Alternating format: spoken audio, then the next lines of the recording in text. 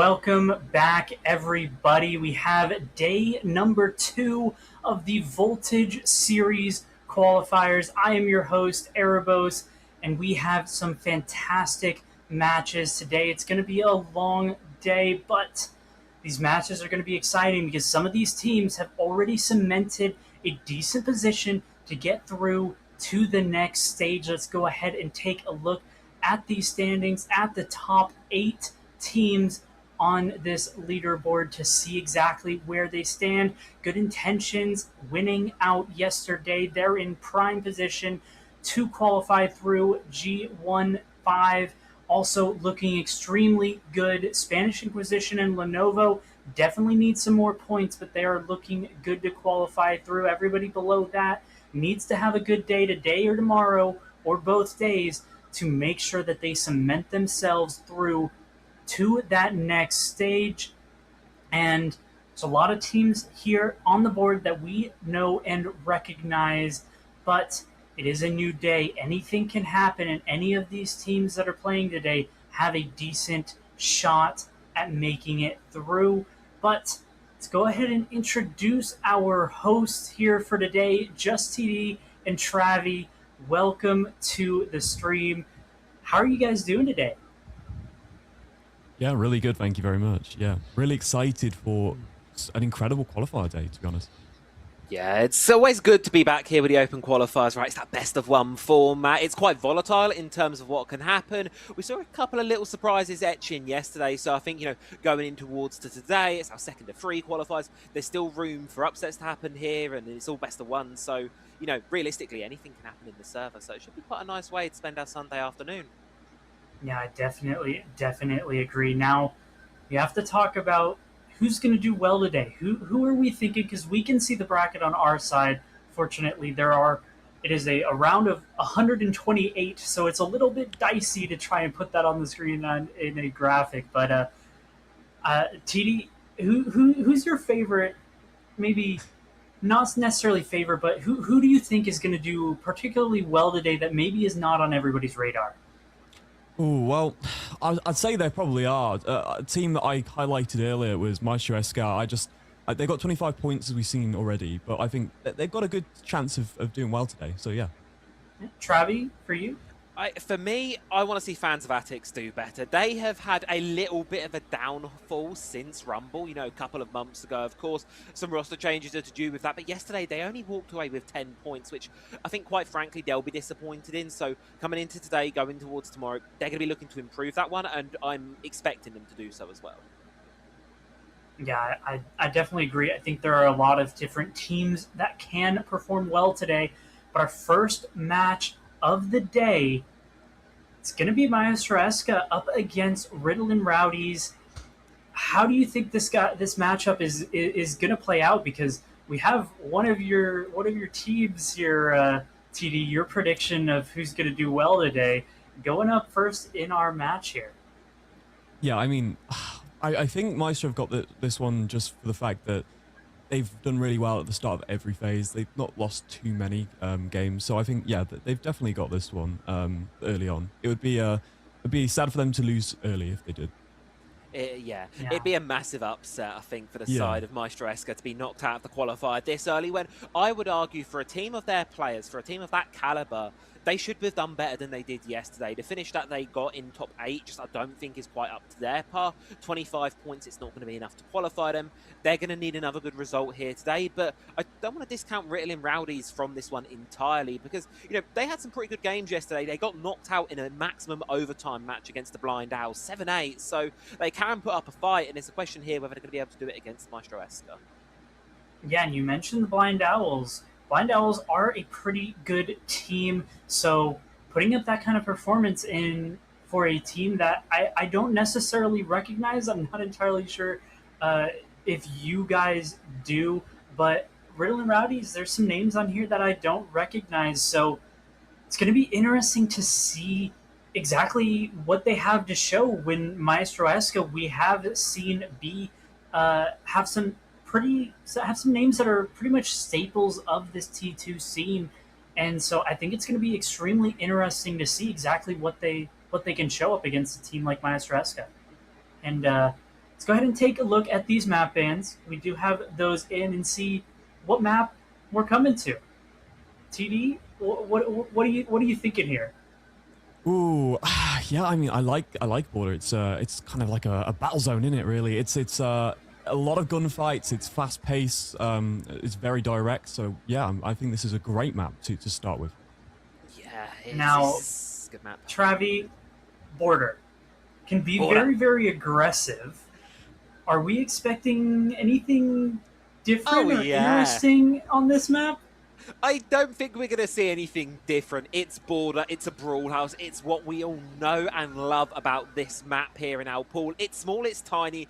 Teams are always going to be, you know, these battle of the entries, these really heavy gunfights on them. That's what we're expecting to see. I think the full fragging prowess of a team like Maestro Eska is going to be on show here. They've got so many great gunners on that roster, and I think for Ritalin Rowdies, it's a good map for them as well because, you know, as perhaps a bit of a newer team, a less experienced team, I don't think you need such strong fundamentals as I'm looking to what other maps were left open late in this veto. You know, Clubhouse and Fortress were the final two deciding maps before this one, which are very team-heavy, very strategical maps where I think the foundations that Maestro Eska have would have certainly left the game heavily in their favour. But on a map like Border, a couple of good gunners can get behind you, and Ritalin Rowdies, I think, have got a fair chance here at actually keeping this a close match and possibly even taking it.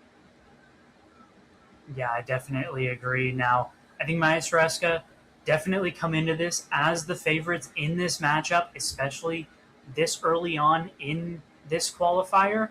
TD, can you see Ritalin Rowdies taking this, and what do they need to do? I mean, yeah, they're going to have to really match Maestro Eska's aggression, really, aren't they? And so especially that defense is going to be interesting. The side swaps, we'll see how it goes early on. If it's, you know, quite even, then yeah, they have that chance. If 3-3 split could be amazing for them. I definitely agree. Travi, Border is one of those maps that does seem to find its way into a lot of qualifiers. Are we expecting anything different today? What are some of the maps that are pretty much staples of qualifiers that we've seen throughout our time in the Tier 2 scene? And what are we expecting anything crazy today? In terms of maps for open qualifiers, you've got the Holy Three, right? You've got Clubhouse, Nighthaven Labs, and Border. The former two, they're popular because they're just foundational maps. Every team by now can play them. They test every sort of what I like to call your bread and butter as a team, so they're quite set in their place there. Sometimes Consulate can creep in as well, I suppose. It's quite popular within our Challenger circuit here in Europe, but Border, for me, it's just a great one to start the day. It's also a great warm-up for these teams, right? You know, these qualifiers go on long. It's round of 128 they're in, which means they've got 8 more best of ones to play today inside of this one, so it's going to be a really heavy one for us to kick off our day. Yeah, I definitely agree, but no better way to kick off the day is map number 1 of this best of 1 of this qualifier. Take us in. Right. Well, this is Border. Travi, I'm looking forward to this, man. It's going to be such a big game to start us off with. I really want to see what Maestro Eska can throw at the wall here. Yeah, I'm really excited to see what we can see from Maestro Eska. You know, there's a lot of expectations on these guys, and like we kind of said yesterday, maybe just didn't quite live up to what we wanted to see from them. And then on the flip side, you've got the underdog story of the Ritalin Rowdies, a roster with names that maybe a lot of you haven't heard of before, certainly a couple that I've not seen before. And honestly, it's always just fun to see new faces in the scene, what they can do up against them, and really what they've got to show. And I think Border's a great map to start off this qualifier for them. Absolutely. And starting off as well, the bans are coming in, and we can see already we've got rid of the Monty and the Solid Snake. Solid Snake is such a big operator to get rid of, right? Especially on Border, opening up straight into the map. Yeah, half the reason why the Snake is so prevalent on a map like Border is due to the size of the map, right? That Soliton radar can effectively cover half of the map from one activation. So the amount of free information that you can get off of the back of it is incredibly high, and it's no surprise to see Maestro Eska taking it off because it means you don't have to play things like the mute. It allows you to free up that operator to go and play something else. You know, we'll probably see Evan go downstairs on the Solace, play that vertical, try and stop a plant from underneath.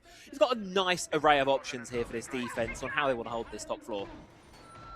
Absolutely. And the fact that, you know, the Solace is coming in as well, and we're expecting potentially, you know, just to see how well he does hold under there. What do you think they'll have to do to kind of flush him out here if they do that?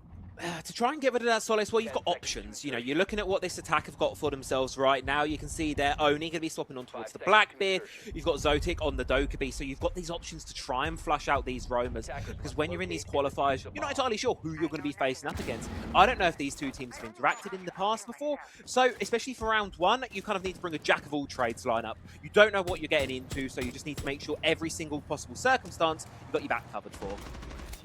Be interested to see how this Sophia is used, because those triple charges have been a nightmare recently in the circuit. But oh, nice pick early on. Denster will take down Standex already. Big pick early on. Indeed. That's the Grim gone. That's your execute utility. Those bees can provide so much useful information there. Like, you're filling in a bit of a gap for the Solid Snake, and without it, it's certainly going to struggle a little bit for Ritalin. And you can see the aggression from Maestro Eska's not stopped at all out towards his ventilation side. Denster still holding his aggressive position on through, but elsewhere, Zutik's able to parch on him, find Martin. So at least we see an equalisation. But if Maestro Eska continue playing the way they are at the moment, they're not going to let it sit on this 4v4 for long. There you go.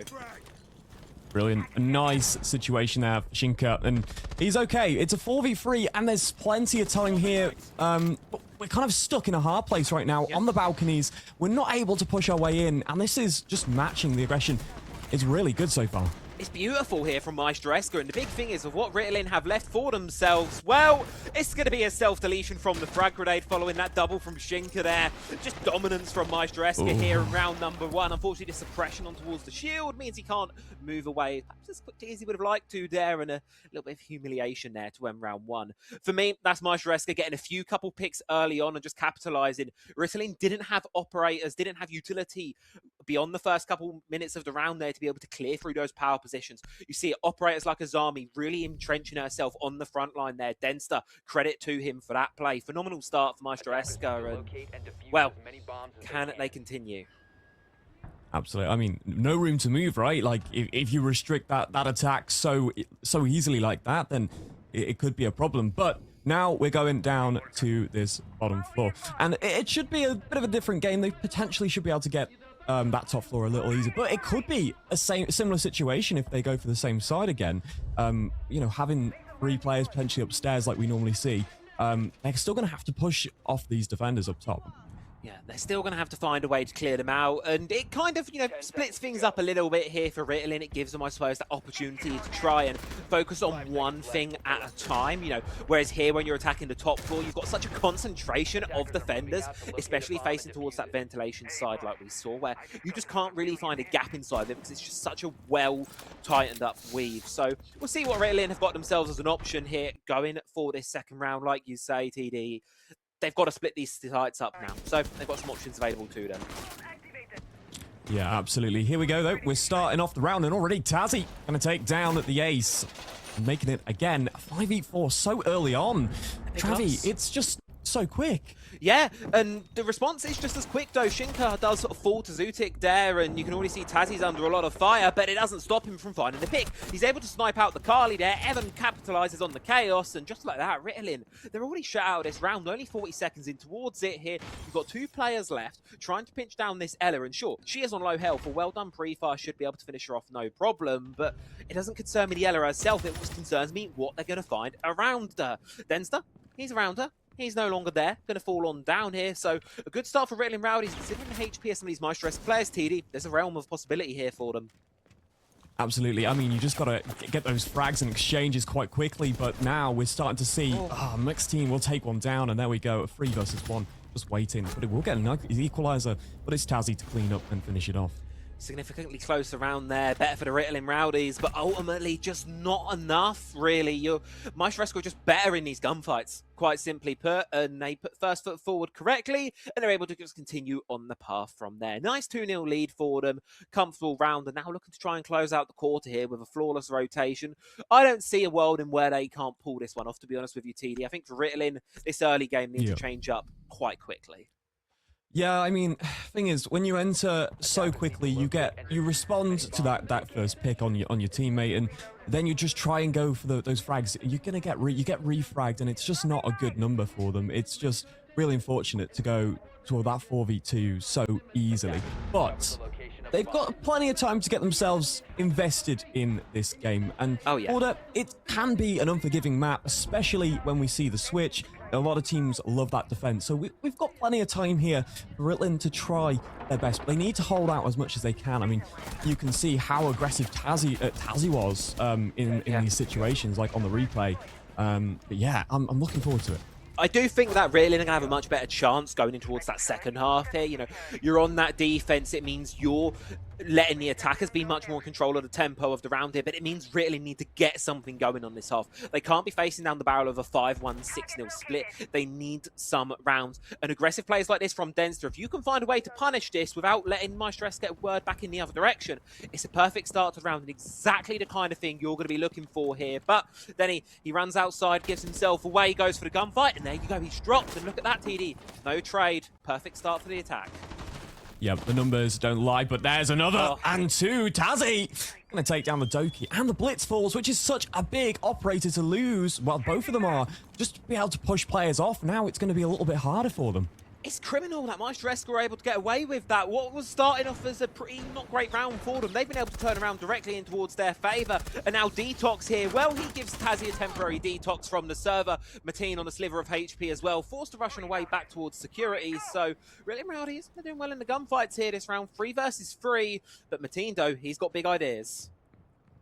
Yeah, just being very cautious of these balconies. And we do have those Grims being deployed as well to try and find some safety. But the Malusi Banshee says no, and it's going to give him away again. But it's Evan, the pre-fires off office. And yeah, I mean, here Detox taking damage again as he tries to approach to that custom side. And a nice pick coming in on Sumik's team. And this is the issue. Rittling Rowdies, they're not really able to get inside the building at all here. Maestro are fighting them at every possible angle and tagging them up as well. 2v2, going back and forth for each other. The longest round we've actually had so far inside of this game, but now with a HP disadvantage and a lot of the utility they have expended, this attack got 75 seconds to try and work their way back in towards this bomb site. As for Maestro, they can just dig their feet in, hold their ground, watch the corners, and in 60 seconds, the round will be handed to them on a silver platter. Well, this is the closest we've seen the rounds kind of get in this situation now. A 2v2 with 1 minute on the clock. There's still, you know, a little bit of utility that the Grim has in pocket. They've got those hard breach gadgets and, of course, those Grim Bees. But now we're going to see exactly how they try and approach this bomb site, and they've got to take out a lot of big players here, especially Shinka. And this is the thing, right now for the side of Ritalin, they're looking to try and dissect this one, try and find those individual players on the defense, catch one. They've gone for a split approach here. You've got Zufis pushing from the horizontal side, looking to try and make an entry in through waiting, and then you've got the Ram applying that vertical pressure up from above here. A flank from Evan is attempted, will be punished down by Zufis, but he's caught out by the one hidden inside of Tellers. It's a 1 versus 1 situation, but the Razor Blue is giving away the position of this attacker now, and Zutik has it all to do in this clutch up situation. Diffuser is cold, the kill's your only option, but your information is outdated, my friend. He's long gone from that position, and instead Shinka backstabs you from outside in the lobby area, and with it, Maestro Eska claim their third. Yeah, brilliant pick there as well. But again, 3 rounds now. How are we going to see this develop now? The bans are important here. This could help, but do you think there's going to be a ban that will really change much for Ritalin Rowdies? I don't think so. I genuinely don't see a way when Ritalin Rowdies can solve their problems right now with a ban. It's the early round as a whole that is the problem right now. In these late rounds, they're not actually doing too badly, in my opinion. The Azami, it's a great one. It's those entrenched positions that they're struggling to deal with. Maestro Eska taking out the Grim. You know, it's the main of the person who's been doing so well far for the side of Ritalin, and that is going to be Zufis, who's currently the only positive standing player on that team with a 1.59 rating going into this round. So he's doing well for himself so far, but the rest of the team really need to start to pick up. Absolutely. And potentially, you know, I feel like at this point we might want to see a bit of a conversation coming from Ritalin Rowdies, and potentially later on kind of like a pause, you know, just a bit of tactical timeout, just to kind of pick their thoughts up and kind of digest what they've been playing so far. But yeah, I think overall it's going to be a big challenge at the minute, but yeah, we'll see how it goes. We'll see how it goes. You know, like you say, there's plenty of time to get back in towards this game. I think that's the big thing for these guys right now. It's not over. It's not this sudden, oh, we don't know what's quite happening. It's very much a case of, You just let this round play out bit by bit. If you can get 2 rounds, I think is probably what Ritalin will be looking for out of this half. Yeah. If they could just get a 2-4 split, I honestly don't think they're totally out of this game yet. But right now, getting those 2 rounds TD, I don't know about you, but it does feel like a far cry. Yeah, I think it just starts from the beginning of the round. They get some good momentum. Either side do, actually. You know, early picks coming left, right, center, and then it kind of just falls apart later on. They don't get the exchanges that they need. Ritalin and Rowdis just struggle on the entry, and they lose crucial players so easily. Yeah. And I think Maestro Escar know that they will go unpunished. Maybe they'll lose one person, but overall, they're just reaping the rewards of playing such an aggressive and risky playstyle. Yeah, that's it. Maestro Escar, it's a gambling game essentially for them right now. They're doing plays like that with Denster where he's trying to peek out the front door. Is it successful? No, but the rest of the team inside of the chaos is able to find a gap, able to find a slip on in, and that's what makes this team so incredibly deadly for Maestro Escar. They just have an inner opportunity, and it's with the experience I think that this team has. You know, you've got players like Shinka, Evan, who have been in T1 before, who have made the rounds. You know, especially Shinka, he's a very long-time player of this game. He knows how to spot a gap inside of a round and take full advantage of it, and that's right now what's making Maestro Escar so dominant here on Border. Absolutely. But hey, there's plenty of time to go. We're just waiting for that lobby to push it back in. But hey, I mean, you to say it about Shinka, I mean, he gets like 2 picks every time. And it's you need to be able to almost, sure, you lose that player, but you need that refrag setup. We can't be like risking our lives on that window as much as we have been, especially on the balconies. Just it's such an easy way to go. So but I do like the fact that, you know, the last round was a little bit closer. Maybe we'll see a little bit more come from it now. And this pause as well is great time now kind of to go, hey, what do we want to achieve from our pushes? What control are we going to get? Reset your nerves. I think that has to be the thing right now for Ritalin. Just reset yourselves, reset your nerves. Just don't worry about it. You know, it is only 3 rounds. You've still got a couple more opportunities to get something out of this attacking half here for Ritalin.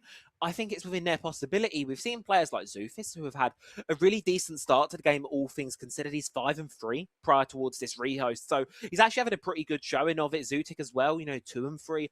I think really we're looking at the other 3 members of the team who have 1 kill between the 3 of them. Yeah. That simply, I just don't know if that's going to quite cut it on a map like Border. All 5 guns on your side need to be comfortable, need to be confident. And right now, 60% of the team for Ritalin isn't showing us that, and it is a big problem.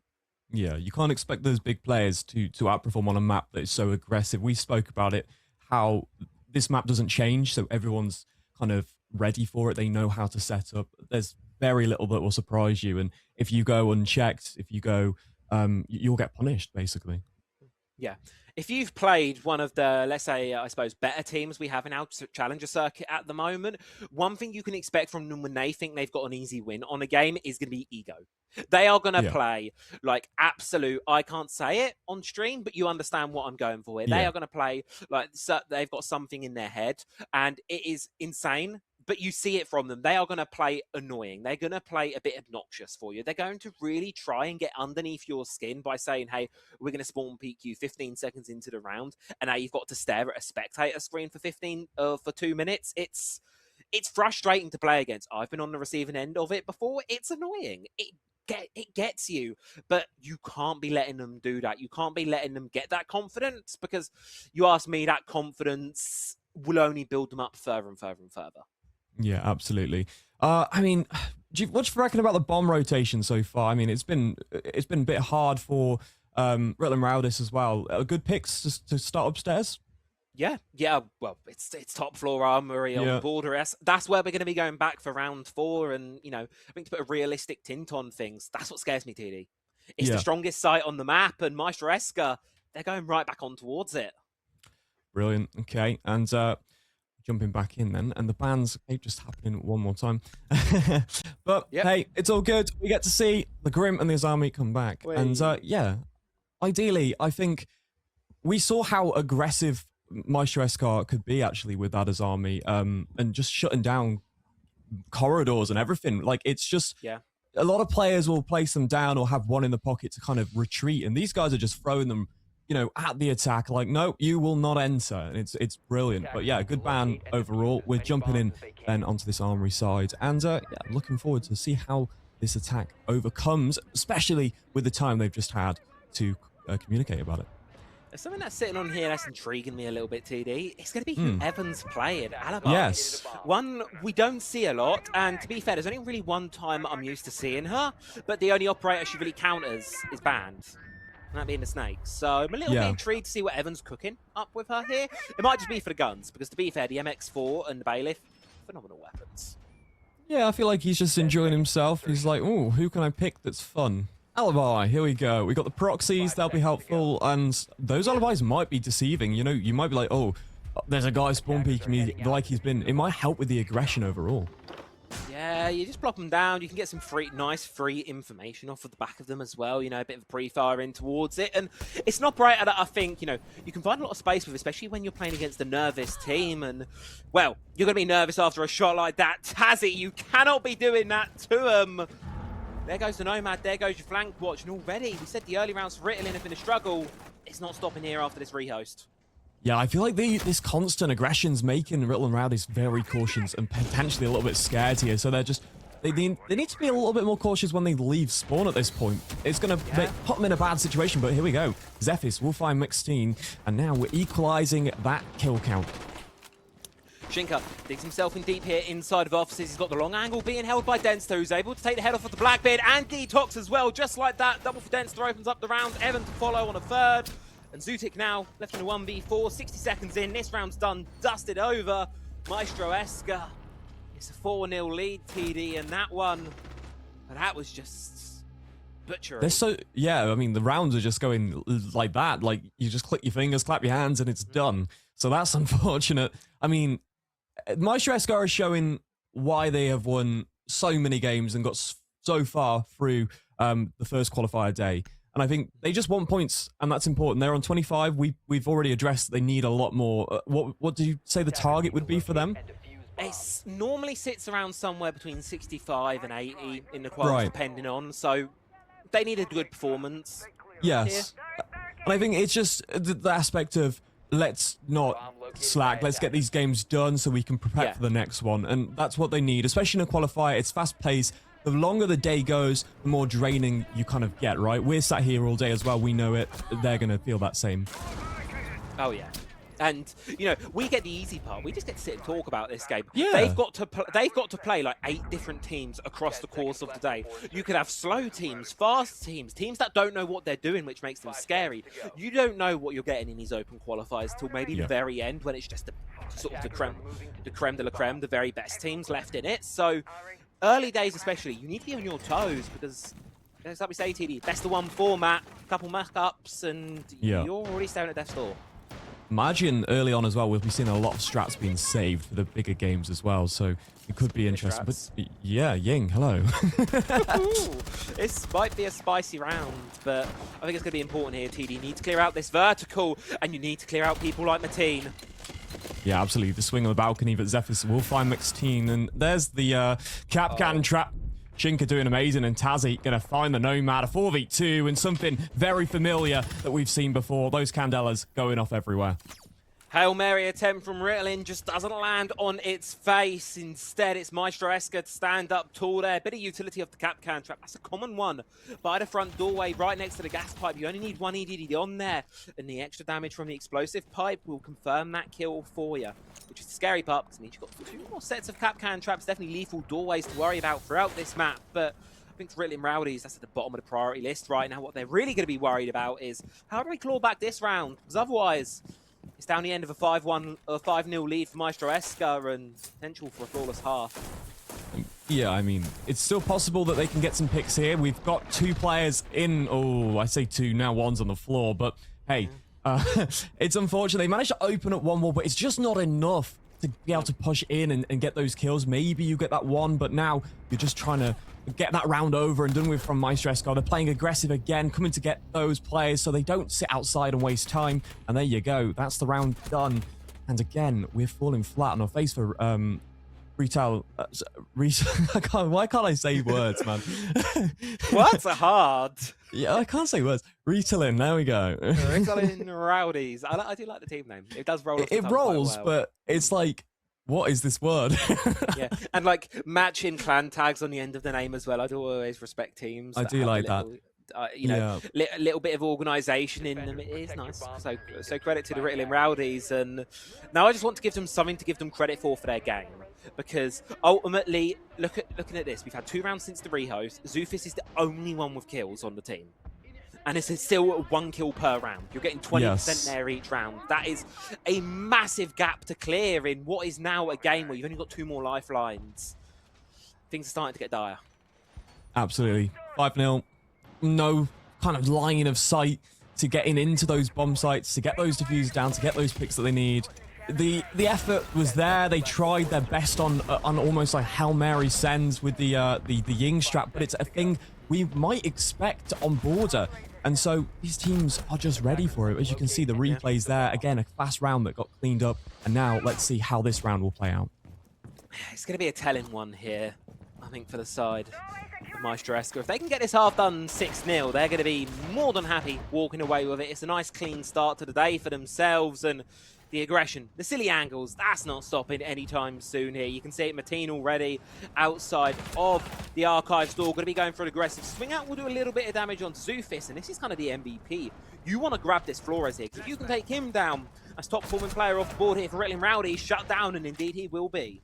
Wow, I love it. He's just doing parkour to get the kills, but he does get taken down by Zotic, which is a good backstab there, but we now got to clear more players out of this middle floor, but Denster will find one, and we jump through to the armory to try that close combat. Will find it. It's Evan, and there we go, in 4v1, as Denster gets himself another. Blitz, the operator who you really want on the front line of all the action here. Well, he is going to be on the front line, I suppose, of this 1v4, but not for long as Evan puts him out of his misery. And a flawless half here for Maestresca, as yet again, TD, Ritalin Rowdies only get 1 kill in a round. Well, 6-0. Yeah, 6-0, 6-0. The last couple of rounds you've gotten, you think, of that last quarter, across 3 rounds, we've seen 3 kills from the offense. It has just been dominance here. Realistically, I think this game's done. Yeah, I generally don't see a way out. I could be eating my words. I could curse the game, but I don't think so. However, you know, it's now the idea of Ritalin. We can see how their defense is, at least. We get, maybe 1 round with their defense. See what they've got in store. Are they as aggressive? It would be a nice insight into what their strategies look like, but potentially they might just be like, okay, we'll move on. Here we go, though. The bans coming in. The Blackbeard's off, the Mirror, the Azami, and the Solid Snake. We see some repetitive bans come across the board again. That Snake, the Azami, the Mirror. So, yeah, quite standard, I'd say. Yeah, no surprises at all here inside of this one. Just going to be sticking to default old Border. This much of what we said, I think, would really come from this open qualifier. And I'm looking at the lineup, Maestresca here. It's not flashy, it's not insane, it's just a good, standard, consistent pressure border lineup. They're looking to get this job done nice, clean, and easy, and I think that's exactly what they're going to be going for in this, what could be our last round. Yeah, and I imagine they're going to try and force their way in with that Monty a little bit better as well. You know, they've got those operators like that Flores to clear out any of that utility, but, I mean, it'd just be realistically any softballs or any of those Guyos, and you can see again we move in with potentially that Grim that could come into play. So yeah, just operators that will allow them to get in quickly and to kind of clear the way and know where Ritalin Rowdies are, especially if they're going to try and match the aggression, because they've got nothing to lose now. Yeah, back against the wall. It could be where you're most dangerous. You've got nothing to lose, everything to gain by keeping on go, but 6 rounds in a row, it's tall order here, especially against a team like the Guns of Maestresca. We'll have to wait and see how this one lines up here on Border. For now, though, the attack just going to be making a slow, steady push towards the building here. Careful not to be on the receipt of any spawn peeking shenanigans, which they know they haphazardly, let's say, applied to Ritalin Rowdies when it was their turn to attack. So here on the defense, I think are just going to play a bit more cautiously. You know what? I'd expect a C4 kill with that many C4s. 4 of them! Travi, that's incredible. C4 hell. They've got to get something from them. Yeah, you got to get one. I mean, prime target number 1, I think, is going to be Evan up here on the Montaigne, who is just going to be applying so much pressure. You can see it there, just his sheer presence alone pushed this Mozzie all the way back, and now he's on a sliver of health here. Standex in a tough spot right now, really looking for some support. The question is, can he find it? I like that. They just fully pushed him off, and that's what they, Ritalin probably should have managed to do. It's brilliant. And Tazzy, he's going to be on the east stairs now, trying to get it open, but it will be Denster to find Onyxy. And there you go. The kills just continue to flood on here for Maestro Eska. 4v3 situation now with the man advantage, rapidly taking ground here from the eastern side of border. Zufis, the star in the darkness here for Ritalin Rowdies, trying to do what he can. Tosses the C4 up on towards the vertical angle, not ready to detonate it just yet. Leaving his two teammates here on the objective, entrenched for a final stand of their lives. The C4, you heard it go. Nothing to be found, and Maestro Eska will keep this advantage. Yeah, here we go. Just trying to push through that west main and trying to get in to that B-bomb. But unfortunately, there's someone below causing a bit of an issue. They've got to clear him out if they can. But, these defenders need to hold the key areas, especially at the main stairs. We can see that in CCTV, there is a lot of them there. Zephylis is just back and forth, trying to find a way to deny that Monty. But Tazzy will take Detox off the border. C4 gone again, but it's just an absolute bloodbath there as Mixtein will take down the two Brown. And you see it, Zufis chasing ghosts up inside of security. Instead, should be worried about the one behind him, in front of him, all around him. It's Maestro Eska, who just have a chokehold there on the side of Ritalin Rowdies, who are absolutely done and deleted out of game number one there. TD, no sweat off the top of their foreheads. A nice clean victory for them. A flawless game to start the day. A bit of a disappointment, if you ask me. I was really hoping Ritalin would have a little bit more cooking underneath the bonnet, but you've got to give credit to Maestro Eska. They played that game almost perfectly. Yeah, absolutely. Erebos, what did you think? Yeah, definitely was an interesting one. Like we said before, Maestro Eska definitely coming into that one as the favorite. Would have liked to see a little bit more out of the Ritalin Rowdies, but I mean, there is always tomorrow. Unfortunately, their day does end at the first hurdle, and a little unfortunate for them to get pitted up against a team like Maestro Eska. And we saw on Border, which I did take a look down the bracket, Border has been picked quite a bit between the teams in these first matches. And fortunately for Ritalin Rowdies, Border just a map where Maestro Eska can just flex a little bit, be aggressive. They get to start on the defense to start with, and they just kind of picked them apart, and it really just wasn't competitive across the map. But even then, there really was only one round that was competitive. It came down to that 2v2 turned into a 2v1 that Maestro Eska managed to clutch up, and unfortunately for Ritalin Rowdies, their day ends here. Yeah, I'd say very unfortunate in that situation. But now it'll be the question of what other teams are going to be interesting to look at as well. I'd say like Maestro Eska, they've now got more points. There's going to be so many other teams that are going to be interesting matchups. Any opinions, Javi? No. Who else are we looking forward to? I think there's a lot of options here. Lenovo, Legion, Omvid, they're waiting up to play their first game of the day, in their second round. Turks are sitting in here as well. There's a lot of good teams we've got floating around right here. And honestly, I think these early qualifier games so far, I'm just having a quick scroll through the bracket while having a chat here. Nothing is jumping out to me. We're seeing a lot of dominant one-sided games, which, is how these qualifiers often start. But that just means, guys, it's going to get better and closer as this day goes through. Yeah, I definitely agree. But our day must continue. It must continue after this short break.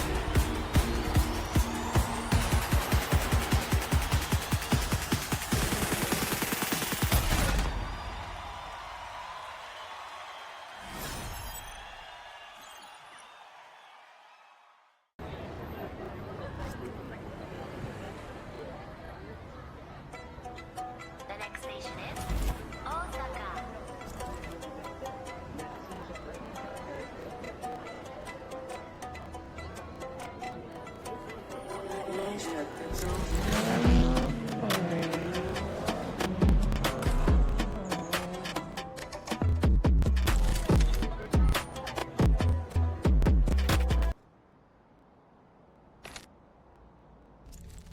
anti-cheats miss things, forensic scans do not. With Detect.ac, you can catch cheaters yourself without any forensic knowledge required. Think of it as a full system virus scan, but built specifically for cheats, bypasses, and anti-forensic methods. Our scanner detects everything from private bypass methods to mainstream cheats using deep forensic analysis across the entire system. Start a session, send your suspect a download link, and watch the live updates come in. Once the scan finishes, review the logs and take action with confidence. Use Detect.ac and remove cheaters with proof, not guesswork.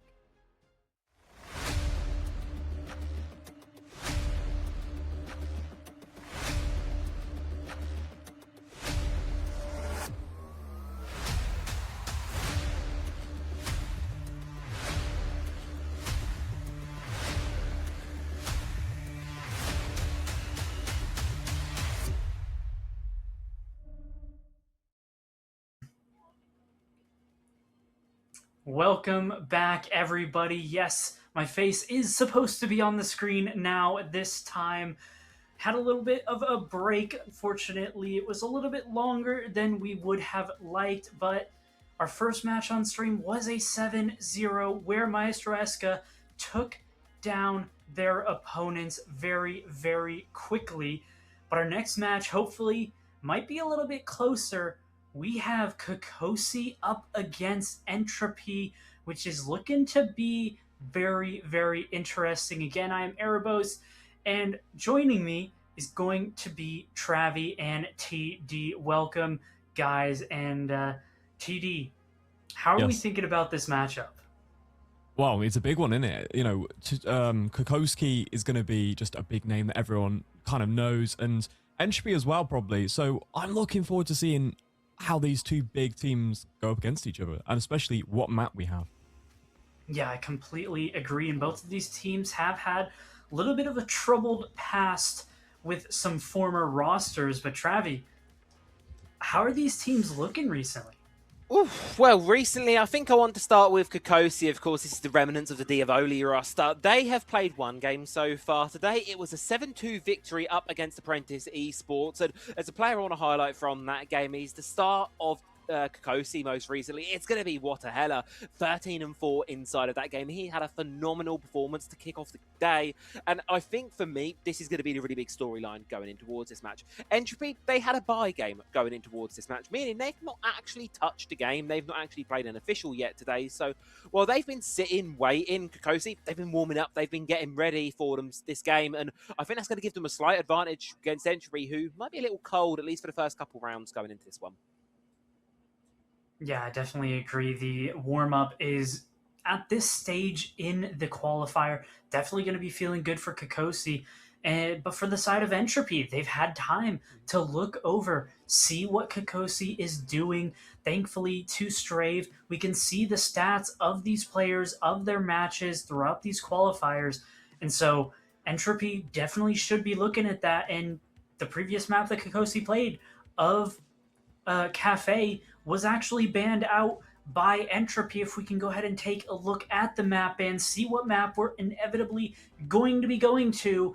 And it looks like it is going to be Lair. And this is a map that we were talking about behind the scenes. Kokosi absolutely loved this map. So the fact that they were able to get this map, even though they didn't get Cafe, which they did win 7-2 in their previous match in this qualifier, Lair's definitely going to be one that they're feeling confident on, TD. Yeah, absolutely. I mean, it's a big map. I mean, Entropy had the defense first, but I think Kokoski are very happy to be able to attack it. You know, I think it'll be an idea of how comfortable they are bringing over to Lair. So, yeah. Yeah, definitely agree. Now, Travi, how are we feeling about this map, about this matchup? I think in this matchup, I'm going to have to give this one to Kokosi, just based off of the history of this roster, results in game number 1. And for me, this is a map that this Russian squad has always excelled upon. That large play space that Lair really offers these rosters is exactly what Kokosi love to play from. They have this ginormous space. It leaves a lot of uncertainty for opponents as to where the push is going to come in from, and then you send one of their really great fraggers in. You know, you send Devils, Hela, in towards the bomb site, in towards a heavy fortified position, and they will just gun down anyone in their way. Entropy have got a really difficult task up ahead of them here, and if they want to start off this qualifier for themselves with a win, they're going to have to do it on what is going to be one of their opponent's easily best maps. I definitely agree with that, but let's talk about one of our promos. Thank you to Nordic Qualifiers. They're going to be happening pretty soon. There's a lot revolving around that on August 22nd, 23rd for EU and MENA respectively. The Nordic Qualifiers, there's a cash prize, R6 credits, and T2 points up for the grabs. So make sure you tune in to Nordic Qualifier because it's definitely going to be a very interesting tournament as well. But back to Voltage Series, this matchup is going to be a good one. I think that Kokosi come in to this one on paper as maybe the favorites, but you definitely don't want to sleep on Entropy because they have everything that it takes to take this one, especially considering that Kokosi might have just a little bit more tape on this particular map that maybe, just maybe, Entropy might be able to take advantage of some of that more known factor of Kokosi on this map, which is a little bit different than some of our more common maps that we typically see in these qualifiers of Clubhouse, Nighthaven, and Border, where Lair is a little bit still newer and isn't as known, isn't as well-rounded for these teams. So definitely is a chance for something a little bit interesting to happen in this matchup. And I'm super curious to see, can Entropy put up a fight? Can they come through with the win? Because Kokosi yesterday, I don't believe they came through with any points. So Kokosi need these points today as well as Entropy. So both of these teams are going to be fighting for the chance to get through. Let's get into it. Right, well, here we go. Travi, welcome to our wonderful Lair. What do you think? I mean, it's going to be a bit of an interesting one for... It's Lair. We like a bit of Lair. It's I a love big Lair. map. Love Lair. And again, Entropy, I'm not too sure how their roster, has evolved over time. I haven't really seen the most recent roster. I'm not too sure what they have in store for Lair, but I know Kokoski. Well, this could be interesting. It would indeed be interesting. I wasn't expecting that one. But brick fourth wall break here. I do stand up when I cast it. It's just personal preference. News to me. So congrats. So all of you in chat, you are welcome for getting a lovely belly cam there. But we can talk about the operator bands and what we're actually going to be seeing through towards this one. Immediately off the board, Montaigne, Cade, exact default that we're going to be used to seeing here, and the Grim and the Mirror to follow suit. TD, it's also towards the expectation as well.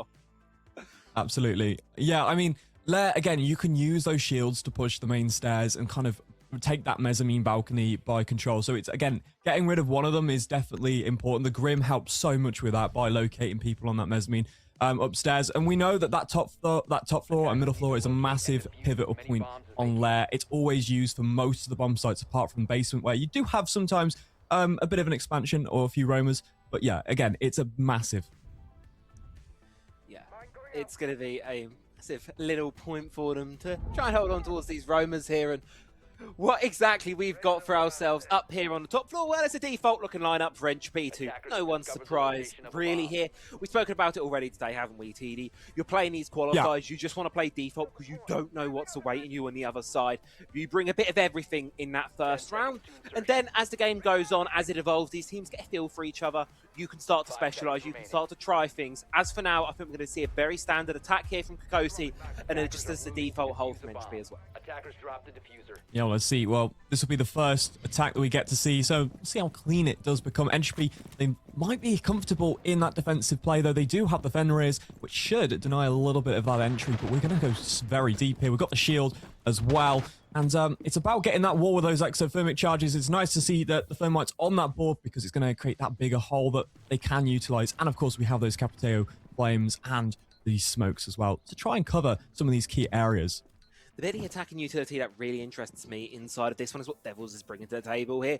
That Zofia that's recently buffed, like you said in the last game, TD, you're really easily able to just get a hold of verticality from underneath, and then you can send freeze impact grenades up. It's like the depth charges of the good old days. Instead, it's Devils looking to do it from the top down here, and instead of going for kills, he's focusing a little bit more on the utility side, a bit more traditional Zofia play, shall we say. And Kokosi, well, they're getting off to a traditionally good start. Bit of damage done on towards the defense, no kills yet to be confirmed, but a minute in, they're making slow, steady progress. Yeah, I mean, it's all going to evolve from here. They've got the key points and control that they need. Of course, they're going to have to deal with that mezzanine eventually. The drone work's starting as well. You can see one of those on operational has been triggered and broke as well, the Fenrir. But yeah, they've got to just kind of hold off now and see if they can get rid of some of this utility on mezzanine. That's the main point. Yeah, they're going to be trying to deal with this Fenrir, trying to find a way out of him here. Devils looking to apply some pressure from down below missile stairs. You can see there, Maxito looking to try and challenge the entry on way through. While the other side of the attack, a push on through operations. It's default layer, it's textbook, it's exactly what we've seen from them before, and with the utility being thrown across here, the attack should start to gain some ground, and that they will. Marat's spearheading this charge here on towards the Blackbeard, throws a frag grenade through, will connect to the deployable shield, but now the stack could be stolen out by the Toxic Babes. 2 more remain for buffers. Yeah, I like that. Very simple and clean way to clear that balcony, and now you just got to wait for the smoke to dissipate before we can start to get in. And of course, we have that extra exothermic charge as well if we're going to open up the wall. And this should be interesting, but again, I'm very cautious of the amount of smoke still left in pocket. If they do go for that plant, so they do need to start taking some bodies down. Of course, they're going to get that crossway established, but already Hella going to find the first pick here. Oh, and a second one to follow from Allred as well. They're just growing that man advantage here for Kokosi, and now they can play this round out quite comfortably here. They've still got a decent amount of utility here on the back pocket of the Capital to go forwards and execute, and outside a bit of an outlier hiding here behind the master desk, he springs up in towards some action, finds the Blackbeard, will be able to confirm the kill, but that's unfortunately all he's going to be able to find himself as Hella lashes out back on towards him, and Maxito, he can try and do what he wants to here, but it's a 2v3 with 15 seconds to go. Kokosi have the space to try and get this defuse on down. Entropy forced into a retake position now, looking to get aggressive. C4 goes out, but caught the wrong way. Allred catches him with a detonator in hand. All it finishes the job, and Kokosi off to a solid start on lair. Yeah, you could just see the prep there from Kokoski. They knew what they wanted. They knew how little utility they needed to use to get rid of that one shield. I think it was quite an easy shield to remove. And as well, the Toxic Babes were there, but unfortunately, they just couldn't stop that plant to go through. I like the fact that they used the smaller breach as well. I think maybe the exothermic charger would give you a bigger line of sight, but it was more compact, it was more comfortable, and it was a little bit easier to cover. So yeah, I did like that. And Kokoski starting off well. Let's see how they evolve throughout the rest of this game. As now Entropy, they need to defend this basement. It's a change up here. Entropy not looking to double down on the top floor, like you say, TD. They go down instead. It gives Kokosi a new challenge to face up against, and you can see what the game plan here for Entropy is going to be, right? They've got the Smoke, the Tachanka, the Goyo. All three of those operators focused on area denial utilities, slowing down this attack, meaning that when it gets to that chokehold, when it gets to that end of round, you saw it in the previous one, right? You see it on the replays right now. Yeah. Look at when this round ended. 7 seconds left on the clock here. Kokosi were playing it fine by that clock margin. And Entropy now here in round number 2 looking to take advantage of it. Right, well, we've opened up some of those hatches. We're going to be expanding that middle floor. We know that this kind of U-hallway is definitely a big choke point. The staircase is a massive area that gets held. And of course, those Toxic Babes and all that barbed wire is going to be a bit of an issue. Of course, we do have the Goyos there as well to prevent that push as fast as it can get in. We do start now with the Solid Snake. This should be able to get so much ground because it's not banned. And this is Kokosi responding to what happened in the previous round. I said they were slow in the previous round, and that Entropy are trying to play into that time. Kokosi are also trying to better themselves here by bringing an operator that allows them to go fast. Solid Snake, great bit of information. You can feed that through on towards the Blackbeard of Marriott, and very quickly you will see this attack take quite a bit of speedy ground here. That's exactly what they do. Information fed, frag grenade goes on through. Maxito falls right on away here, and Entropy already fighting for control of this top floor. Yeah, just mere misses as you drop down that hatch. And of course, now from below the hatch, is just fighting back and forth. But it'd be Devils to find one and a nice 4v5. beautiful start here for Kokosi, but Ray able to fight one back, and that's the solid snake that we spoke about that can really drive up the pace here for this offense. He's taken off the board, and now this Goyo's going searching for more here. Caught in a gunfight, takes a lot of damage. The issue is, though, you're cornered in missile. You've not really got an escape route now, and with Kokosi swinging all around you, tries to go for a play, but will be punished instead. Kokosi hold on to their man advantage. 3 defenders remain. Yeah, 1 minute 30 here. There's 3 defenders. And of course, we've got that to Chonka with 18 more flames to throw at people. So, I mean, it can definitely help to slow down. But big space now, the verticality is going to be picking players off one by one if they can get that line of sight and already pop in some of those Goyos. They're not as useful for when we go down later on into that final execute. Kokosi have something they didn't have in the previous round here, and that's going to be time to play with. They can continue to burn these Shumikas, continue to burn these toxic babes. They've still got 60 seconds on the board here. A man advantage looking towards convert. They spot the smoke inside the corner here. Duffers real in a rock and hard place right now. Brought to a sliver by the frag grenade. Fighting, holding on for dear life here, but a pre-fire from the Blackbeard. He's happy to tank the damage to confirm that kill. 2-man lead established now for this offense. They look to convert towards the site. Ooh, a nice bite back there. Maxito will find it from the hatch, and there's more flames to throw, but in a 2v3 and a shield to deal with, it might be dire. Never mind. 35 seconds, and there's the pick. Aldred will take down the Tachanka. Flashbang's coming in, and he's just stuck inside of that hall, and it's Aldred to finish it off. Lovely clear from Kokosi there. A much tighter machine than we saw in round number 1, and maybe some alarm bells for Entropy as their opponents are very quickly warming into lair, and already with a 2-round lead on the attack nonetheless here. An early tactical timeout will be called, TD, and I think this is the right one to make. I like this because I think we should have seen a tactical timeout around now in the last game that we've seen, and I like the fact that we're using it. The conversation really needs to be based about how we are losing out on these defenses. I mean, they're getting picked off very easily, but I mean, there is a bit of bite back from Entropy, but it's just too late in that situation as well. You know, there's a Chonka getting a nice pick on the hatch, but at that point, his whole team's dead around him. So, yeah. Can we just take a second just to note it's Allred 5-0. I know it's only 2 rounds in, but half of the kills on the lobby. And the thing I love to see about this one, right, is, you know, we can take a look at the stats from the previous game. Allred had a respectable game in the previous matchup, but he wasn't the star player. It's nice to see the players of Kokosi passing around the baton a little bit here. Everyone's doing well today. Everyone's shining up strong. And when all 5 of your players are having decent days, that's the best potential to go deep in qualifiers like these. Ooh, I mean, notice the defensive lineups change as well. I mean, we've got the Tabrao out, we've got the Solis, the Malusi coming out as well. So this is going to be interesting. Again, it is for the middle floor, so we are bringing that Tabrao to kind of slow down those exterior walls, of course. But yeah, I like the fact that Solis is coming on. We see a lot of players bringing that Solis, and it could be interesting. Such a big map as well, where it could cause some issues. Yeah, Bunk's briefing site like this, you need to hold that vertical, you need to have that control up above, and that's exactly why someone like Solis is going to excel. Can find out where the diffuse is going on, down, deny it up from above. Granted though, you are going to need to hold on towards that ground here, so it's a double-layered defense up for Entropy. Kokosi have got a lot to clear, but taking full advantage of that attacker repick feature, bringing out a sense. They know what they want to go for here. Try and get a plant down obscured in those RAU projectors. It's now just about bridging that end goal and finding the setup for it.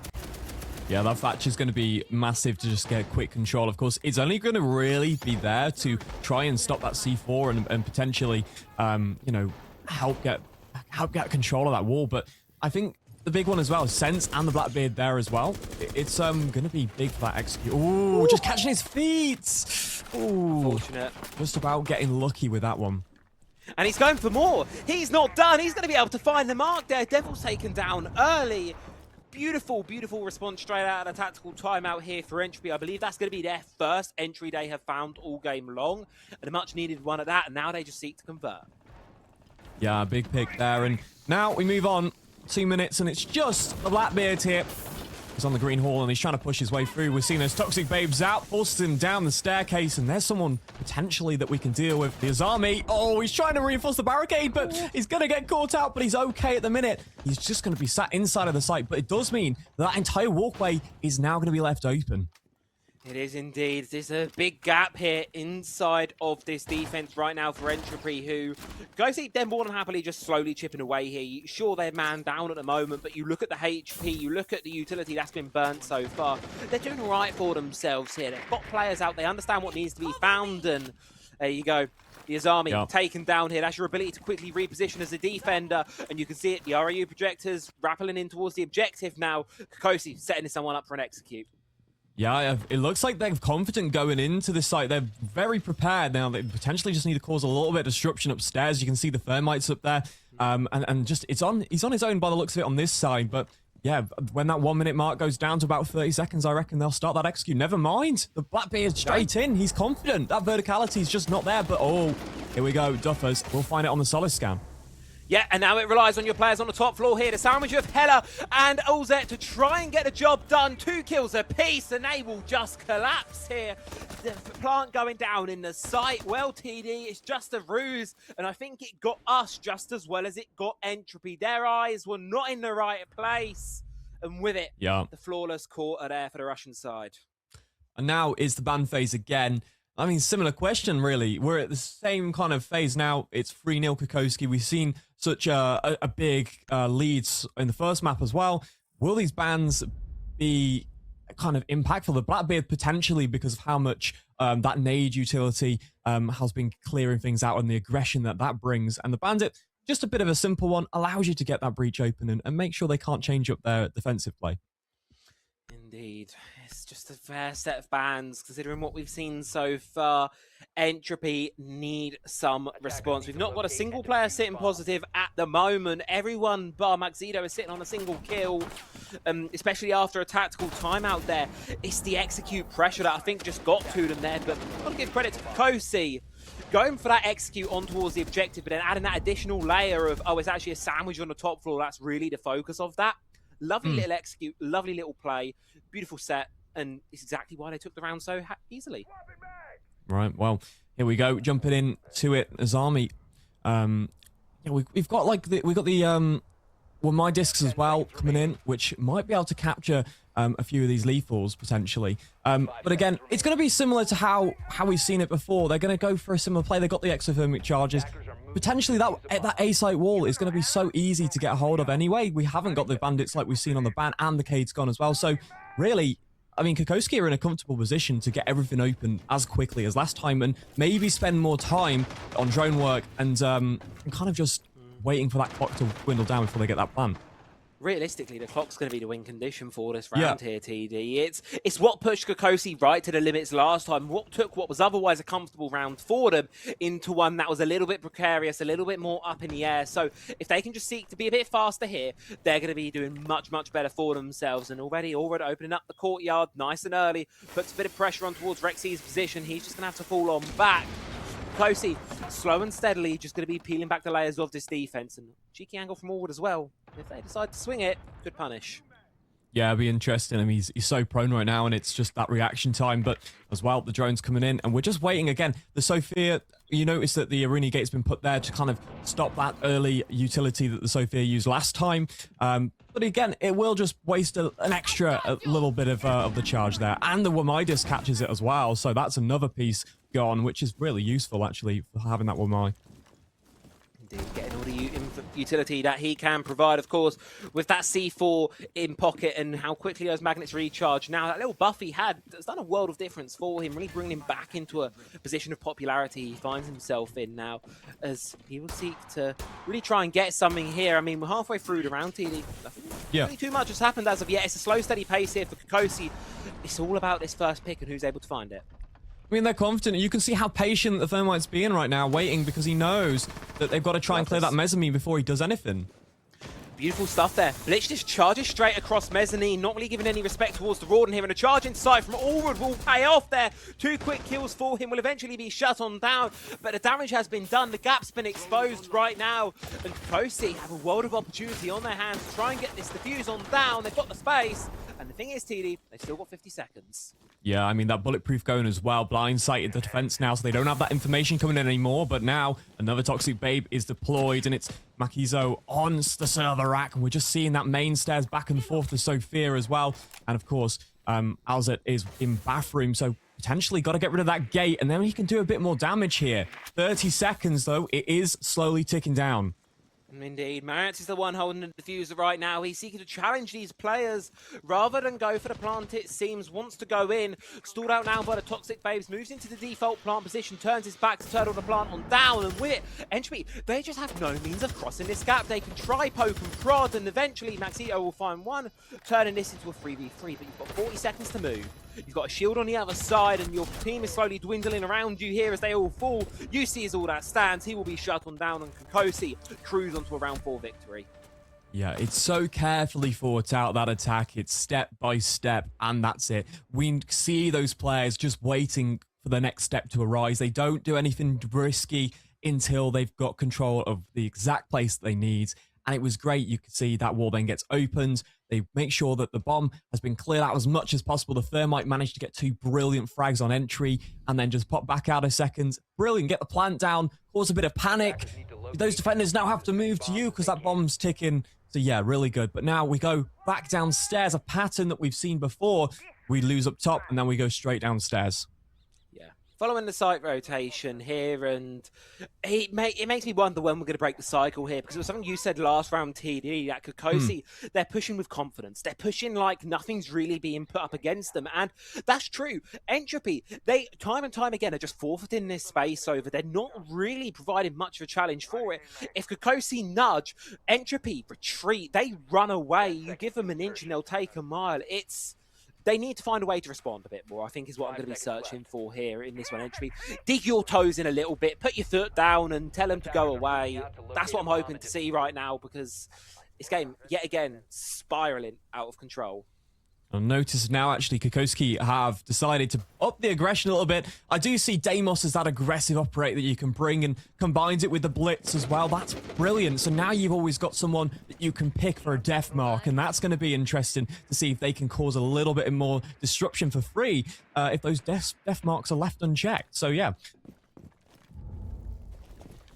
What do we do here? 30 seconds in. And it continues just to be what we've seen before, isn't it? Slow, steady pressure across the map for Kokosi here. Yeah. Entropy not really challenging it. And when you consider how close they are towards the objective, Vulcan canisters being popped. And what this does is it gives Kokosi an opportunity to run on through. That temporary stall that the Vulcan, the fire provides.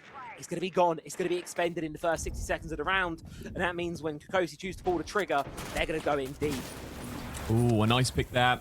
Halla going to be making sure that clears off the board. And now we've got lines of sight opening up onto that mute as well. Got to be careful, but notice how that utility was just for free as well. No one was there to stop that Twitch drone, but now Kokoski are so happy because they're slowly getting that attack set up. We do know that there is still that up top play, but it might be void if they already managed to get themselves in to that backside. I don't think they care about this top floor player right now. I think Kokosi very much recognise, hey, we can just push site direct right now. It's a 5v3 with how scared Entropy have been. They're not going to challenge in time, and that's exactly what we're going to see happen. An early execute on towards the bomb site here, just holding the W key and clicking heads. Meanwhile, UC is thinking about scratching his head all the way back on yellow stairs. Needs to get a move, needs to go quickly because Duffus is on his own, and he's very quickly going to be sent towards his grave, and I think UC recognises it. This one's done, this one's dusted. There's nothing he can do. Yeah, he's just left upstairs alone. I mean, potentially could have dropped down earlier, but he's just there to try and stop the verticality in the plant. So that's his whole job. And if the team die below him, it's not much he can do. And there you go. That's the round. Kokoski once again showing us how dominant they can be in this round of the qualifier. I mean, Entropy, they're just scared right now. Like, there is no response from anything right now. Kokosi are just essentially walking in towards the shop on a Black Friday and taking everything for free. It's scary right now. They need to get a hold on this defense because a 6-0 half going in towards your attacking splitter lair, TD, that's just not where you want to be. Yeah, it's not what I expected either. I thought, you know, Entropy, Kokoski, they might have a little bit of a closer start of the game, and then maybe Kokoski would evolve further on. But no, they have come in, They're strong, and like we've seen as well with Maestreska, they want to win quickly. They're just trying their best. I mean, these rounds have dragged out a little bit longer, but Kokoski, they're on it. They're ready. They're controlling the pace of this round, and that's what the attack is there to do. But once again, we're going to see how this lineup will come into play. Similar setup defensively. They're not really changing too much. We've still got that shield in the same place, but more with my magnets could allow a little bit more of a slower mezzanine control.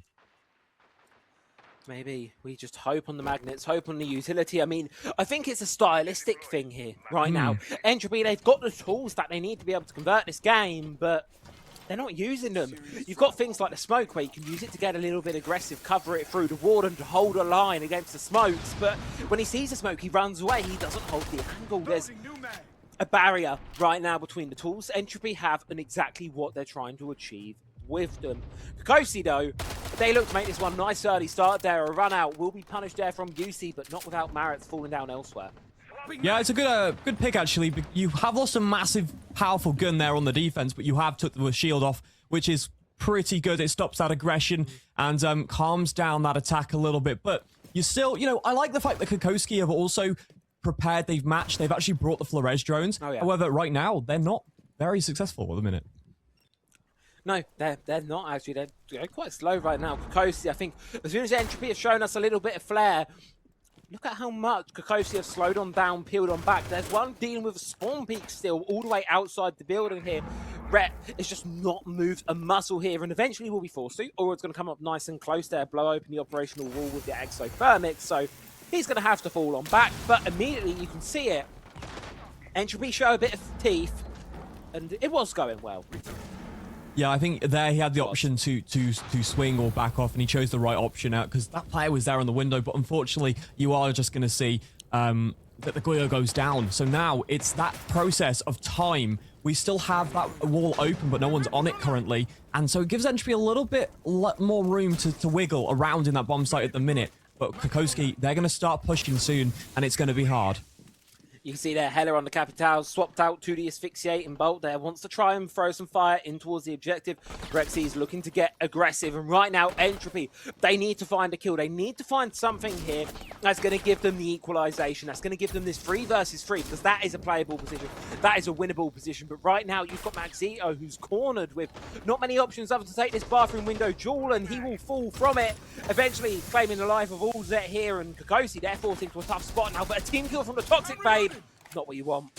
No, I mean, he's down on low HP anyway, but still, it's bad. And this back and forth now from the servers, the Toxic Babes kind of just slowing it down, but still 20 seconds left. Kokoski, they're gonna put that diffuser down soon. A very tight angle from Maxito, just trying to stop it. But here we go, 10 seconds. And now they're going to have to go here. Like I said, the HP is low on the side of Kokosi. A couple of well-placed pre-fires here. Could be the Doomsayer, but they don't know where this fuse is going down. They think it's going in the default, and it will slip away from them. But Kit's hit the floor. Luckily, though, Maxito on a quad kill. Duffers to finish the job, and with it will be the first round on the board for Entropy. A brilliant retake there. That was amazing. Vamos, indeed. Let's go. Brilliant retake. Very good individual play. Obviously, yes, Kokoski had control, but then they lost it very quickly. Those Toxic Babes slowed them down just enough where the time started to become the pressure point. And now with 5-1, Entropy, they're going to be picking those bans. They're not quite a match point pressure yet. Let's see how this ban phase kind of paths the rest of this second half. Indeed. What are we going to see from these two sides here? I think it's going to, as we said, more sort of default-y bans here. Yeah. The Ying being taken away by Kokosi, just limiting sort of the flashy play that Entropy could really seek to bring towards the table here. It's just going to be a good bit of old-fashioned lair here, really.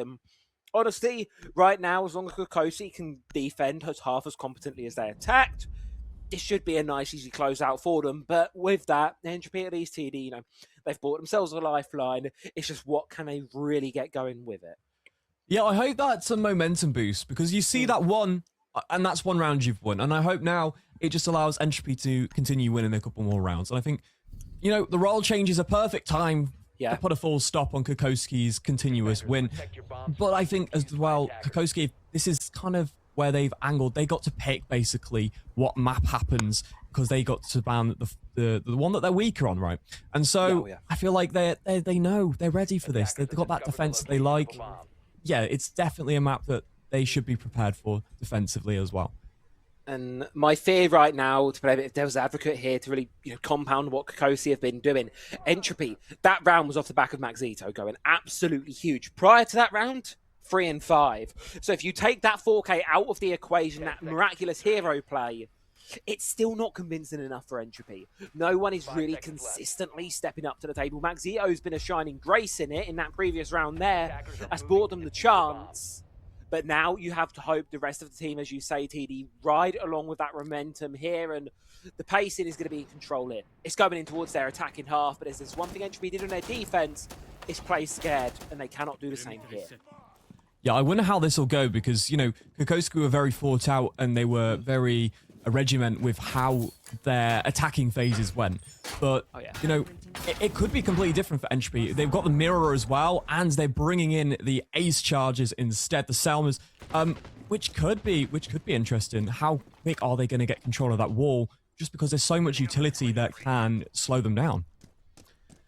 Yeah, that's it. It's going to just be a clock game right now. I think if Kokosi can really capitalise upon the fear of Entropy, like you say, that clock could very quickly dwindle down, very quickly hit 0. You're in a difficult spot beyond that point. But wait to see what transpires. Only 60 seconds in here. You know, as we saw in the previous half, it's not surprising to see no entry picks yet. This isn't your border. This is a large map. A lot to do, a lot to clear, and we're starting in operations. Absolutely, and as well, it's going to be getting that line of sight open, but Azami is chucking her concrete all over the bomb site, so going to be making those lines of sight as well. Somewhere to hide as well if they do get control, and I like the Azami on this bomb site. It's definitely one that you've got to watch as well. That mirror hasn't been dealt with yet, but it will be a problem. I feel like that's why they haven't gone for maybe the Thermite, because they see that mirror's on the board and go, it's going to probably be an issue. But yeah, here we go. 1 minute 20 on the clock, and not a lot has happened just yet. But we're getting slow, very, very slowly closer to pushing that mezzanine side. It scares me because Entropy are scared yet again to make the first move, and Kokosi, you can see it, they're not really worried about even contesting for They've given them mezzanine. It's basically free right now, and they're still dawdling inside of operations, taking their time, playing it slow, and sure, while eventually the Carbon Hive's going to shift some players around, the utility dump will come on through. Entropy look to push forwards, and Juice is going to start them off nice and well there with a pick on towards Devils, but damage is still coming in through the utility, blocking them out here. Entropy, just because they got that first pick, they're certainly not out of the woods yet. Yeah, this is good. Look at this. Kokoski dropping down men left, right, and center. Makaizo will take down the Tachanka off the board, as he did find one himself, but now a 2 versus 4. Can we get the back? Can't just connect the bullets, and now they're fully rotating round. But oh my god! Travi, what have we seen? Hella and Aldri will fight back and make it a 2 versus 1. They just line up like dominoes for him, waiting to go in towards the meat grinder. And with it, Kokosi turn around this map. An impossible round. One back by them. And now they have map point in their hands. Entropy. They're now going to be shaking in their boots. Yeah. I mean, the fact that we said that Kokoski had gave them mezzanine, they didn't really have control or an area. They had the wall open to be able to push into that bomb, but they decided to fully rotate round to maybe clear the corridor. Do you think they should have just, because they basically chased themselves into gunfights, do you think they should have just gone for the plant there? Or tried it? I don't know. I mean, all I know, TD, is walking straight into the guy who has a gun angle held at you in a straight line. That's just not the play. You don't walk into a commonly held angle like that in a single file line, just waiting to be sent out of that qualifier, because that's what you're doing right now. You lose that, we're going to see it hopefully here again in the replays. They're just walking in without much of a say. Like, no words for it. That should not have happened. And a critical mistake at a time where you cannot afford to be making them. Tip that, don't funnel through a single file door. You're welcome to your ranked game. People at home, there you go. bait your teammates in ranked. Never. No. Anyway, 3 minutes on the clock, and of course, Twitch will be patrolling the hallways looking for some rookie utility, but, well, you're going to lose the drone early on. That's unfortunate. It does give a bit of information away, but not something he probably didn't know from before. Okay, we do have, of course, that Fenrir going to be chucking his Fenrirs all over the place as well, making sure that they are completely shut down and stop anyone pushing in. But as well, the Azami up top in the armory will be the one that is going to be taking these first gunfights. When does the first gunfight happen? That's the question, for me right now, TD, because Entropy, they played it quite slow last time, then suddenly exploded, in my opinion, totally the wrong moment.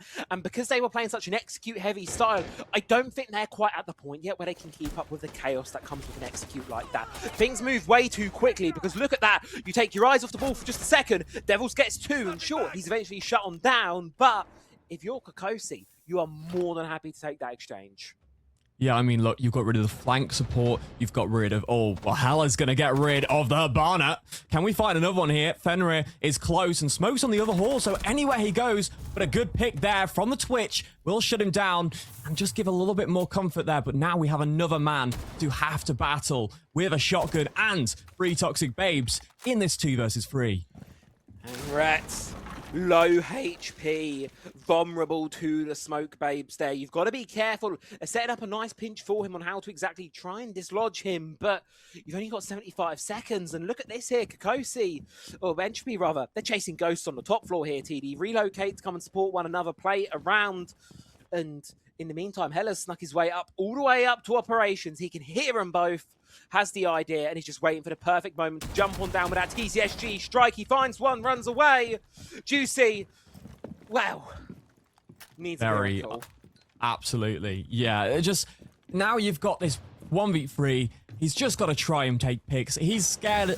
He's running from himself at this point. Match point is nothing else to lose. Just take the gunfights as best you can. But yeah, just the fact that he's managed to get all the way to top floor, he's very patient on that hatch. He could have potentially got 2, but, you know, getting 1 was good enough, and he's still alive, even better. Here we go, last 30 seconds. It's just going to be them back and forths now. And the Toxic Babes slowing down the entry. 2 more where that came from. Should slow the clock down all the way. You've got 3 players and 1 doorway that can be guaranteed off by a Toxic Babe. There's no way this one doesn't go the way of Kokosi. Indeed, absolutely. It will do. Job is done, dusted nice and easily for them, more comfortably than their previous game. A 7-1 affair here on Lair as Kokosi quite ultimately just storm them through. I've got to give credit to some of their star players. 3 of them, TD. 3 out of the 5 players sitting on an 88% cost, which literally means out of the 8 rounds we've seen, 7 of them, those players at some point had an impact. Erebus, we said we wanted a closer game. I don't think we quite got it, but you've got to give credit to Kokosi. They played a wonderful match of Siege there. Yeah, Kokosi did absolutely fantastically. And if you go by the definition of the word, 7-1 is technically closer than 7-0, but we're getting there. Not by too much.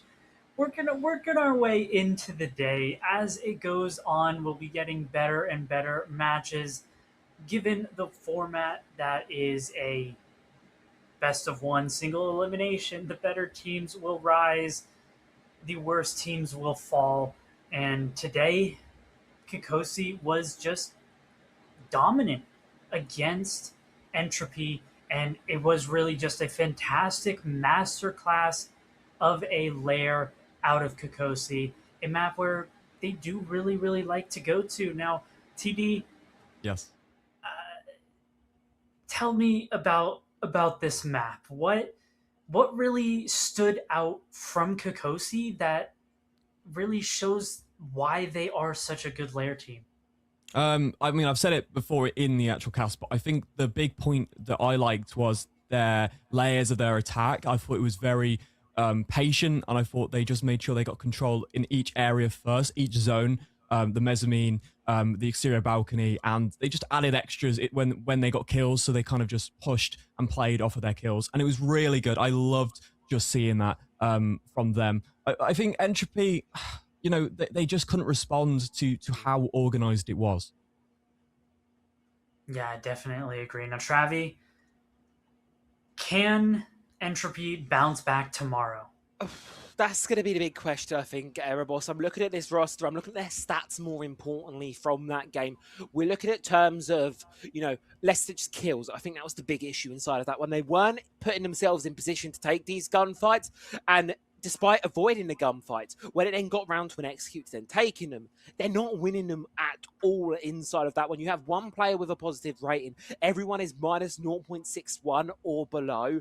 It was a pretty one-sided performance for Entropy, and they're going to need at least 3 more of these players to step up if they want a chance tomorrow, because they didn't do that great in Qual 1 either, so it all comes down to tomorrow, and quite ultimately, it's a tough road ahead of them, but never say never, right?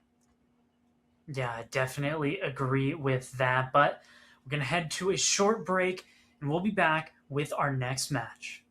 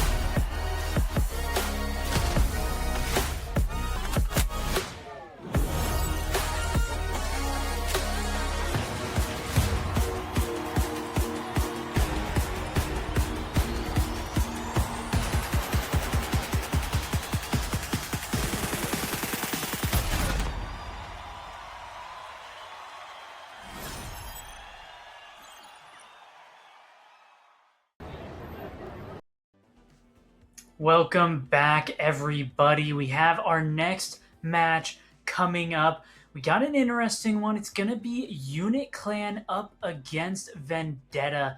This one's definitely looking to be interesting. Yet again, I am Erebos, joined by TD, and a little bit of a mix-up here. We got a new caster coming in. Welcome, guys. Go ahead and introduce yourself. Hello. You're right. I'm TD. Welcome. Yeah, Tyrell, how you doing? Bloody awful. Like the reddish pink has been changed and is now a goddamn turquoise. Where the fuck I am? This is not talent, obviously. This is voltage, I suppose. But hey. He's lost and we found him. Yeah, he's lost, we found him. Like, apparently I've been loaned out to or adopted by, I guess, Rowan, you could say. But, you know what? I got nothing else to do, so might as well throw in my voice and yell people down and tell them how god-awful they are. Yeah. Nah, just kidding. We have an interesting match, like I mentioned. Unit Clan up against Vendetta. Some a little bit more unknown names than what we've seen previously on this stream so far, at least today. What are we thinking, TD? We thinking who we thinking winning? It's a tough one. I mean, I kind of want to stay with Unit Clan because yeah, I think there's a bit more to them. Yeah, I'm not too sure where it goes, but I think both teams, obviously they've won their last game. They've got decent ratings as well. Yeah, I'm gonna be rooting for Unit Clan. Yeah, I don't got any preference. Whoever's best may win, and let's just say maybe perhaps not known or something perhaps memorable, but hey, it's our chance to make it memorable, and it's our job to make sure that's gonna happen. Wouldn't you agree? Yeah, I definitely agree with that. Memorable may indeed end up being the what ends up happening here. But let's go ahead and take a look at these map bands, see exactly where we are going to. And it looks like it's going to be Nighthaven Labs. Now, TD, we've talked about it. Nighthaven Labs, pretty common during these qualifiers. Are we expecting anything new? I mean, every team knows how to play this map to a high degree. It's a lot of the time, it's either your strongest map or you just suck at it. And I think it brings, it's definitely a lot better than going onto the Clubhouse. I did potentially look at and say Consulate could have been the pick, but yeah, I'm glad that we've come to this one. It's going to definitely change the flow of today's games for sure, because we've already had that border, and yeah, we've got labs now. Yeah, now Tyrell, go ahead and break down Nighthaven Labs. What are we expecting on a map like Nighthaven Labs? How exactly is it played, and why is it so common during these qualifiers? Well, you're exactly asking the wrong kind of person, but I've been out for 3 years. Half of the map was for me new, especially. It's a huge, massive change, and well, even given now this entire circuit or even qualifiers, back in my days, I didn't feel like when you used to qualify for stuff like this, and all of a sudden, like, yes, this earns you points for Challenger League. This can get you. This is your ticket. Back in my day, it was all down onto nationals, and generally back when Nighthaven was released, for me it was the absolute terror, and nobody even wanted to play it. And in ranked, it was feared and cursed, and God knows about. But it seems like once you figure out the map, how to play it, it becomes bread and butter. It becomes your next clubhouse. It becomes your next border. So perhaps maybe that, or perhaps you still got some people who still haven't figured it out quite yet, who are still a little bit shaky. And then again, I would say the most key for a great team is to succeed on attack. And if you don't got your attack down, well, even your best defense, your best preparations ain't gonna help you on this one. Yeah, definitely agrees. There are some teams that do struggle with this map, seem to have a little bit of an issue with some of the more standard things for some of our better teams. And with these teams being slightly less known, maybe we might just end up with some situations between these two teams that maybe we wouldn't see from some of our more standard teams that know each other very well. TD, are we thinking that we might see some craziness going down here? I think these two will be more matched. I feel like this will be a closer. based on just the stats and how many rounds, you know, we've seen be played on the last matches as well. So yeah, I think the map, the teams, the conditions are perfect for a longer game today. So yeah, very excited for it. Yeah, definitely agree. Now, Tyrell, you've been out for a little while. You've come back to us in Siege. What do you want to see from this map to excite you, to wake you up? You know, as stupid as it may sound, and as some would say, like, well, this isn't, you know, how the way to do it. I want to see at least 1 or 2 rounds where the attacking team just decides to, they see the defense, they say, like, you know, what's the best way to deal with it? Just completely ignore it and just storm the way in, storm the way through, give us that goddamn meat grinder, give us the chaos, let the knives fly, let the bullets fly, let the explosive happen, just give us like 15 seconds or 30 seconds of absolute massive chaos, you know, get us all pumped, get us all going. That's, I think, where you really can see the players on, I guess a good old German saying, "Let's wait in Holzmann-Geschnitzes," but basically, like, you know, what they're made of, basically. So I'm really looking forward to seeing something like that. Well, hopefully we get some exciting action here, but we're going to go ahead and take it into the map.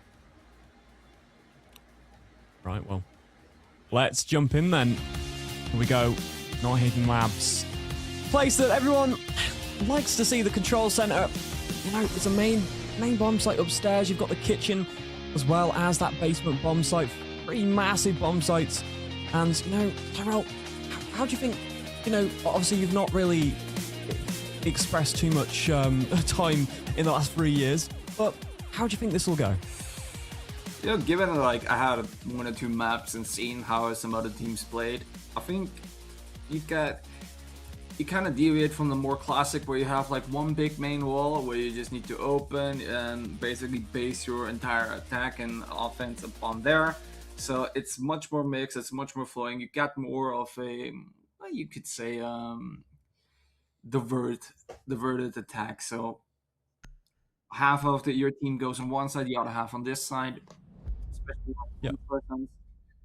I've seen it now quite a few times where you got people like Vigil or Ella being literally at the other side of the map and just waiting for things to happen, which again, like, lost valuable amounts of time, really slow and really painful to watch and see, especially when as soon as like people start dying and then trying to rush back and come on with the old kills. But you know, but at least interestingly for the bans, something I actually would never actually manage to see and expect, Thermite getting banned. Yeah, I mean, the Thermite now, it's obviously, it's got 3 of those exit Thermite charges now, and the fact that you can bring that and it can get all those walls open is big.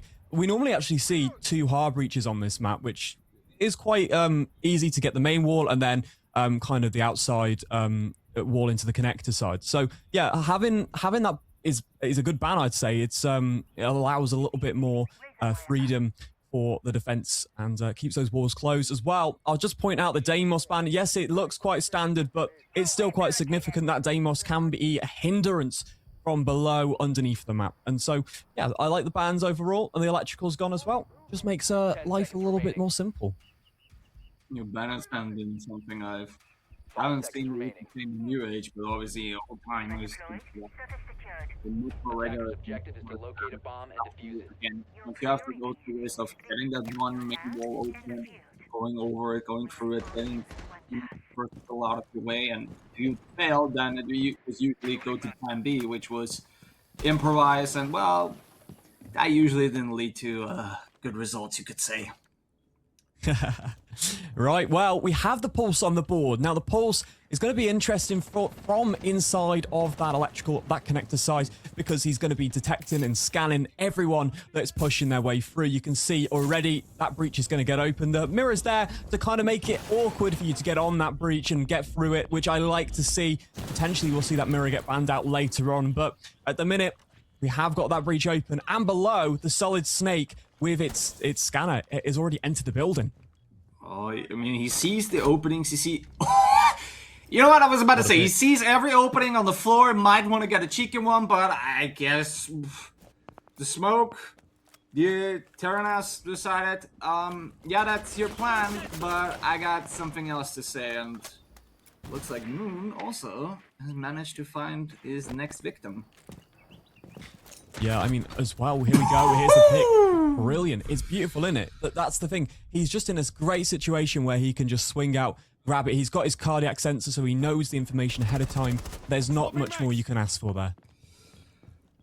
And again, he's still gonna play a vital role, and once more, he's still also got his C4 in stock, which, again, great utility, especially later on. And well, I always love to see a bug from underneath below, do some new renovation work right there, but now you see the mirror windows getting popped open, trying to, again, not necessarily harm the enemy team, but take away the space that they actually can move safely. So, quite clever, as you can see, and I mean, if he could see what we see, like, you're so close of just shooting someone right there. Yeah, absolutely. As well, the book's was so useful for that, but Tropic will actually take down the Dokkaebi. There goes your calls, but now 2 versus 5. It's looking dire for Vendetta on their attack. They're just not getting in that building as best they can. They haven't got any control of the garage, and some misfires there don't land any kills either way, but a bit of damage onto the ace. And still, Buck is below with 30 seconds here. He's trying to make room for that attack, but it's just not going to come clean really at the moment. He's getting shot through his own holes. Yeah, 20 seconds here. Tyrell, what's going to happen in this next round if we don't see anything here? Here's the thing. With ATK now being gone, but goodbye and active thanks to Moon, again, Buck is really useful for you once you got most of your team still alive, once you're in the plant situation, but as soon as, let's be real, as soon as you lose more than 2 or 3 persons, you know, like, you need to abandon below. Like, this is not your goal anymore. You're not gonna be able to make clear or make room, whatever, and again, the enemy team knows you're down underneath there. They will try to use every hole that you made against you. So again, this is then the time where you need to rotate and you need to support your last player. Otherwise, then at least you have somewhat of a chance. But other than that, again, Attackers need to locate and you defuse bombs. you just split yourself off. Everybody gets isolated, and you'll just get maybe somebody cheeky again, just like from Unit, who decides to, you know what, I'm just gonna take that Buck out now. I mean, yeah, Buck, of course, would actually be quite viable here. Potentially the Ram, though, is the better option for the fact that they can send those long lines of sight. And you can see as well, the Solid Snake getting picked off early was a bit of a downer. And I think if Vendetta just have that extra man and kind of realize how they want to formulate their attacks, maybe this attack will be a little bit different, making sure he's actually alive through this. As well, I feel like the control that Vendetta were there to set didn't get established because maybe they wanted that Solid Snake in a specific area, but also they didn't even try and get control of the key points like the rafters to make IT easier to get hold of. So I feel overall, yes, Vendetta, we've got plenty more room to work with. It's only 1-0. They've got to step the game up, though, after the first round, 100% here. Again, it's not a sprint, it's a marathon. This is a siege. This has been for, I don't know, more than 10 years, 11. I can't even remember when it came out. Something like that, yeah. I mean, you missed 3 of them, so. that I know for sure, but at least I stayed active, at least for, I'd say 4, 5 to 6, I believe. Absolutely. Well, perhaps not on the side where these people are standing now, but more behind, trying to tell them, like, perhaps Mayo what to do and what not. And something I can definitely tell you is, if you got a C4 and if you got a teammate, you want to take out the Monty of Rex, and then with that I mean immediately, because he will be a pain. Watch out. I think that Monty just pushing up, he's a massive issue, isn't he? And you can see already just struggling with that mirror at the moment. But they're being patient, they're waiting. However, this is Unit Clan's whole plan here. Just let them stall out. They've got to get rid of this mute before they can do anything. But yep, like you see, that brilliant pick through the soft wall allows a down.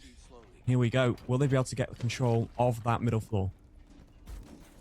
Oh, we're just gonna have to wait and find out. And I like the position where Terremanos, Mouse, yeah, I think so. Terror I'm just gonna call him Terrorizer at this point. But I like the position where he's at because, again, like, he sees the Monty, he got a little bit of control, and if you manage to bait anybody out perfectly to avoid that mirror window, you're gonna win. But as we can see, Deathline being down, it's not gonna be help out, but the window's gonna get pushed, the flashbangs are gonna fly out, and so far he manages to escape this one out. Moon Demon, in the meantime, he will take out Lumency, and with that, you see GS takes out Vajai up to Terrorizer. Yeah, you see this middle floor now. Yeah, the Solid Snake has just found Deathline right there, and a 3 versus 4. That basement bomb site slowly getting descended on now. The Monty is weak, don't forget that. He can take a little bit of damage. No C4s left on the board and no impacts to do that, so he might be safe and protected with his shield when he goes for this plant in the default area. We don't really see much more than that Azami and, of course, the mirror there to support, but we'll get the pick. It's massive, as Moon does as well. The Monty drops his shield, but it's Tropic to pick up a 2 versus 1 with no time left, and it will be Moon to find the pick there. To finish off that round here, I mean, Tyrex, the fact is, they've just managed to basically time fail there as well. Vendetta, are they playing too slow? Perhaps you could say, but in another sense, like, they, again, you see the situation with the mirror window. You are not bringing the right gear with you. You're not bringing the right tools, or perhaps even the people if they're destroyed throughout the map. So as soon as I'm faced with that situation, especially with a Monty, I would be aggressive, try to push it out, make clear of it. Because again, what we've seen, he was standing there for at least like 1.5 minutes, and the time is not ticking for you. It's ticking against you. So once more, like, efficiency is the key. Be quick about it, deal with it quick. If you can't, move on. Next thing. As we can see, 1 minute 30. Even though Death gets down, but because they don't got the confirmation on the kill, it loses them so much time, and then at the end, they just need to go in. Then they're frantic, and for Unit, I mean, it's like 15-30 seconds. They don't care, it doesn't matter. They know they need to go in. As soon as they get the first call out where the plant's going, especially with the Monty, they know where everybody's going to be. So yeah, it's just one of those, isn't it? You kind of preempt where that's going to happen, and unfortunately, you know, it just didn't happen for time, but they definitely managed to get to an area where they could have done some damage. Now we are moving our way into this attack. Again, IT is a pivotal point upstairs. You have to clear it. Players love to hold this area because it protects that entire garage side. And of course, we do have that C4 being prepped. So Mazo will potentially launch it, but it looks like his prey has ran away. We'll be rappelling up now to the roof just to get a bit more information, but we have that pulse, which is given lots of information overall as well on Vendetta overall as a team. And the fact is, that C4 is brilliantly placed when you have that pulse. See, interestingly enough, Unit always has at least somebody who can relay intel to the team, whilst Vendetta, they got here and there the Solid Snake now, and even right now Lion.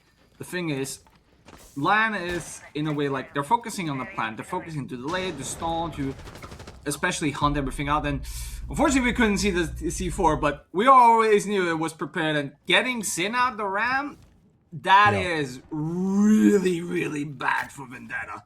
It was inevitable, though, wasn't it? The C4 was prepped the whole round. Just a bit of information drone work would have done the team a little bit of good. But unfortunately, there's another C4, but Ak will find Torimazo, and that's a 4v4 up to stop. With 1 minute 20 here on the clock, the time is ticking down, but plenty still for the attack to try and find something here. Yeah, but revenge is served cold. And like I said, as I wanted to further out, Lion is perfect once you get on a plan, once you're able to hunt down a support, but not specifically to pick certain individuals. It's to isolate, it's to delay, to slow. Unless you know what you're doing. And so far, again, they're gonna lose out. The Lion Call will go in, it will definitely delay. Again, Tropic will at least pretend, or gonna make a little bit of diversion, you could say, force him out, but it also gives him time to rotate, because for some reason, people decide to freeze. And then it's like, well, they see pings, and they might run for it, or don't, and they don't know. So, but hey, at least GS is gonna use his gun and take good care of Moon, as we can see Deathline. He doesn't like that, and he's gonna avenge his fallen comrade. Yeah, good pick there as well. 30 seconds here. Tropic sat on cargo, and we're watching this hatch like a hawk. 20 seconds. We're preparing for a drop either in the main garage side or down the hatch. But yeah, just pulled with a shotgun. The time is wasting again. Vendetta have turned a very positive opportunity into something that could go wrong. And Deafline making my point proven as down goes the ace. Can we grab it? No, we can't. In the corners as Army. It's 1 second left of that round. It's a time fail once again with a 3v1 situation in the end there. And I mean, brilliant picks there from the Pulse. He's just controlling the information game and getting frags as well. Very, very good so far from Unit Clan. Once again, Vendetta can't control their time. And here we go. The third set of bans is where we're going to go. See, I'm not curious whether Pulse is going to get banned out, because I got a feeling if it were a Vendetta choice, they would definitely will do it. So, and... No way. Wow.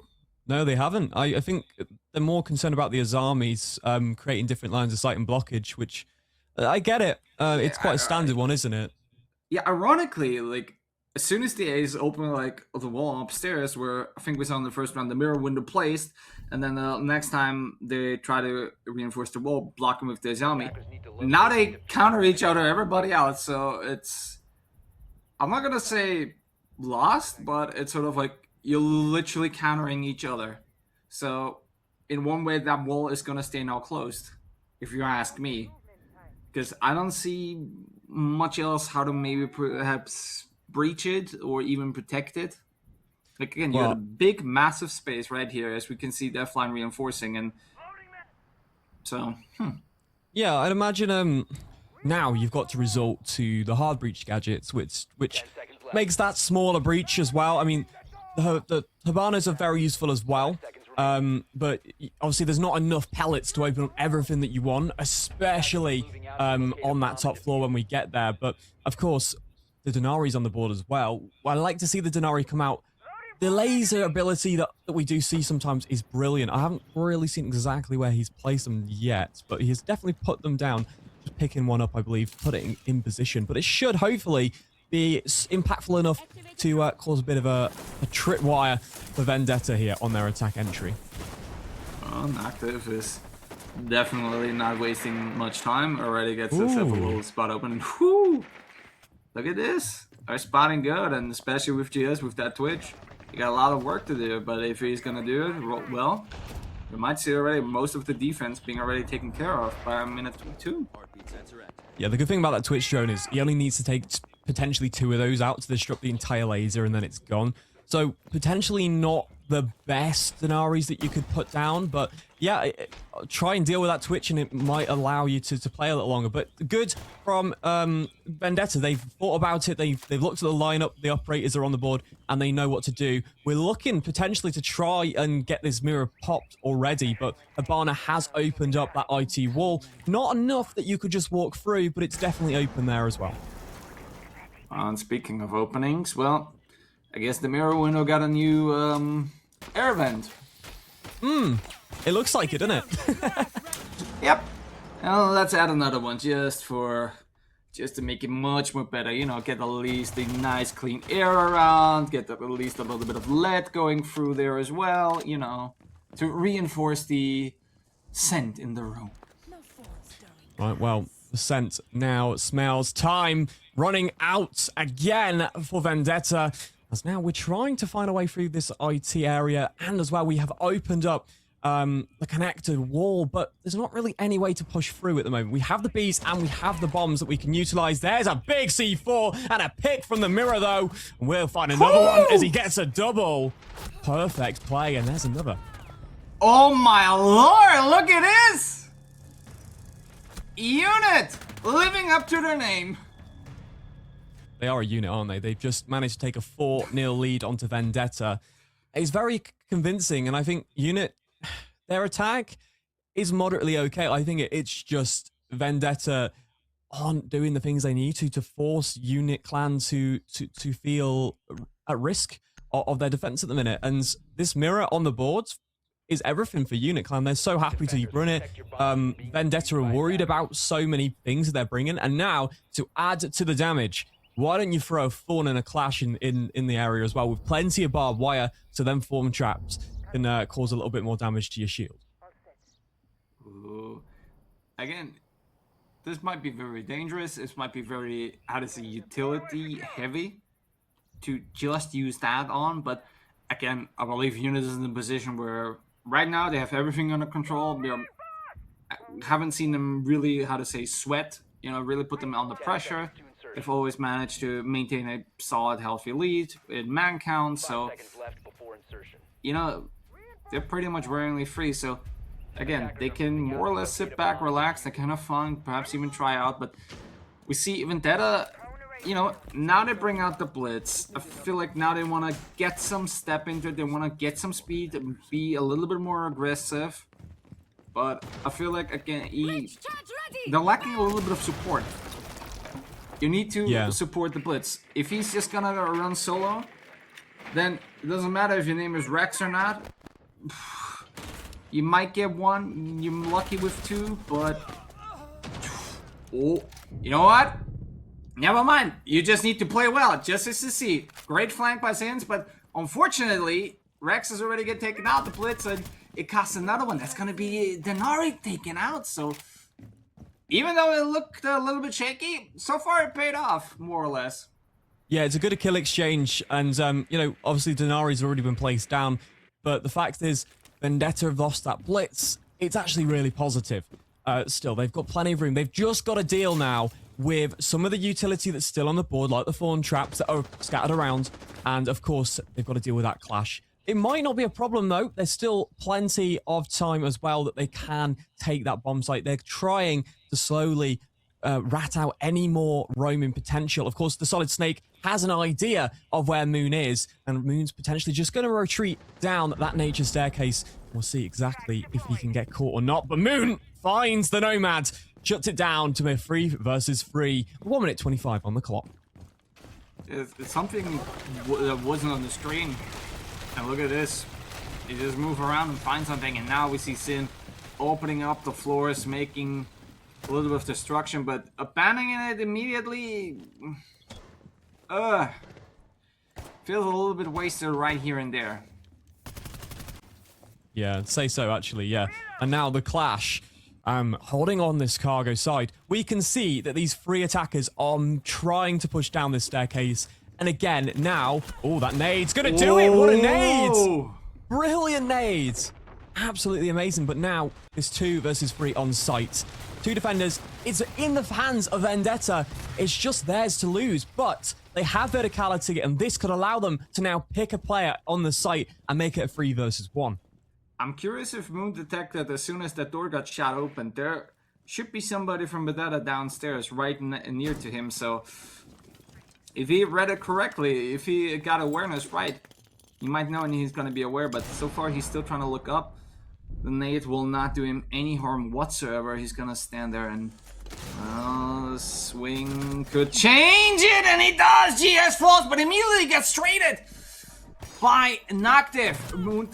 Well, hold your horses with that C4. Now it's gonna fly out as the diffuser has been planted. And it's all down to Deathline, who...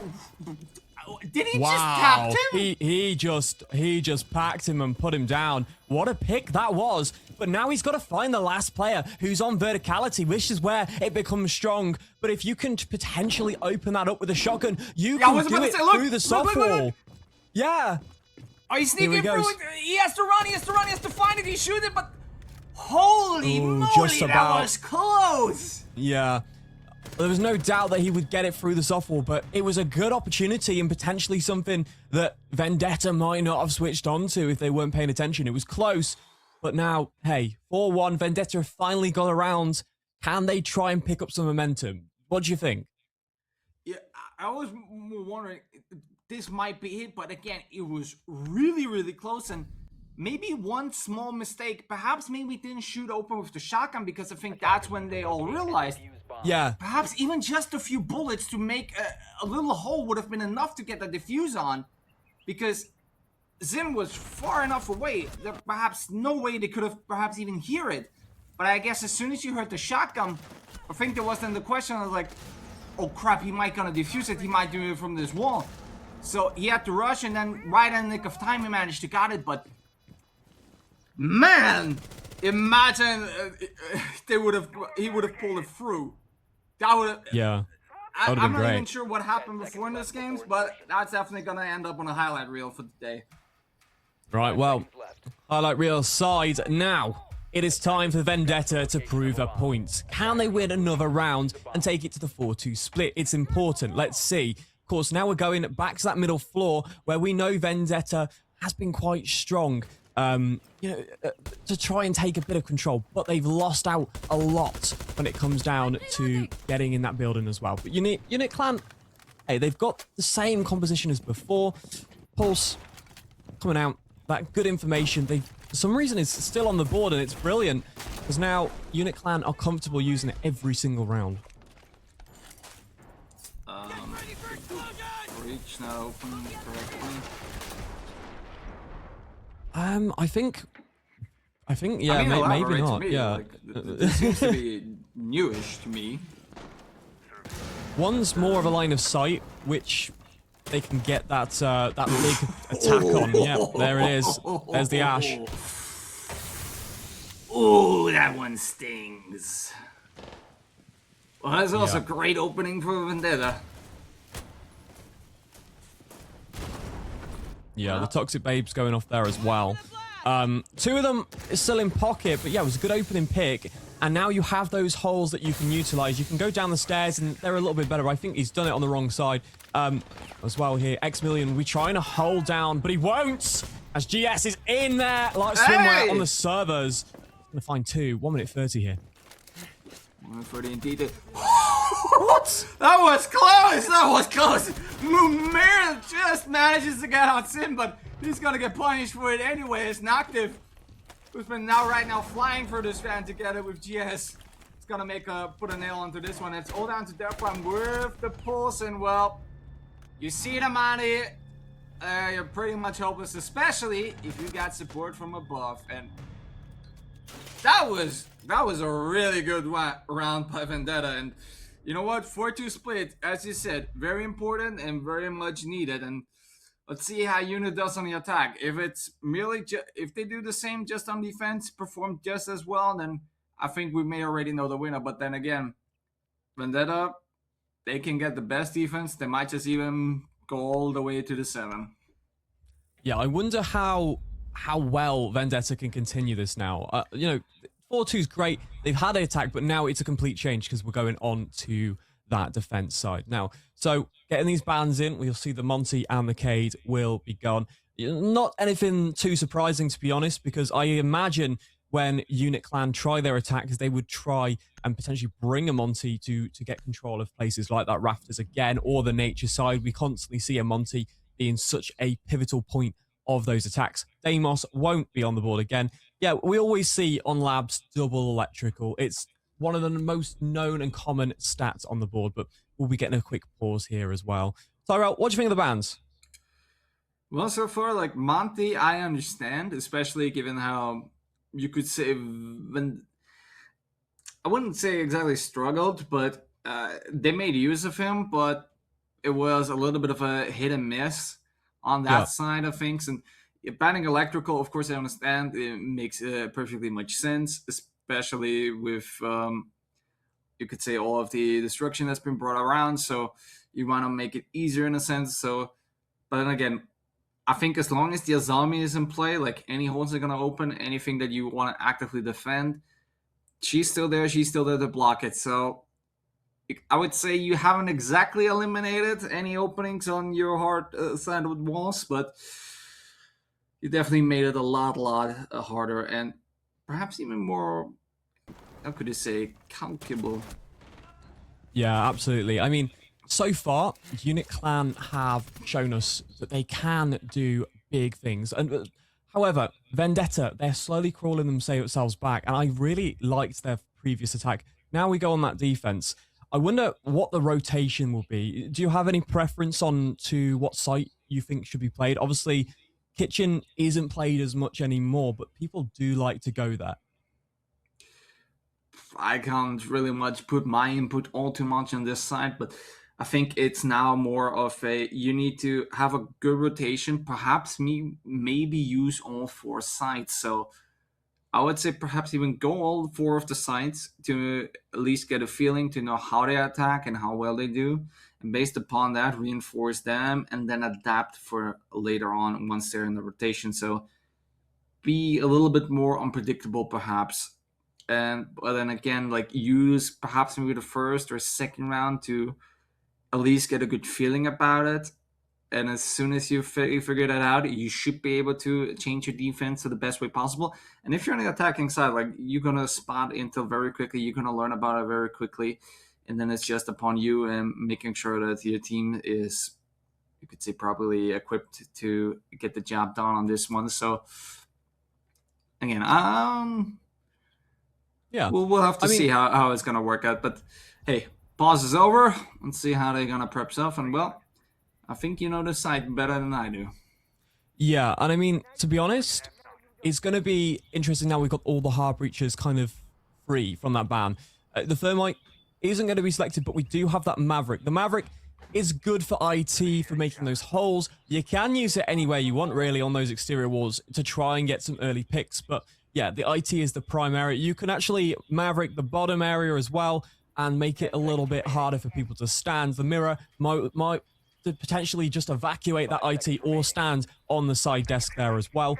Yeah, overall, the Fenrir's on the board. They're going to be very good just to hold key points, key staircases. There's only really two main staircases that you hold directly on the bomb site, and then the back stairs, which you kind of leave unchecked, or maybe put someone in connector. So overall, let's see how it goes. Unit Clan's first attack this phase, this match. See what they've got in store.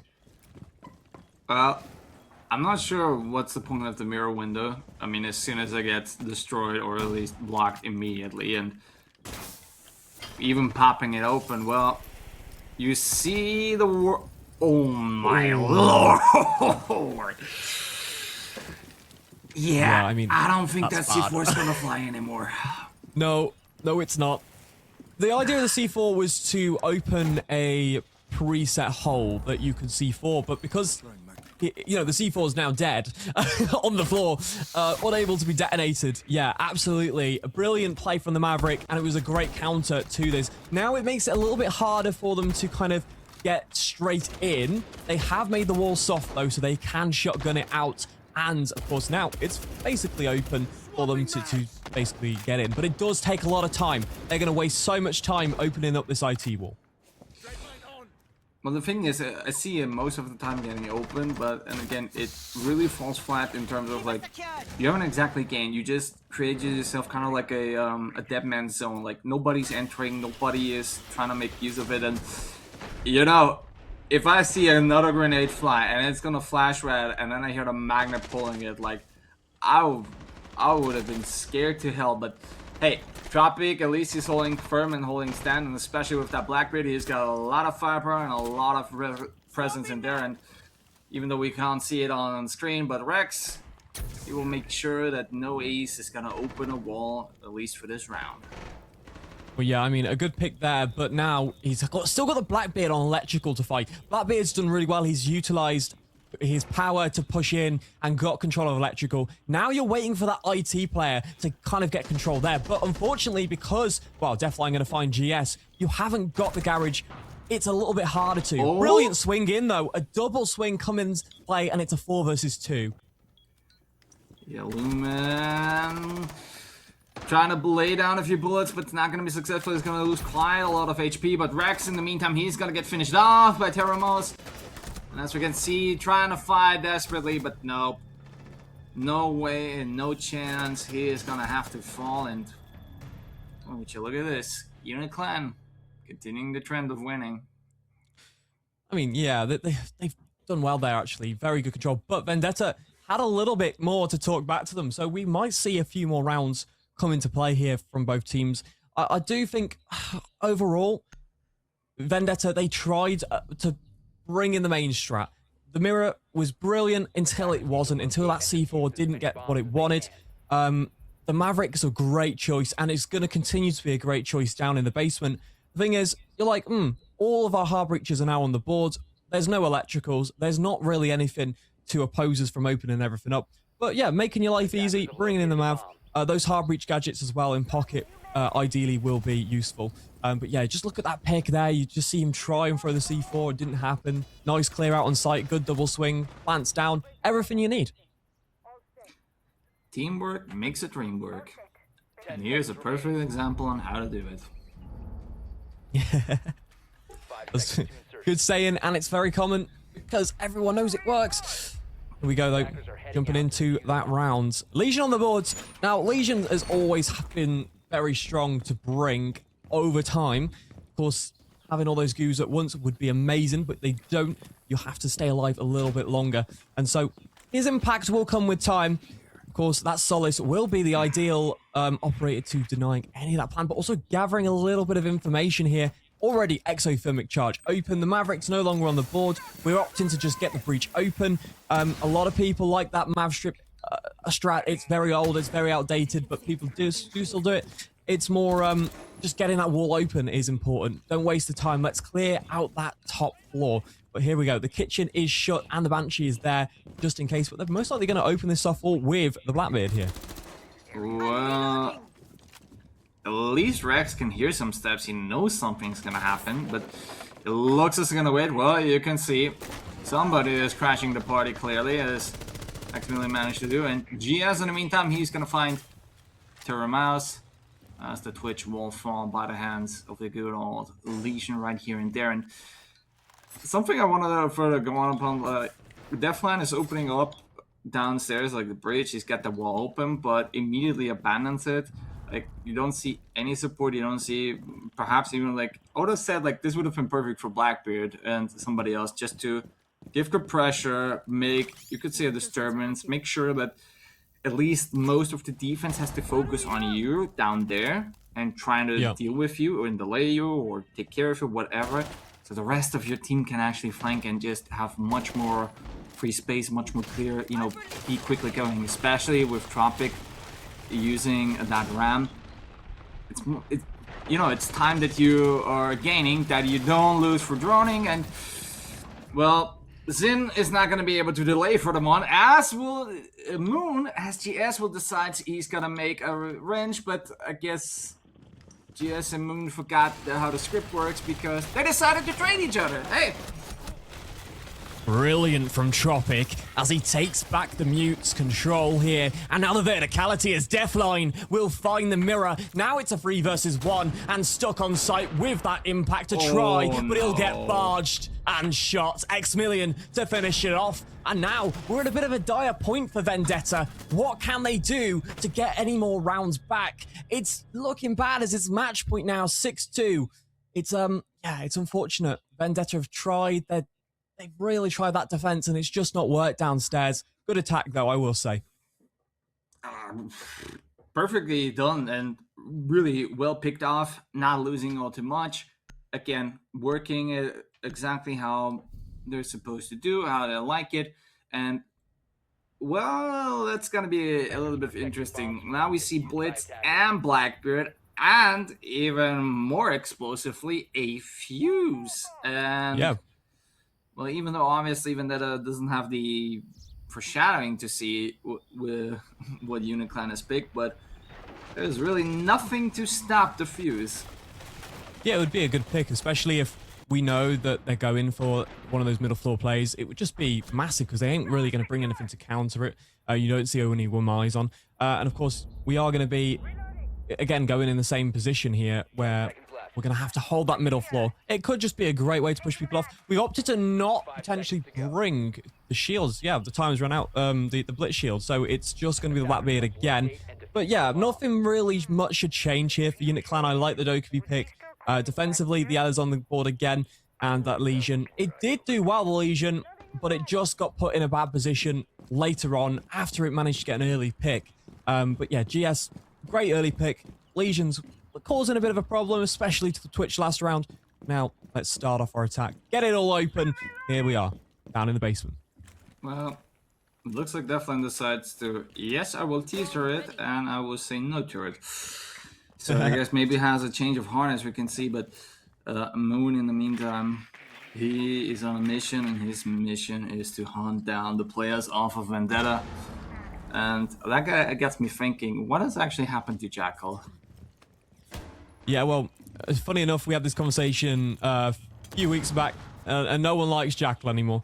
In fact, everyone expresses their disuse for him because there's so many other operators that are better, like the Deimos, like the Doki now. Even the Lion can be useful in some situations. But yeah, unfortunately, to answer your question, Jackal's just not needed anymore. No shame to see, and another shame is that we won't see much of Sin anymore on this round. Oh, poor guy, and that's the Solace as well. That's an important man to lose, especially because you know that they will be putting a plant and you need that verticality. But Ella storms down and takes down the Dokkaebi. I'd say that's quite equal. Getting rid of those phone calls gives you a bit more comfort. The push. But yeah, it's the push. X-Million just by the skin of his teeth, but still more than enough to make sure to push him back. And ooh, the flashbangs are not healthy, especially if you get stunned and blinded and everything from your side as well. And well, it looks like they got a little bit of a stall going on right here. Unit, they need to get a move on. So far, Vendetta is holding them in check. Great use of that rotate away. You still got to be careful of who's waiting for him, honey. Look at that. Both defenders just sat inside of the control room. The nades coming out. They try to swing, but it's just going to be Moon to find the Legion. And as well, Luminez will find Moon. A great refrag, a 3 versus 3. And now 40 seconds here. That shield is encroaching on that downstairs bomb site ever so slowly, trying to push the Azami away. But it will be, of course, the Ela sat here and on nanotech to try and swing if possible. Oh, he might do it as well. Oh, who knows? No, it's be patient, and patience needs to be rewarded. And so far, well, he swings out, he finds X-Million, who was very low. Now look at this, Deathline will be taken out. And it's all down to Tropic to try and save this round. And well, from where he's standing, he's not going to be. Vendetta will take the first round on defense. And my oh my. Yeah, unfortunate. A time fail there as well, but really well done. The Ela was the MVP of that round. Just made sure didn't get too trigger happy, waited on that nanotech door and swung perfectly, completely shut down that push. Of course, up top, that Ram was waiting to try and hold the breach. They just hadn't have enough information on where those defenders actually were, especially the Ela. But here we go. This is important. The importance of having a pause. Yeah, I'd say it's going to be necessary now because they're starting to build momentum back up and it's match point for Vendetta. Well, definitely interesting to see, I guess, Uniclan using that time up perfectly, right? Getting a refocus because it's been going well. It's been going, but this seems to be really like very untypical for them.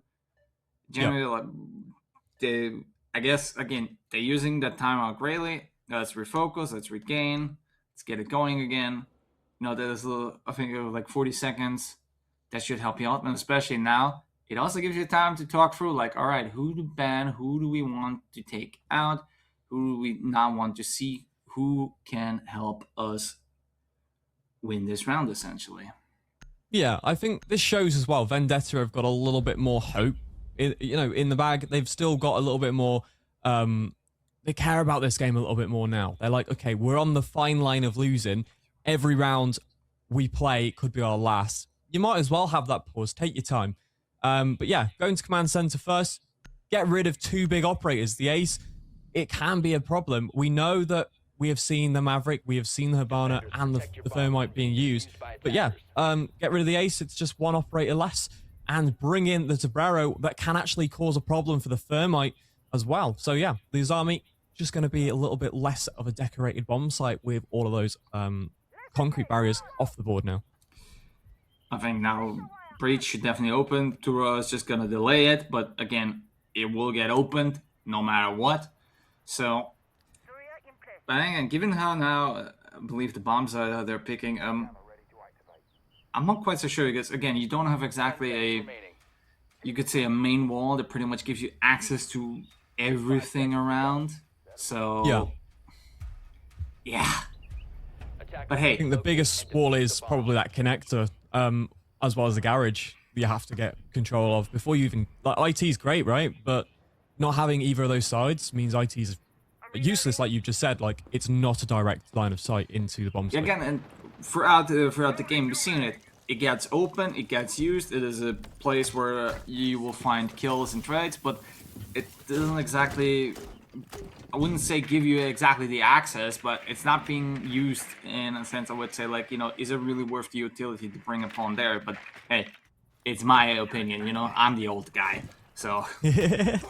Yeah, you gotta be like, why is Siege not simple anymore? Yeah, well, why not, like, use this, use that, there you go, straight away. Like, stop taking so many hurdles, you know? Yeah. However, talking about the simplicity of it, we're doing the same thing here again, keeping it simple. Mav in the top, gotta be careful though, his head peaks and he's dead. Oh, gotta be careful. Zin with that DMR is a lethal combination. We did see actually the fuse. He used his fuse charges to clear back anybody who was close to the wall. I don't think it was the best use of utility, but they're just doing it to make sure they get control. And we also see that connector side is now open as well. GS is playing garage though. They haven't gone for that garage control this time. See, Sin is being prepared with the C4. If he uses his ears right, the C4 is gonna fly, but he didn't manage to get a kill, but he at least managed to get the fuse charge off. And well, if Tropic decides to be a little bit cheeky, he just decides to do it one more time again. You know, C4 is out. There's not gonna be a second one flying out there. And Lumen sees him. He sees a shield, and he's now placating what to do. Yeah, I mean, now as well, you see Moon going up that nature side. This could be a great option. Like you said before, maybe all it takes is you to be a distraction and the C4 be pulled with a flashbang. Perfect C4 kill. And now we're waiting for another one. Will we find the line of sight? It just happens. Knocked it. We'll make sure it happens. As we can see, now the shots. There you go. Ximilian will take out Lumen, making it a 3 versus 4. And look at this, Rex. Again, using the DMR to deadly effect as Moon will fall out. Capital, a big support player, a big, massive utility guy right here and there, especially for your postman. It's all down to Ximilian and Deathline. The last two standing, losing a lot of blood right here in the last 20 seconds. Yeah, I mean, 20 seconds here, 2 versus 4. They are bunkered heavy on that bomb site, just about getting it down, but it's Zin. Wants to take down the Hibana, just leaving the Maverick inside of IT. He has to go through the Aruni gate anyway, and so it's just not okay for him. We'll find one in the process, but yeah, that's pretty scary actually, I would say. Now Vendetta, they're just picking up these rounds again. 6-4, the comeback, is it on? Is the big question now. The big question, but hey, we'll find out. It's still match point for Unit Clan, so one mistake from Vendetta, and whoo, this might gonna end up really badly. But so far, Unit have really been struggling, you could say. Like, I don't know what happened now, but Vendetta decided to turn on the switch and flip it on, and it's not been really going for them. Unit, in the meantime, well, you see a certain few steps that go well, but they're gonna get counted the moment they're done. They lose too much time. They're getting frantic. So they really need to find their mojo. They really need to lock in and get this round going and get this round done to further advance. And as you can see one more time, you know, pushes are coming out. C4s are flying. The windows are being held very aggressively, very lusty. Even the tiniest of pixels that you're getting exposed are gonna get traded from both sides. And you know, I might leaning out of the window, but wouldn't it be? Attackers must locate and defuse a bomb. Attackers have located a bomb. We might see an overtime. Well, let's not get too far ahead because Vendetta, they've still got to get 2 rounds in for that to happen. And we know Unit Clan, they managed to get that lead. Surely they can regain a few rounds, right? But yeah, maybe you're right. It could happen. They are opting to actually stick with this fuse, which, okay, it is what it is. But yeah, they're opting to try and push it into their attacking strat. I feel like maybe we've changed too much here. Unit Clan things were working before. Now it's just consistently changing these operators. But it's okay. We're seeing now, as we are, of course, holding up top. Those Grims are going to come in, and the C4's prepped. I don't know if it's going to actually reach anyone. He's behind the solid wall at the moment. 2 minutes here. See what control they can get from that connector side. Oh, from up top, Tropic will give a little bit of a surprise in there. As we can see, Moon in the chat, he takes out Loom and he takes out Noctiv. Pushing up the stairs, finding two, giving Unit a good advantage here and there. Yeah, massive kills there. Just completely shuts down that defense now. They've got to stay on the bomb site to now defend.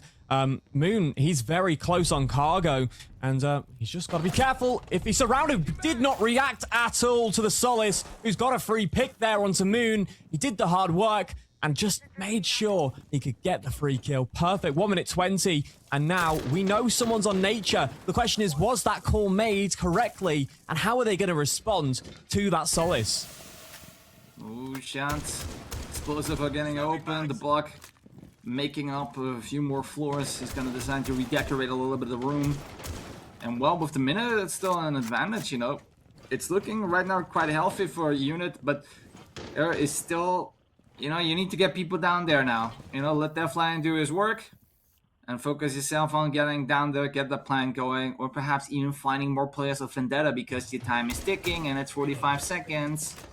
You can't still goof around upstairs all too much. What's interesting is the defense is quite split. You can see that they're in completely different areas, but they are watching main points like the hatch drop and as well as the staircase on to that main garage. However, there should still technically be a quick way down. They've just got to see, can they find anything? Everyone's in hallways. They will find one, though. That will be the Rooney off the board. And now we are 4 versus 2 with 15 seconds left. One bullet could shut down that planter. Here we go. We've got to try and find him. They try and find him. The opening is going to get through. GS tries to make the impact, but no way.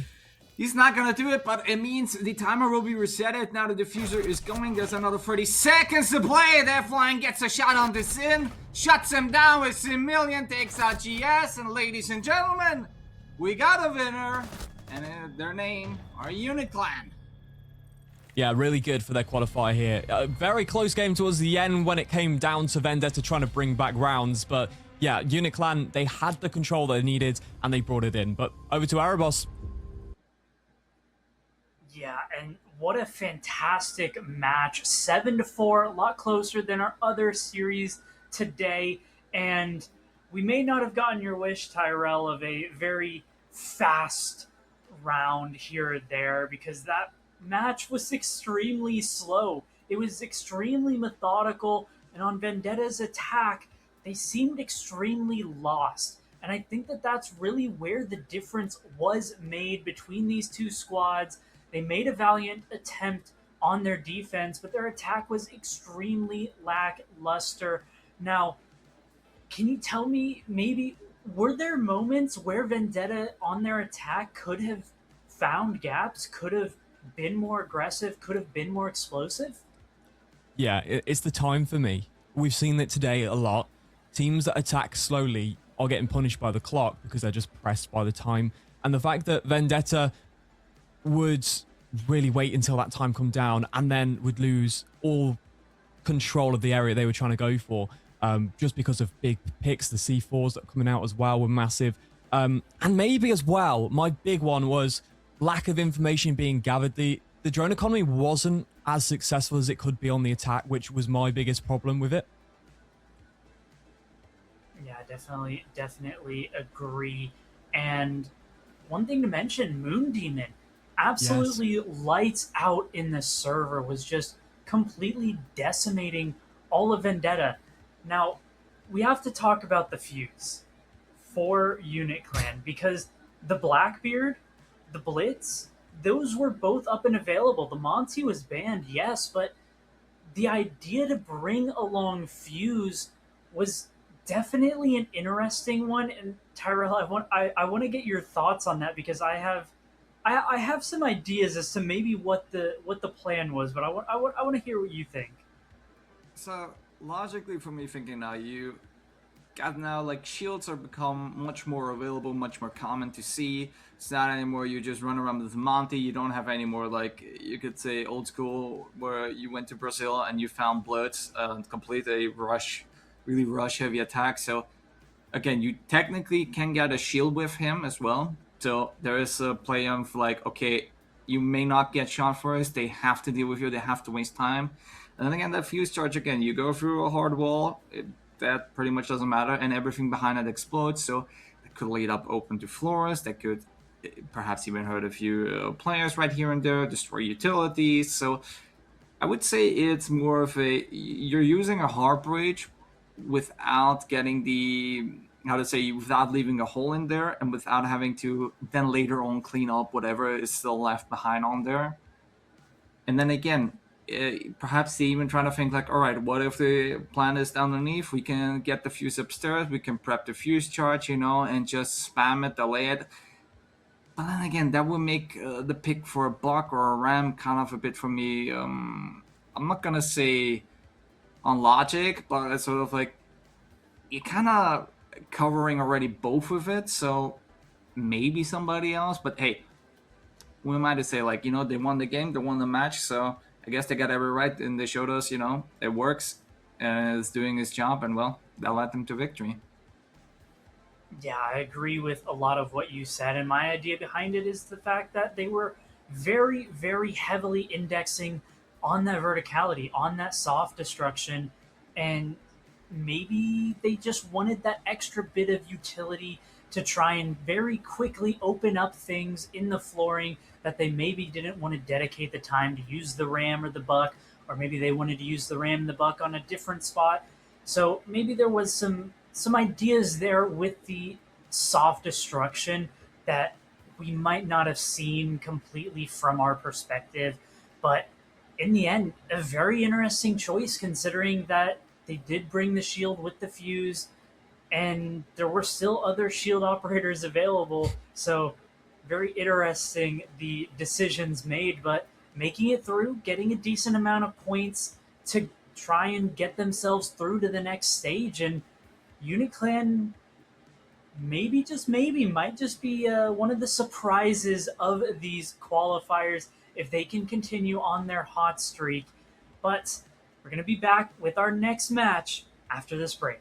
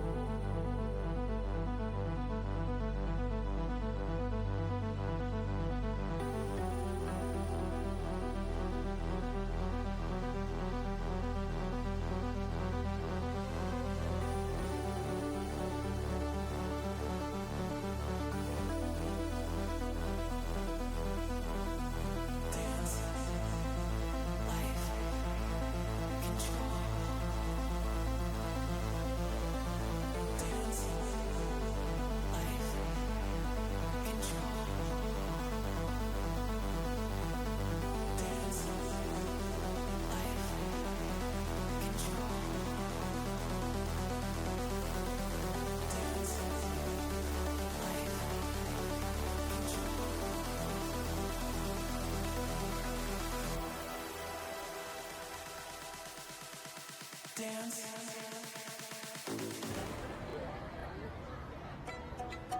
next station is Osaka.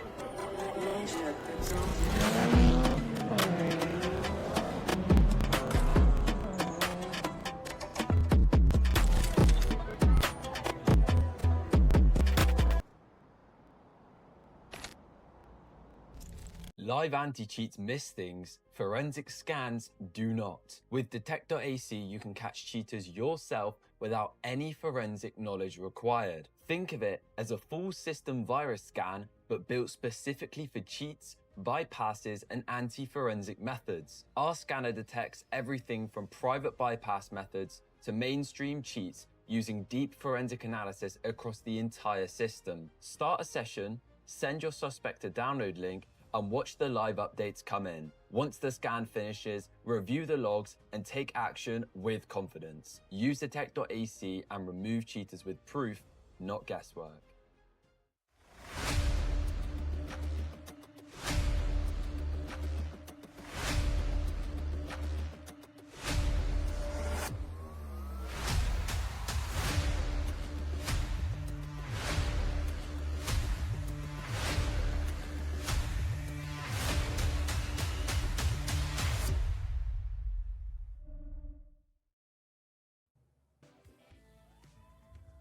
Hello and welcome back. This is Voltage League Qualifier.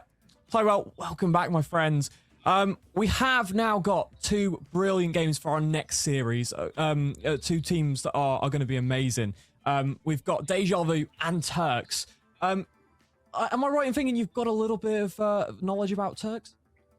Not only a little bit, just, seen them for talent, seen them play, done their matches, try to see them lose against Panahune 2 times in the best out of 3 and then in the best out of 5, but hey. Oh, okay.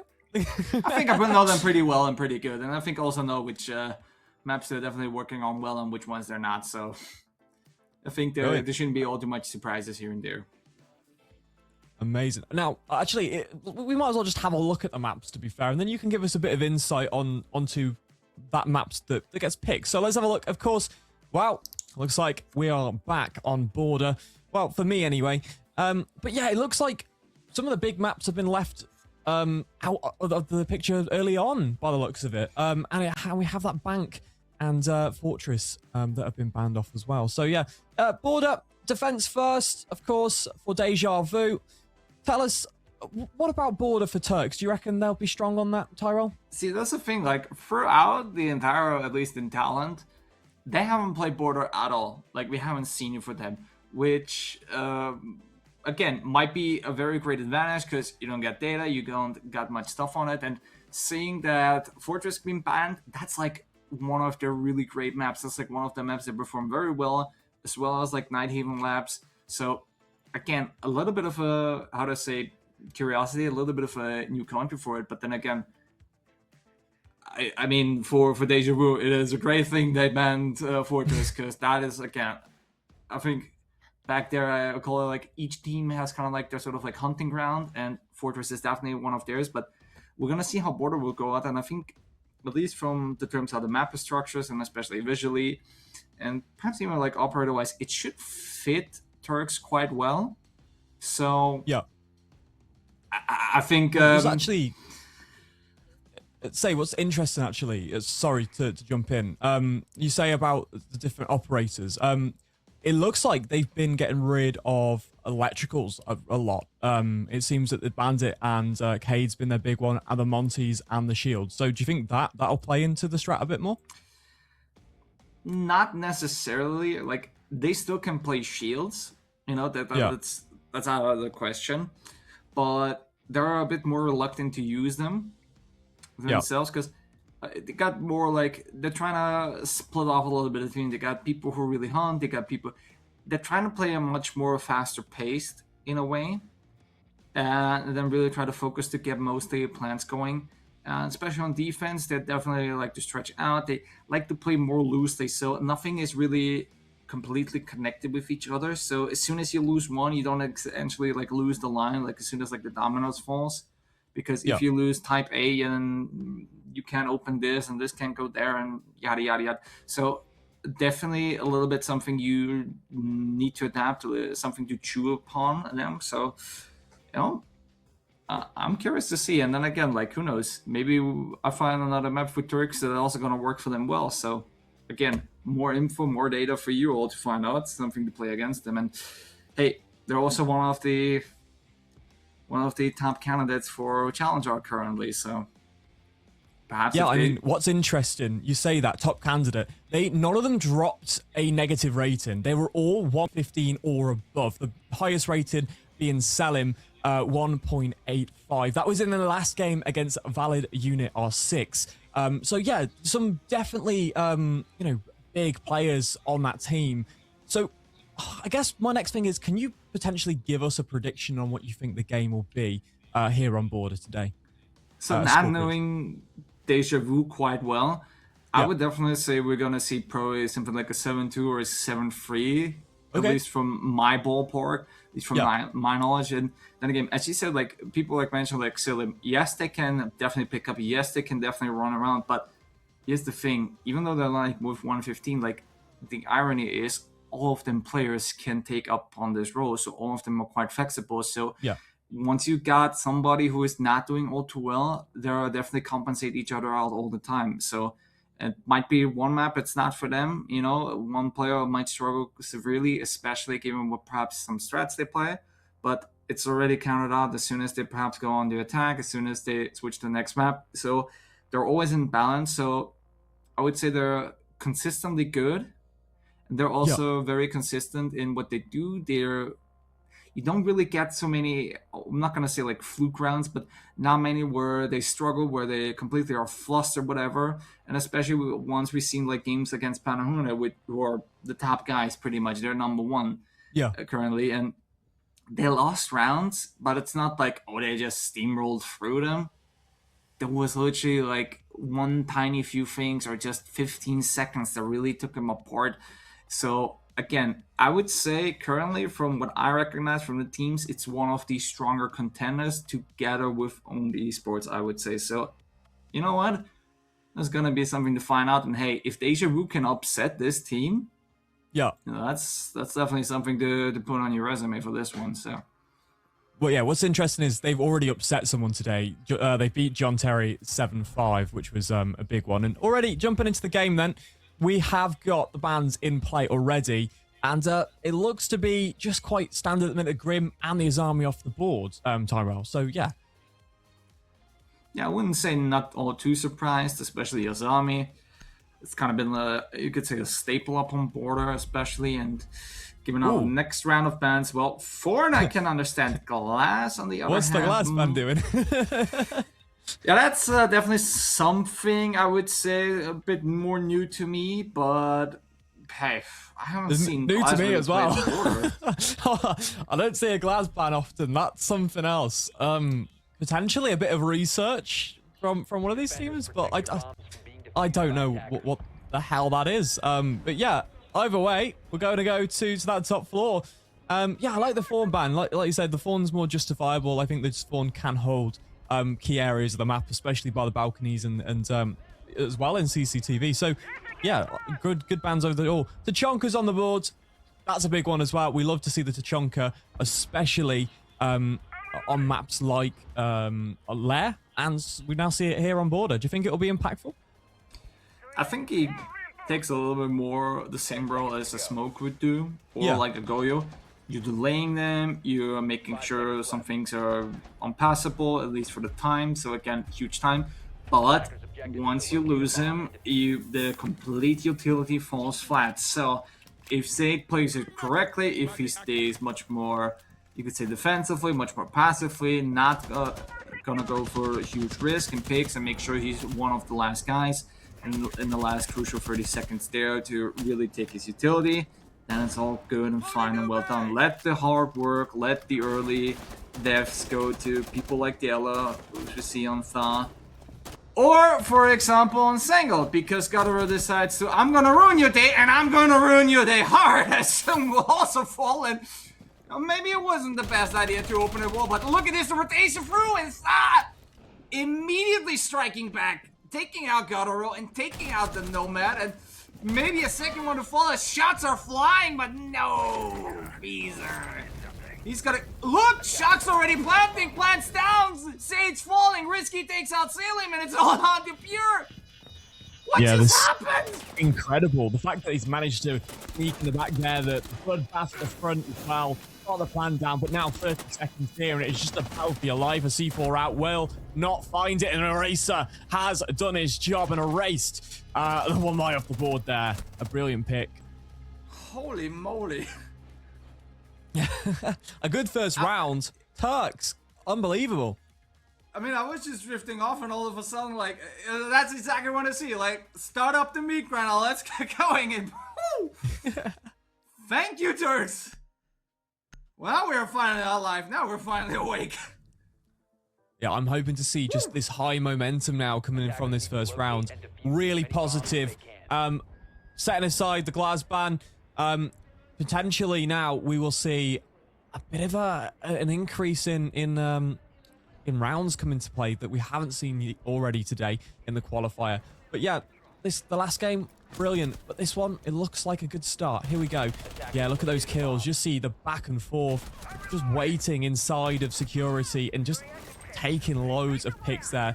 Trying to get rid of that diffuser player as well. Didn't happen, unfortunately. And then, yeah, just ended the round there, 3-1. We jump in now, though. Back upstairs. We're trying it again. Will Turks be just as successful as they were? I don't know. I don't think that we'll be able to repeat this one. Yeah. But definitely, like, again, I like the aggressiveness. That's something I love. That's something what you want to see. Like, be aggressive, especially as we can see, like, because we didn't had Shocks on the screen. We didn't know he was about to plan. And he just goes through, does it, and immediately creates a pressure situation for the side of Dejaru. And this is then again, this is where you're frantic, this is where you struggle, this is where you make mistakes, and this is where you get punished. So again, I think now, this time, they need to avoid it, this time they need to plan more out, and I also think Turks is now taking it a little bit more slowly. Yeah. Yeah, I think that's a good point there. They're not going to be 100 miles an hour every single round, because that'll drain them out, that'll get predictable. But now, we do start to see the Sophia going below. Normally, Sophia uses all three of those charges to open up a bit of utility, or potentially to get a pick, which is interesting as well. But it doesn't look like at the minute he's going to be doing much with that. We do have the Deimos, who can be an asset as well. Shots fired on to that outside balcony. Solid Snake, he's looking to try and find his next victim as we wait. 1 minute 40 here, and just a little bit more information needs to come here before Turks makes a move. Look, they're all underneath and they're sneaking up, and it didn't go too well. Look at this, but then again, immediately getting right shots back, immediately trading, making sure everything is covered. Godoro takes out Tha as well once more. So again, you need to cover yourself if you're planning, and interestingly enough, they didn't decide to attack the top, but just go from underneath, and quite unusual from underneath, from downstairs to go up. So far, it's been a little bit of a mixed bag, but hey, it's 1 minute still to go. It's 3 versus 3, and looks like you got 2 big players out already. Trying to trap that Tachanka, and it's successful as he finds a brilliant pick, and that's the fires. The Shamika's gone. 50 seconds here, and now there's another one on the floor. Iruni goes down, and now it's a 1 versus 3, opening up the site. The C4 is teased, but he doesn't go for it. He's just trying to stop the custom area, the office area, from being successful. The C4 out, doesn't get it, and now it's a back and forth. There's one. Whilst blinded, Eraser gets deleted. Now Gutter in a 1 versus 1. Can he do it? That's the question. He did get the C4 down there as well. And unfortunately, Sophia can't do much about it. On the desk, Gutter struggles. But the Nomad jab could be something he needs. Can he get across to his teammate? But the problem is, it's open. He might be able to rotate round the shotgun. Pulled, he drops the hatch. He gives control away to the site. All he needs to do big is diffuser. get Come the on, diffuser. come on. Can he do it? He does. Oh, he's getting the plan down, but here's the thing. Now the time is running out. Zoom has to rotate quickly. He might be able to get it. He might get it very quick. No! Bolo will get taken out, but I believe Gutter escaped, but he's already defusing.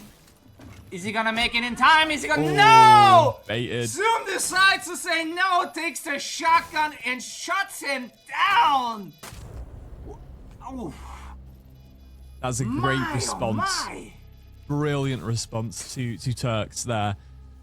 You can't put Deja Vu down in that 1vx situation, and what looked to be not very promising in that 1vx, well, Warden just made it happen. Really good from the C4 throw. I thought it had missed. It didn't. It had downed the player, which was perfect. That's why the plant didn't go down, and that's why Turks were panicking. They were trapped outside of the line of sight because we see that Warden had already taken out one of the teammates, leaving it into a 1v1. That was dire straits for Turks, and very well done for Deja Vu. Both opening rounds for both teams have been very strong, and that does beg the differ. Yeah, you can see here, brilliant opening picks. You said before, actually, Tyrell, them going deep under and up was a bit strange as well. And yeah, I mean, they managed to get some picks from it, but then overall it fell to pieces for Turks in the end. Here's the thing, again, the only, I'd say, viable option you then get from up, especially given where they've located, is just on the outer side of the map. And again, you're fighting through the hallways, and it might be a little bit tricky, but either way, like, it nearly would have worked if some shots would have landed well, at least a little bit better, some things, but again, very close. And I must say, like, credit to Zom. Absolutely stayed icy, stayed cool, managed to do the right thing at the right time.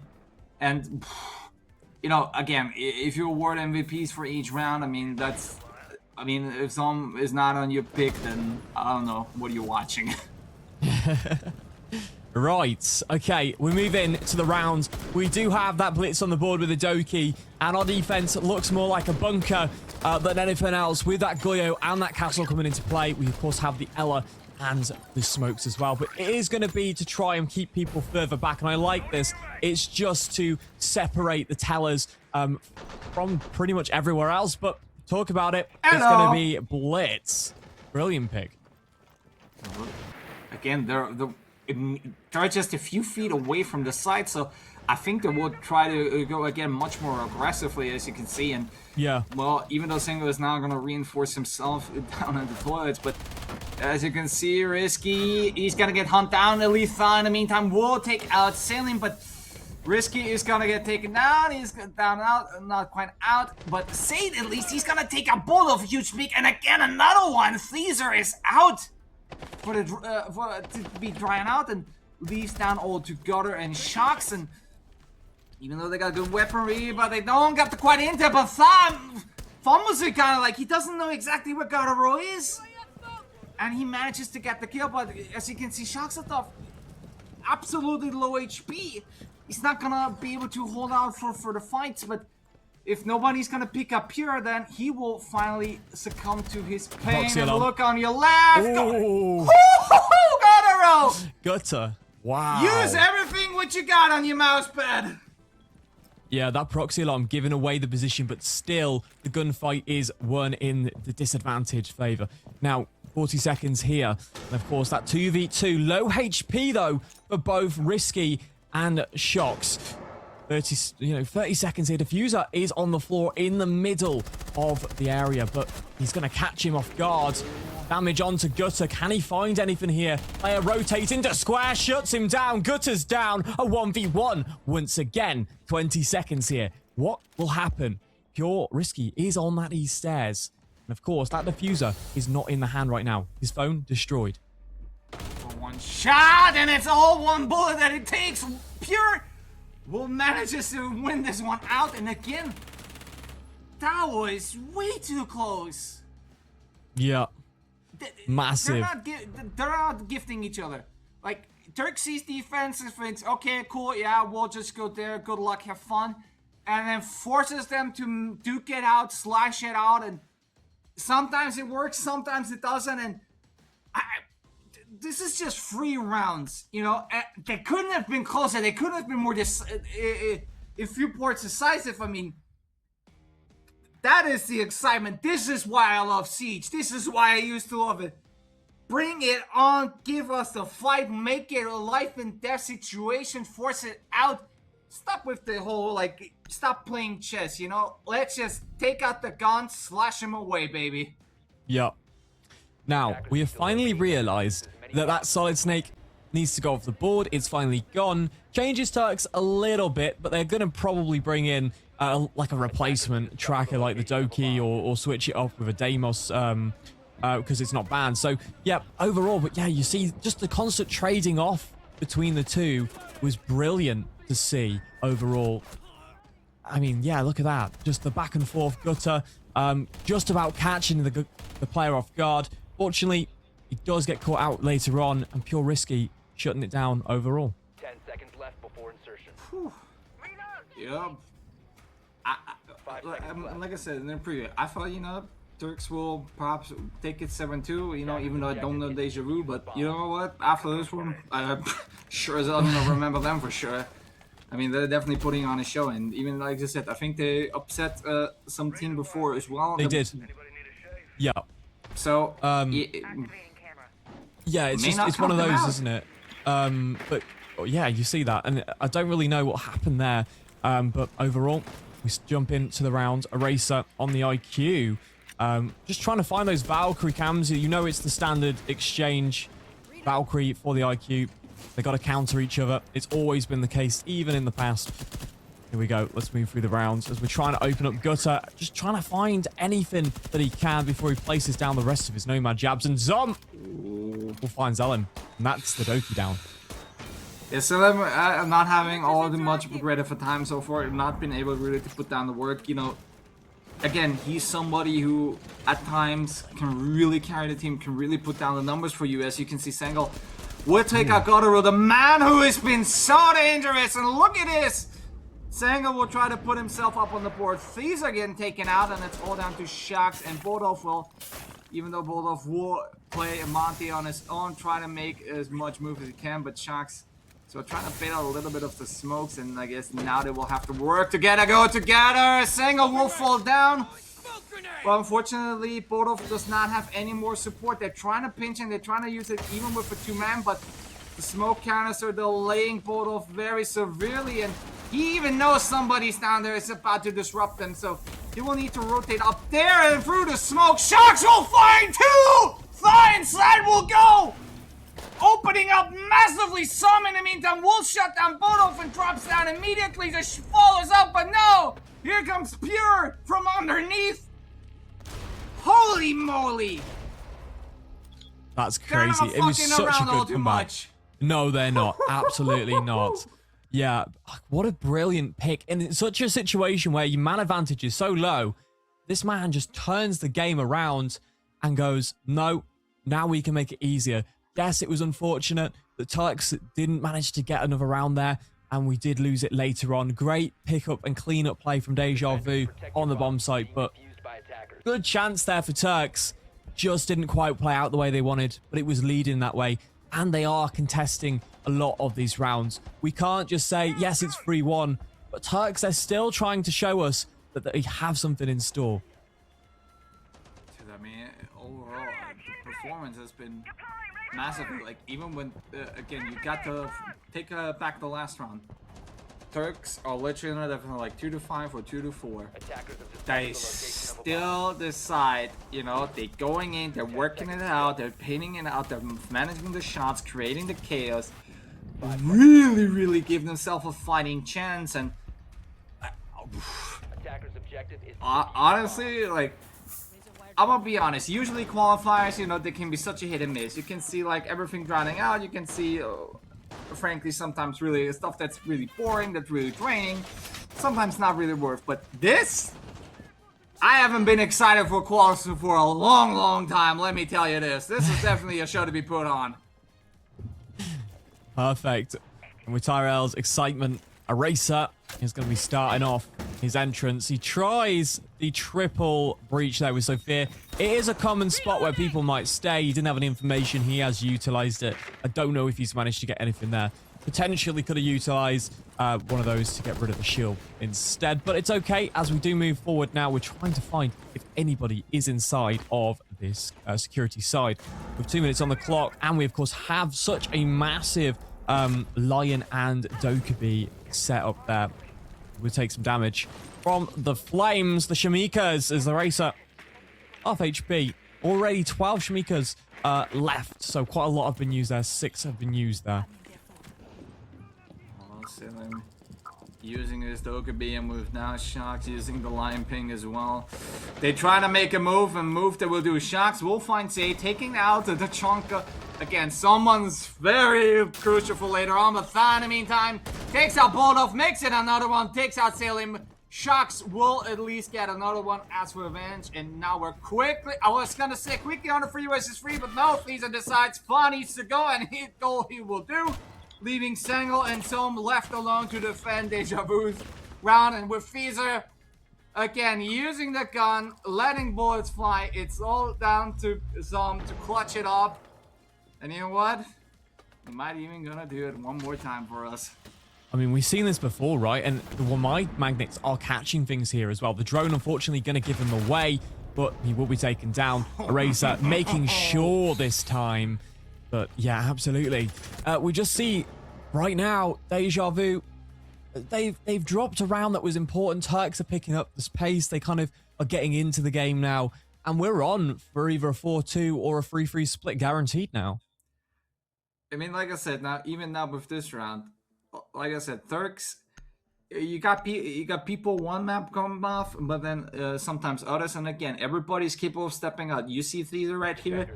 He literally takes out 3 on the side of Deja Vu to ensure that the round is being won for the side of Turks. And again, all of them, like even, just gotta point out, even if you see now Selim not really contributing all too much, you're just making sure the assists are right there. Like, give him some time and you will see he's gonna take a role, he's gonna step up. Again, you got this nice consistent forward, and I mean, I gotta say, so far as Deja Vu is playing, they're being aggressive, they're taking their chances, and they're also calculating well, like, they can take it, they think they can win it, they do it, and also in pressure situations, they're trying to keep calm, they're trying to stay calm, but then again, they say, like, it's better to take one more person out before they're in a, how to say, a little bit of a pinch situation.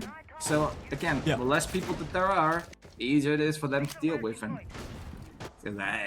again, I can only repeat myself. Finally, a game, you know, like I'm properly excited, properly pumped again. You know, that's the absolute action I love to see.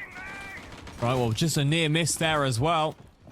T2 just running away, and we will see as well. Of course, that east stairs is a main holding point. The castles will be deployed on the doors to try and slow down that push, but it's not where the attack has decided to come from. Instead, they're making sure that that detention is their entry point, and we'll move through them security check-in as well.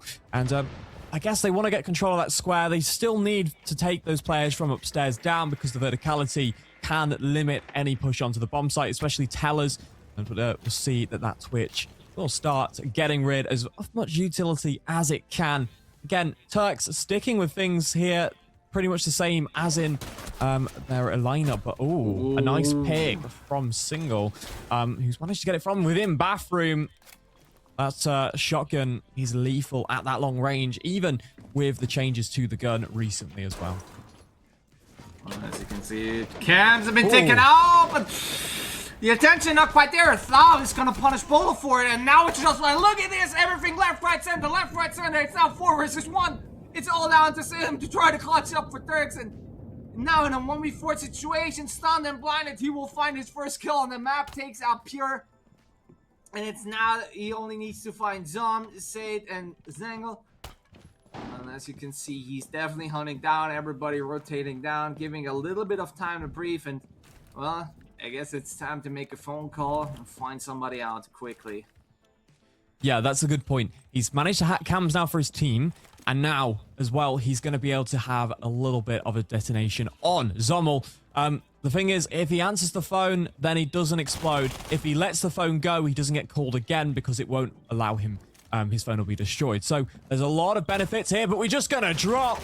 Do we know where people are? Oh, reacts again, 2! It's a triple! And now a 1v1 with lots of smoke damage. It could be a problem here. Zommel with the shotgun prepped. 1 Toxic Babe left, but we have phone calls. Zommel might want to let that one answer out, but it's going to go down for the plan because he's got to answer it. Zelmi will be getting this one down. The Doki is going to have it.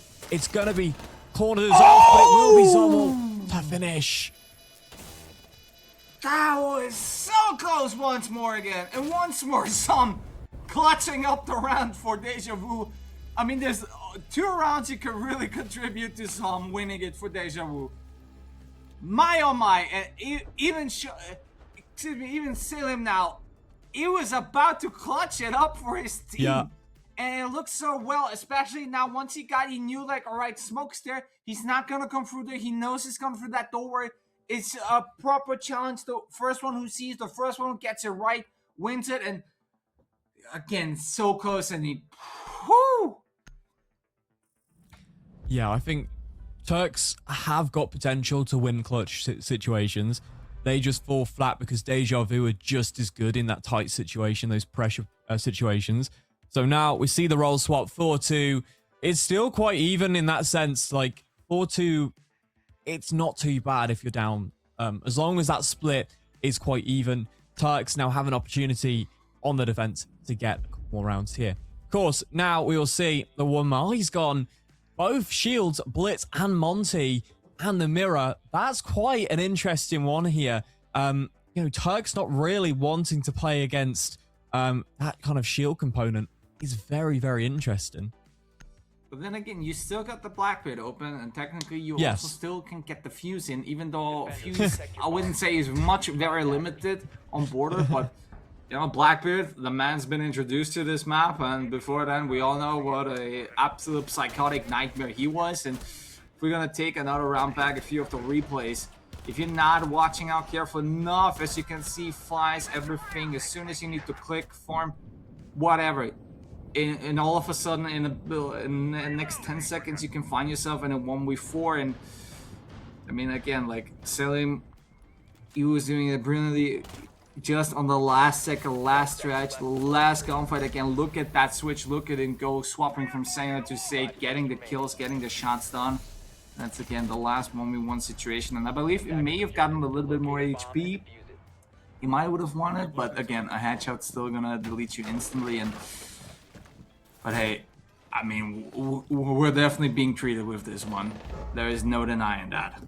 Yeah. Now, hear me out. This is interesting. Glaz is on the board. Now, it was banned prior to this, so clearly there's some kind of setup here where the Glaz is quite strong. We'll see if it actually is utilized, but it might be to get a smoke plant down potentially. We have a lot of Grimbees, but we'll see how it goes. Got to clear all the utility first before we do anything. And of course, Salim will find the Thatcher. That shuts down and provides access to more C4s. Now, the Thatcher was there to deny the C4s. It's not going to be able to do that now, but never mind. Pure Risky is going to get the plant down anyway. The C4s are going to land. One will find Risky, but it's not a problem. They've got the bomb down.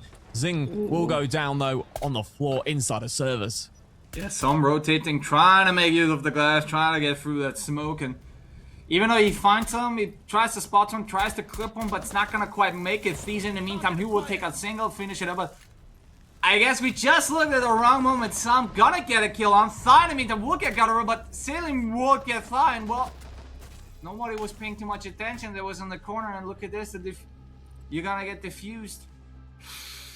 Yeah, that's correct. That was crazy. You just sat there. He was like, I'm going to sit there and defuse it. So it was quite funny. But yeah, at the minute, 4-3, it's looking a very positive game, a back and forth game. What do you think Turks need to do now to get it back even, to give themselves that advantage? honestly, like, given how they're usually on defense, that's obviously much more their bread and butter. That's where they're much more solid on this one. And so far, everything has been working right. Everything has been correct. Again, I think when you see the ban, I think something more crucial would be once they get the third band going, this is when we can see, all right, what they're struggling with or what they're trying to shift or what they're trying to place up, because I think they're trying to get themselves an advantage.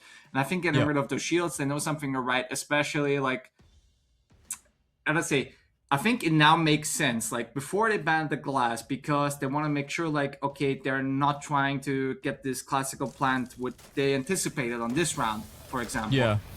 So, and when they leave that open, they say like, right, we're thinking we know about this, or at least we want them to try to do it because we know how to counter it, which perhaps Deja Vu doesn't.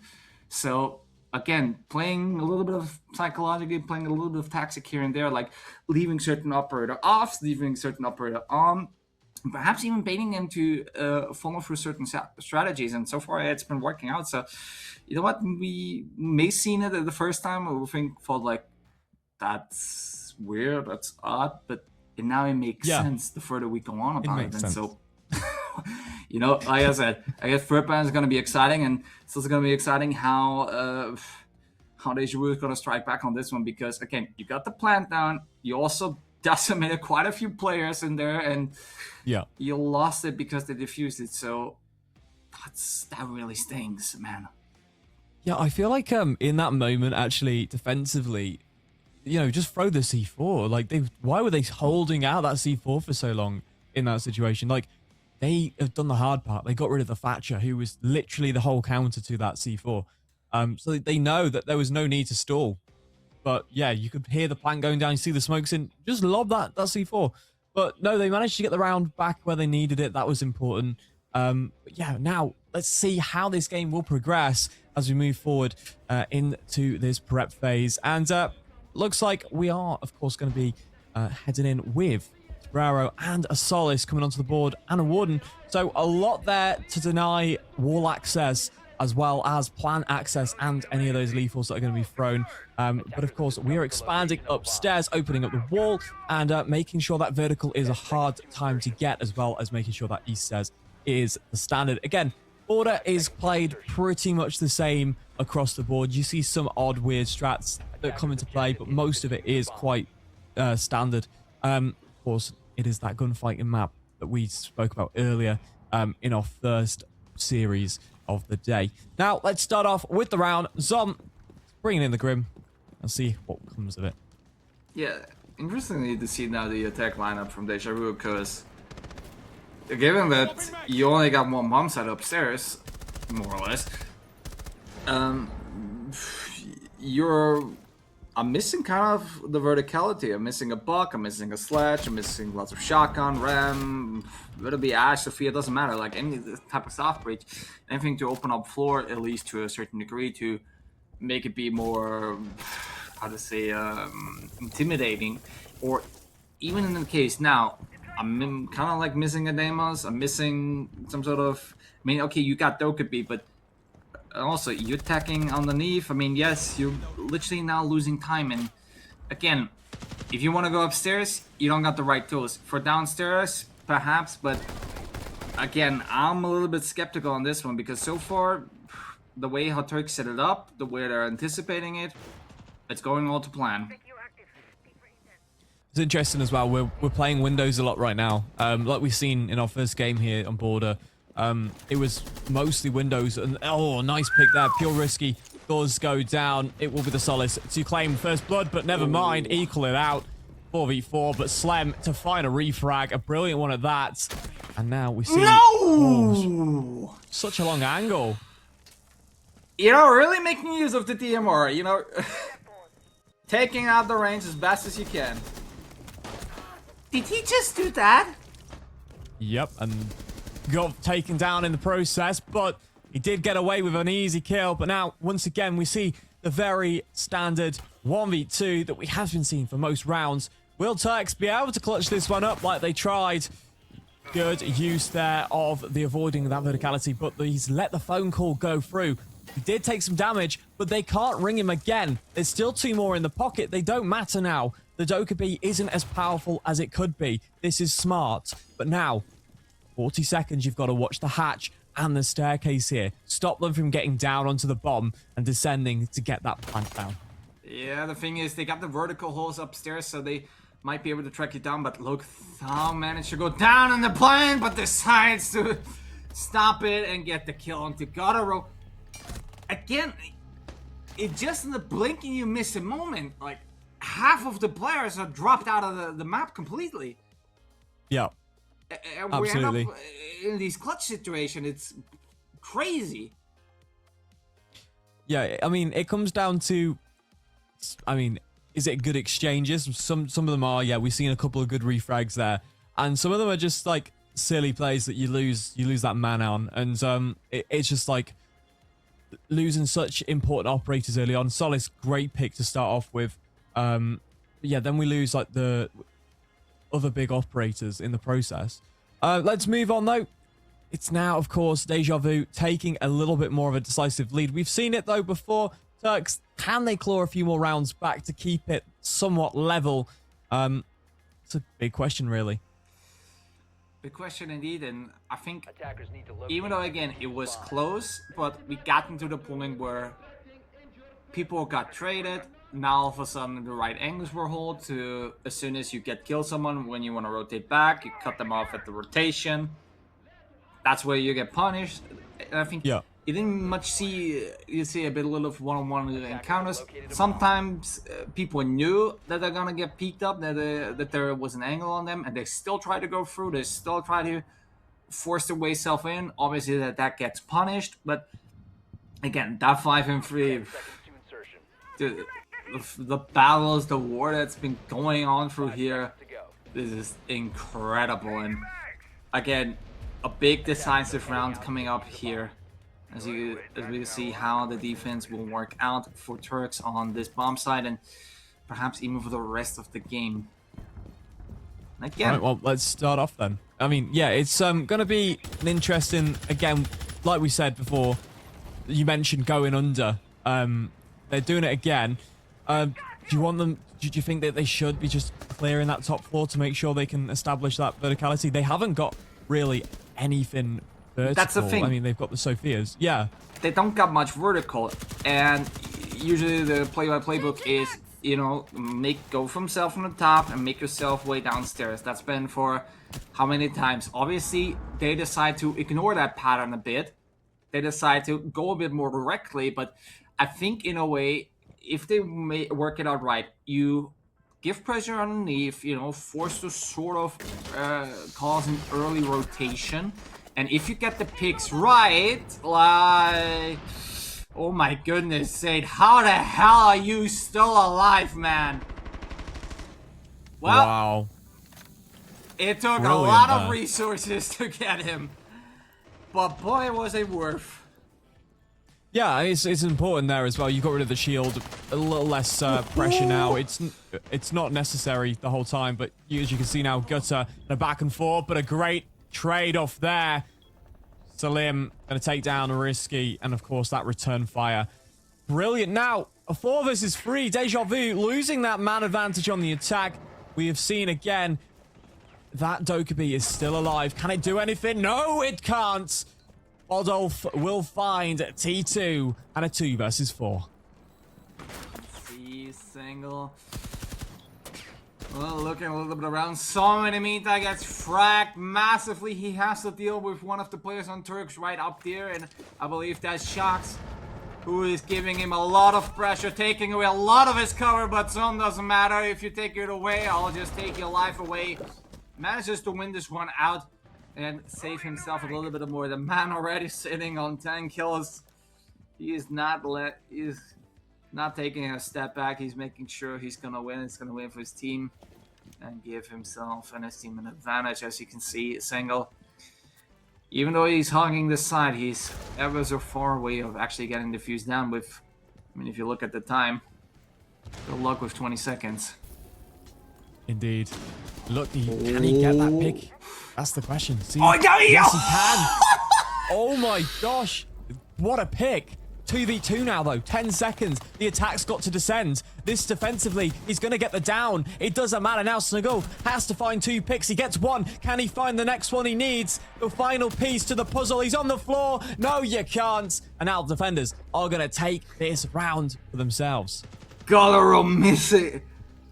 Getting, I would say, lucky because the time ran out. And the thing is, they managed to down some, but didn't kill him. So the undecisiveness, or even they lack that intel to know, okay, what's gonna happen, what they're gonna do, and that just could have been a major blow, and could have been even the match point for Deja Vu. But you must say, like, luck was a little bit on the side of Turks in this one, and now we see Asami and Grim getting banned. Asami, I definitely understand. They want to get rid of her. It's been causing them headaches. It's been closing off the rotations, everything they've been worked on so heavily.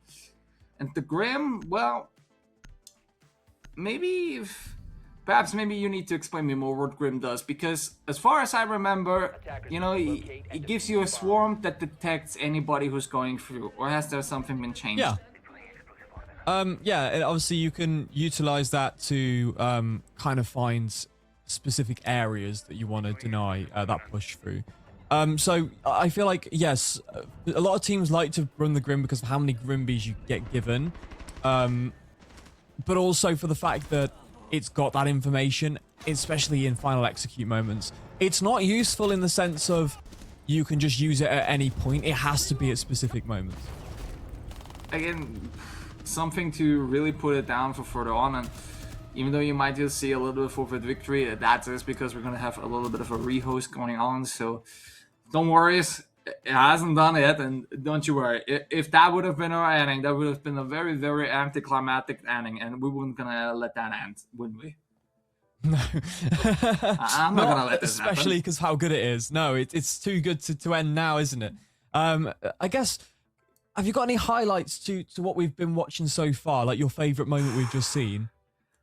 I mean, if we go on pure individual performance, Zom has to be the highlight on the side for Deja Vu. That man he's been responsible for at least the 2 rounds on their defense, and I would say even another one on attack. Like that man is putting in the work. That man is sorry to say this, but the man is absolutely cracked. The man has ice in his veins flowing. He is not falling down. Like, he is really holding it the line. And even for the side of Turks, like I said, you see players getting in situations, they can clutch up and they will clutch up.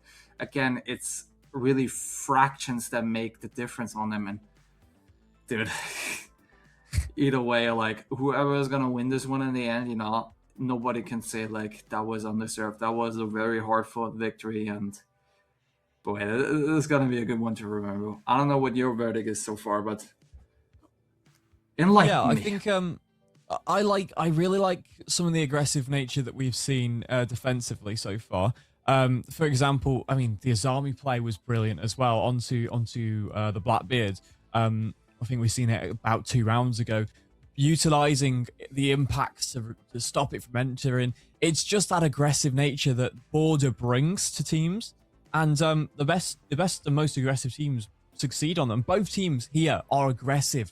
They show that nature. That's why we have got so many 1v1s, 2v2s. This is probably the closest game today that we've seen, just because of how many exchanges we've had in 1vx situations. So, and I think what's funny is every single time, or most times, we've seen Gutter from Turks in those 1vx situations. He's had a lot of work to do.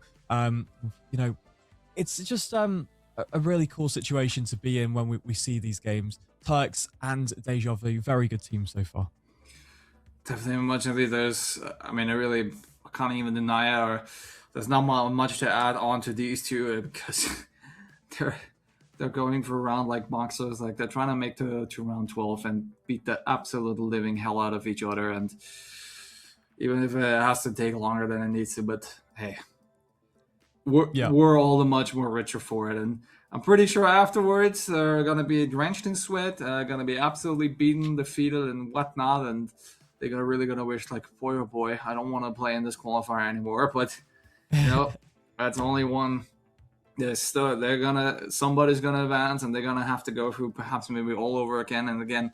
It's a test of endurance, this one. So far, both of them showing that they're not letting loose. They're all gas, no brake. Just say it. I want to actually point out as well, I've got the player ratings here. You can access it on the actual website as well, the Strave website. But right now, Shox has got a 2.0 rating. He's got an 86% Kosh. That's basically his overall, essentially, contribution to the game. He's 15 and 4 by the looks of it there. With 7 assists. So he's really contributing a lot to Turks right now. Everyone on Turks is actually a positive rating so far. And I think as well, Zom is 1.84 on the overall rating with 16 kills and 3 deaths. So you've got 2 massive players here on both teams battling it out. And you can see as well just these situations that they're in. Shocks there as well. The C4 coming out from Gutter. Beautiful back and forths on the highlights. Overall, yeah, just wanted to mention these 2 players because they are massive so far for both teams. So I would say generations definitely clashing up on this one, and I really hope we're gonna be able to continue soon enough, because I don't want to keep repeating. I don't want to keep trying to spoil a bit the glorious moments that has been happened, because the more we repeat it, the less special they become in a way. But maybe we got a little bit of intel on when it's gonna restart. Perhaps maybe a little voice in my ear will tell me very discreetly and secretively very soon. It's been so I think I'm gonna make the executive call. You know what, maybe perhaps it's a great time for us, and maybe also for you, to go to take something to drink. But if it are here 5 seconds, then I'm gonna hold now our little producer by words. 5, 4, 3, 2, 1. Wow, that timing couldn't have been more on point. The professionalism behind that timing was quality. And now let's watch Deja Vu and Turks show us even more quality as we move back in after the rehost. Remember, it was Grim and Azami with the bans. They've just got to be re-entered because of the way that the Siege game works. But yeah, perfect timing. I think this overall as well might have a massive impact. You've had a whole rehost now. That has disrupted so long of their playtime now. It's not been too long, but it's been quite a while. And now they've got to get back into it. Will Deja Vu be able to function the same as before that rehost? Let's see. That's the thing. It may be like you kill the momentum in a way, but it's also, again, like regroup, refocus, reschedule, get everything right in order, check stuff. So not losing all too much on this game. So again, this may be the exact time where you need to iron out some of the few mistakes that you may have come across, and some of the things you want to prevent, and also to strategize further. Because even though, like, if I see the lineup from Deja Vu, it hasn't much changed. Like, we still got Thought, we still on the Doki, but instead of the Grim, we got someone Twitch. But we still got, again, the Nomad, the Blackbeard, the Ace. That lineup hasn't changed all too much. Well, if you see on Turk's side, even though they don't got access to the Azami anymore, they play a bit more reverse. They still got I would say, the good old combo of the Castle and the Mute still going. And Kate, for example, I don't think we've seen him all too much throughout this game. No, I mean, we haven't seen him much today. I say he's been banned, but along with the Bandits. So yeah, it's good to see him on the board, sticking in with that double wall denial, basically, with the Turbrow as well.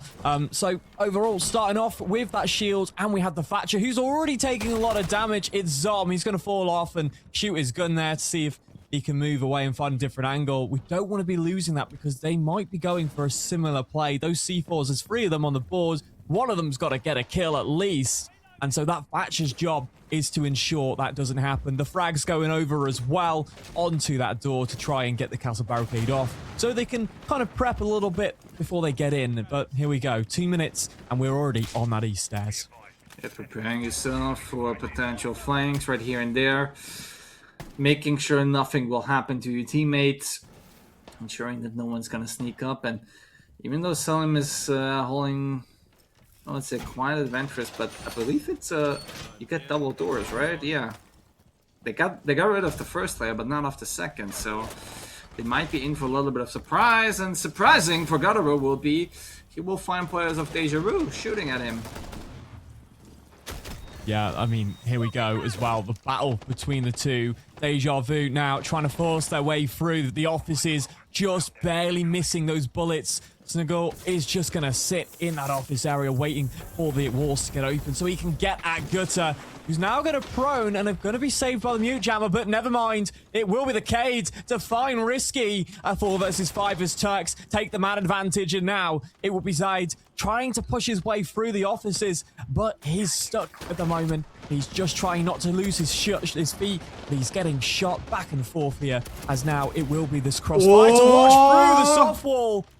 Oh my god, Zaid as well will find a racer. I was gonna point out Sharks taking the long angle, saving a little bit.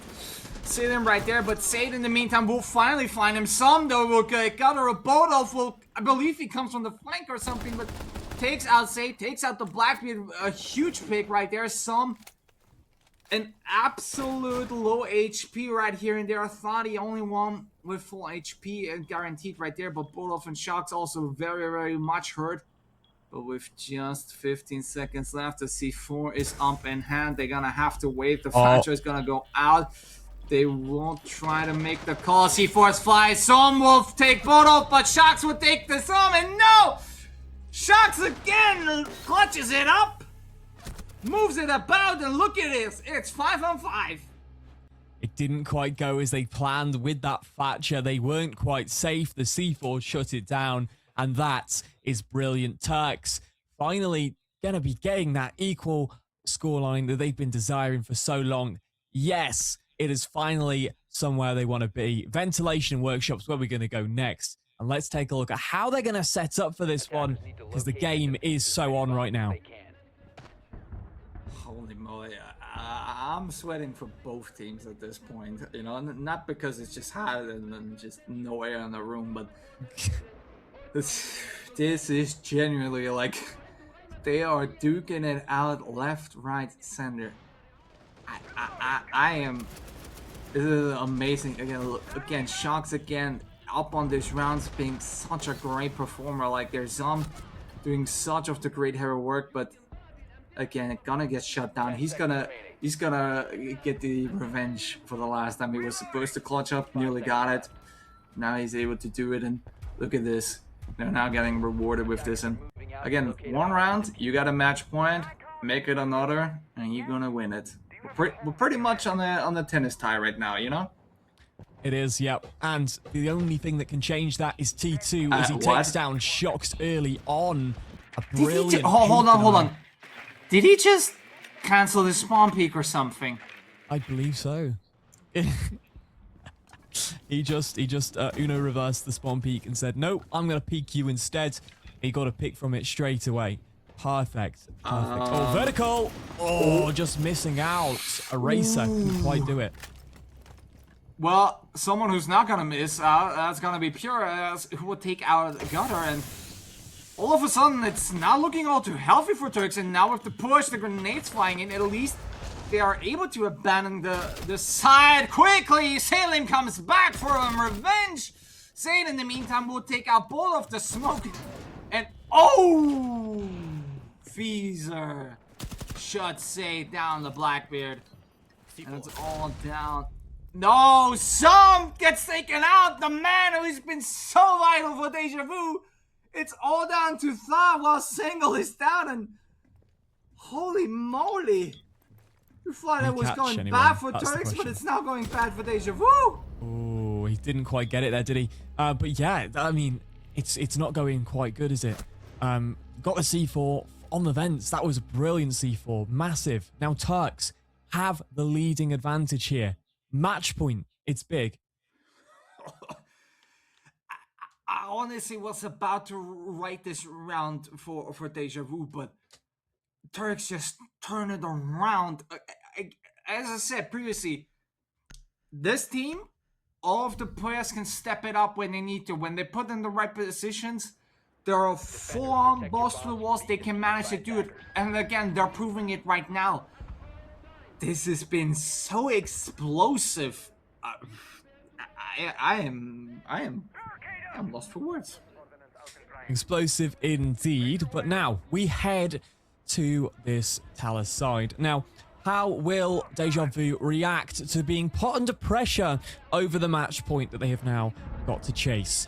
Now, they could win this round out when we go to overtime, which could be our first overtime of the day for stream, but you could just see that back and forth. Brilliant picks and reaction time. The C4 was a great genius play, and just there on the L hallway as well to clean up. But here we go, jumping into the round. We've got the visual on the board as well, which should be a bit of a change up for that drone economy to try and linger away from them, that drone work. But we do also know that Solid Snake is coming into play as well. Will he be as successful knowing that that visual is around? We'll see. 3 minutes on the clock. Let's have a look. Definitely Deja Vu is reinforcing their, how to say, intel gathering with the Dokkaebi, with the Solid Snake. So they're trying to find the players up because they feel they can get the advantage if they can find the players of Turks, isolate them, kill them. So we'll see how this one turns out. So I'm definitely curious, and there it is. You know what? That is really hurtful. We've been waiting for it every single time Sophia's been here. There you go. That will find that pick with C4 charges from below. Perfect again. And now we're waiting to see if we can find anyone else. Pure is trying to be ratty. He'll be successful from below the hatch.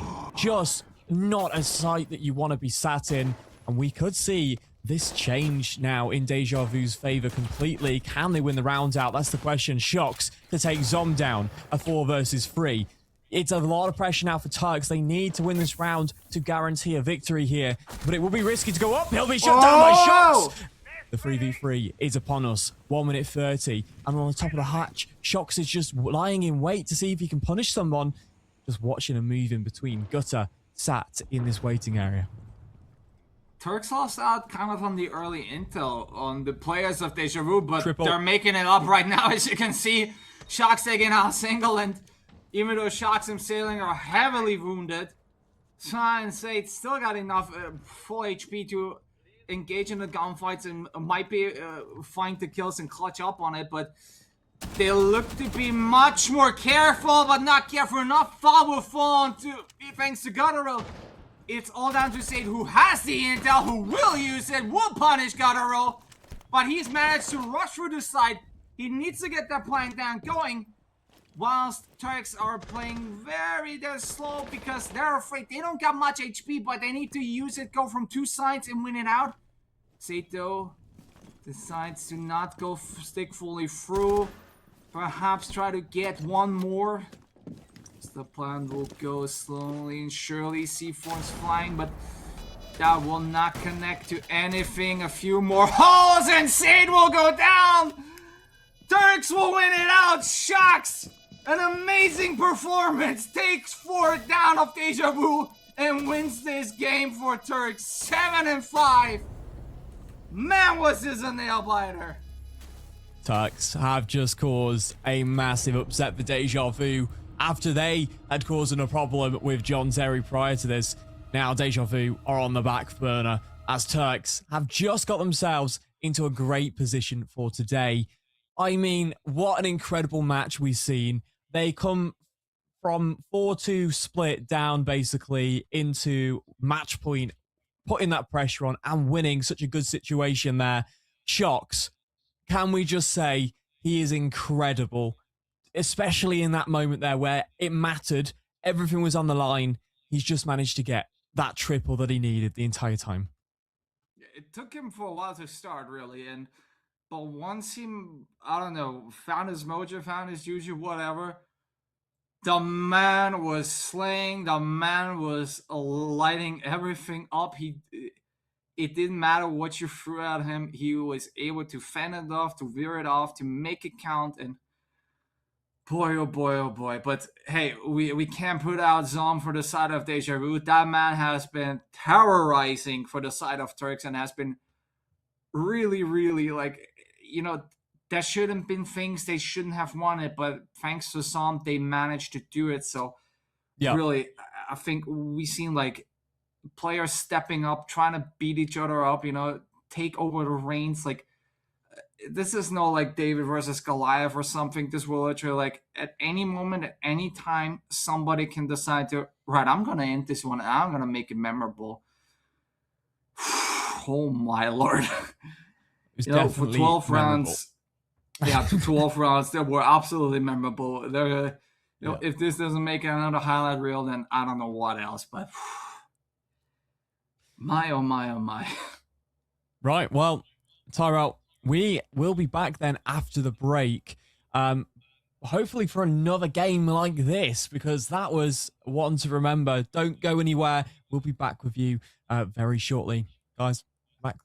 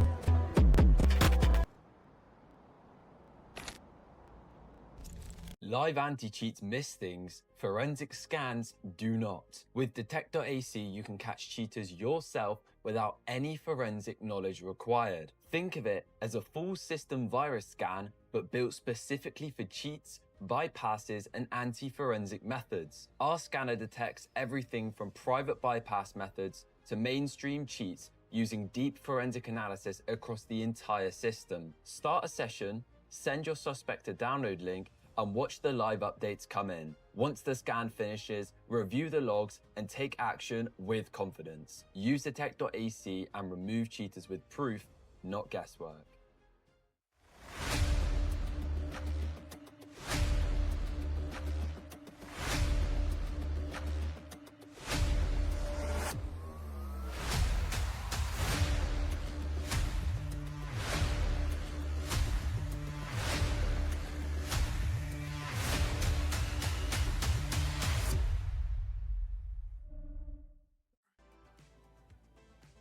Hello and welcome back. I'm TD and joined by Tyrell. How are you doing? Welcome back.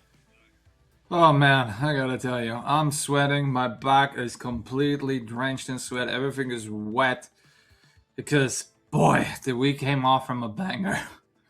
We did.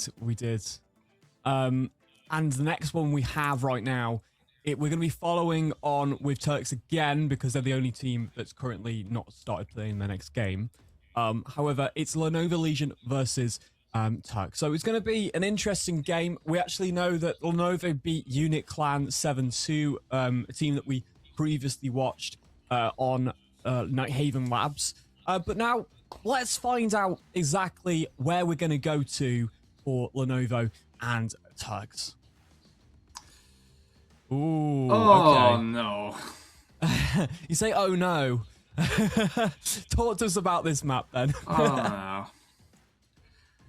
Well, for everybody who's been joining recently now,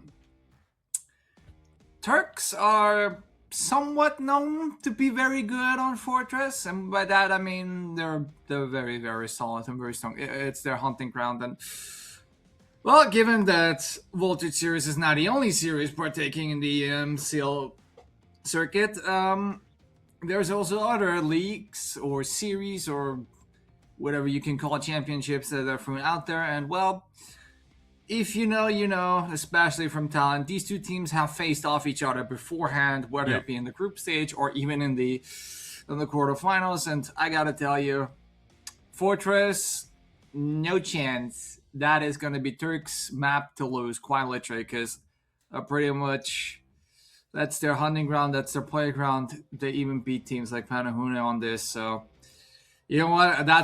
They definitely chose, in my mind, the wrong map. But hey, if Lenovo Legion Honved, or however you would like to call them, if they want to beat Turks on their home playing field, you know, that's definitely a huge, huge statement for them to make. And also, if you haven't been following too much, well, if they manage to win it, then that's their way into the semifinals, because we're already in quarters, man. Yeah, that's a big one, isn't it? We've been doing so many games this series so far that we've overlooked that we're already at the quarters. This is massive. So not too far away now until we get all the big teams at the end.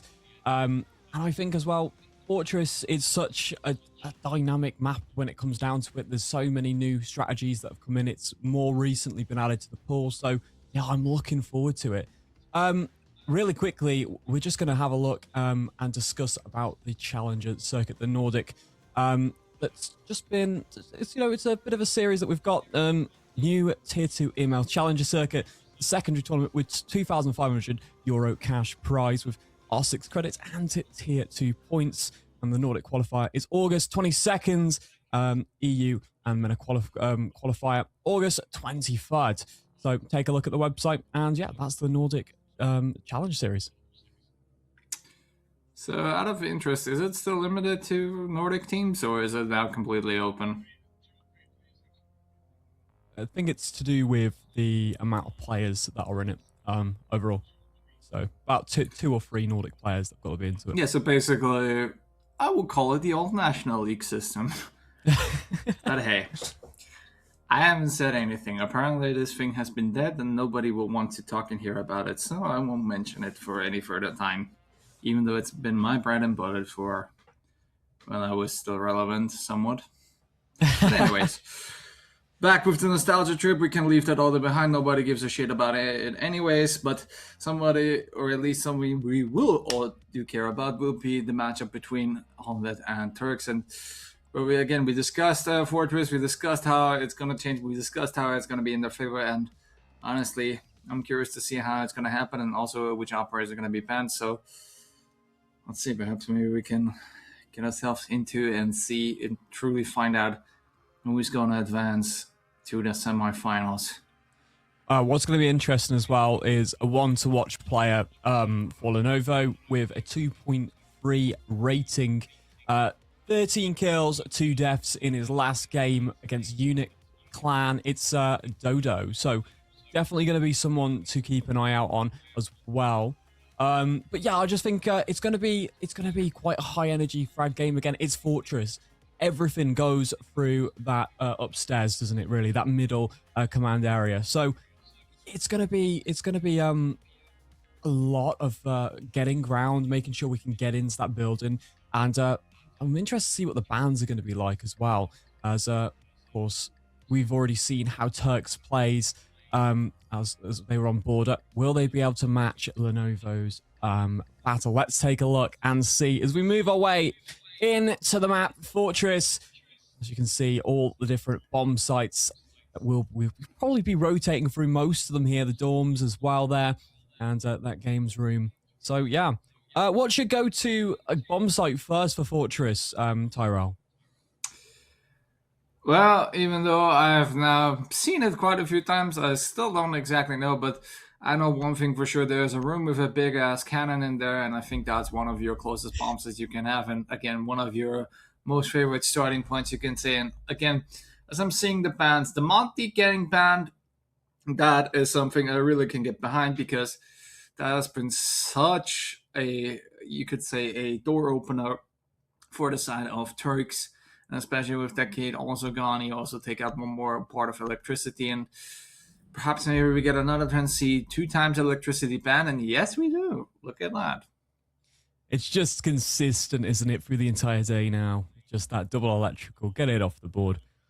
Makes life very simple. And again, you only really have to worry about the Tabrera, so it's not too bad. But Command is where we're going first in the bathroom. And we'll see how these bans, of course, impact this preparation phase. And Echo on the board. We're going to see potentially this Echo being played a lot. Do you still, Tyrell, tell me, do you have a lot of experience with that Echo? It's got 3 drones now, 3 yokais since potentially back in the day. Yeah, tell me, give me a little insight on how you feel about that. Well, as far as I'm aware, like, he lost his ability to have it cloak, so it's not anymore invisible. Yeah. So it's really gonna stick out like a Thor's thumb on the roof. So I'm not quite so sure about it. But then again, you got 3 of them, so exactly, yeah, you can cover both bomb sites. If you're dead, there are also again another, you could say, quite big but visible camera for you as well. Yeah. So the managing the way where you throw it in positions where they shouldn't be floating around or be seen, whatever. You got good advantages. So again, for a weird way, you kind of nerfed them, but also where you buffed them, because there is a lot more, and there is not a lot left of Joker, I would say. The man nearly getting gutter, but he just manages to graze him just slightly, but trying to get a quick one over, and whew, that was close. Good first amount of damage. We know that Turks are aggressive, and looks like Lenovo are as well, as they've managed to take a lot of damage there. But now we're starting to get this Shisha wall, which is an important area that allows us to direct ourselves towards that dorm area. As well, the Flores drones are going to be looking to get rid of as much utility as possible. Those shields are going to be big, but will be denied there as well. Not going to quite be able to get that utility where it needs to be. And as well, the mute jammers might be a little bit of a side effect here for those Flores drones. So The minute Glock is playing on the central stairs, but Gutter to find himself the pick, the man that was weakened earlier. The mute will fall. 1 minute 30 on this clock. Let's see how we progress here for Lenovo. As you can see, further moving down, Turks moving, gaining a much floor. People getting spotted right here, left, right, and center. So definitely make it work out. Azar, in the meantime, he was trying to find Cheeky. He's trying to get maybe a quick one over, but it looks like he been in a little bit of pinch situation, but nobody can get quite the angle. But as soon as the flashbangs will fall, they will try to follow up. They will try to push him down. He gives himself away with the position. The smoke right there, take out the fire extinguisher. But again, it's only there for you to escape a little bit. And Azar still holding firm on his position. And well, maybe Fiza got a sneaky surprise up for him. Here we go. That Flores is going to open up that door as well. But now we start to try and make the execute happen. Just getting rid as much information as possible from that defense in the final moments before we try to execute. But Azar is just chilling around that tower at the minute. He's just waiting to see what happens. Dodo goes down low. 20 seconds here. Runs in. Does get caught a little bit, but doesn't go down. Just trying to finish it off. But meanwhile, the revive's happening, and so is the plant. Oh. Venoms takes 2 shocks though, immediately goes back. Bodov wins it out onto Venoms as well. And it's all down to Hazard, who will not be able to take down Caesar. A blink and you'll miss a moment. Yep, now we see that 1-0 lead so far here for Turks. Yeah, brilliant. I thought it was very well thought out, and I thought getting that early pick on Lenovo was very useful for Turks to make ground and to find that utility. I liked how well they kind of thought about getting that utility. The Flores drones didn't seem to work at the first, but then managed to get a little bit from it. But I think they might opt to change now from those Flores drones, potentially. That could be the next line of action.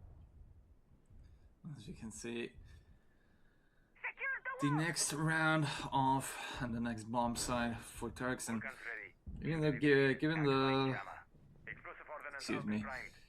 given the lineup that Honved is now bringing, they don't seem to much change about it. They still want to try to bring out the Goyo, trying to get more of the aerodynamic, but interestingly enough, dropping the Echo for the Ella, so Venom's definitely looking to play a lot more aggressive. So this might actually, you know, like seeing what we've now seen what Joker try to do in the early stage, they may be trying to put more on it because they feel like they might gonna be able to catch out Turks this way.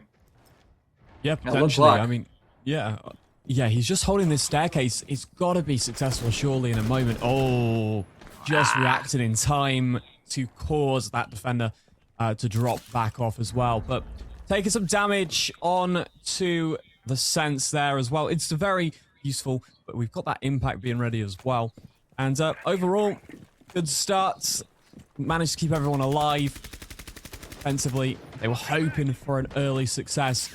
Didn't quite come out, but now the Flores being paired with that Twitch now as well might allow for that utility to go down. But Glock gonna take down Salim Shady down completely. That's the Deimos, and that's your tracker kind of gone now. Not really the start you wish if you're Turks, but hey, even better for Hamid. Take out the Deimos.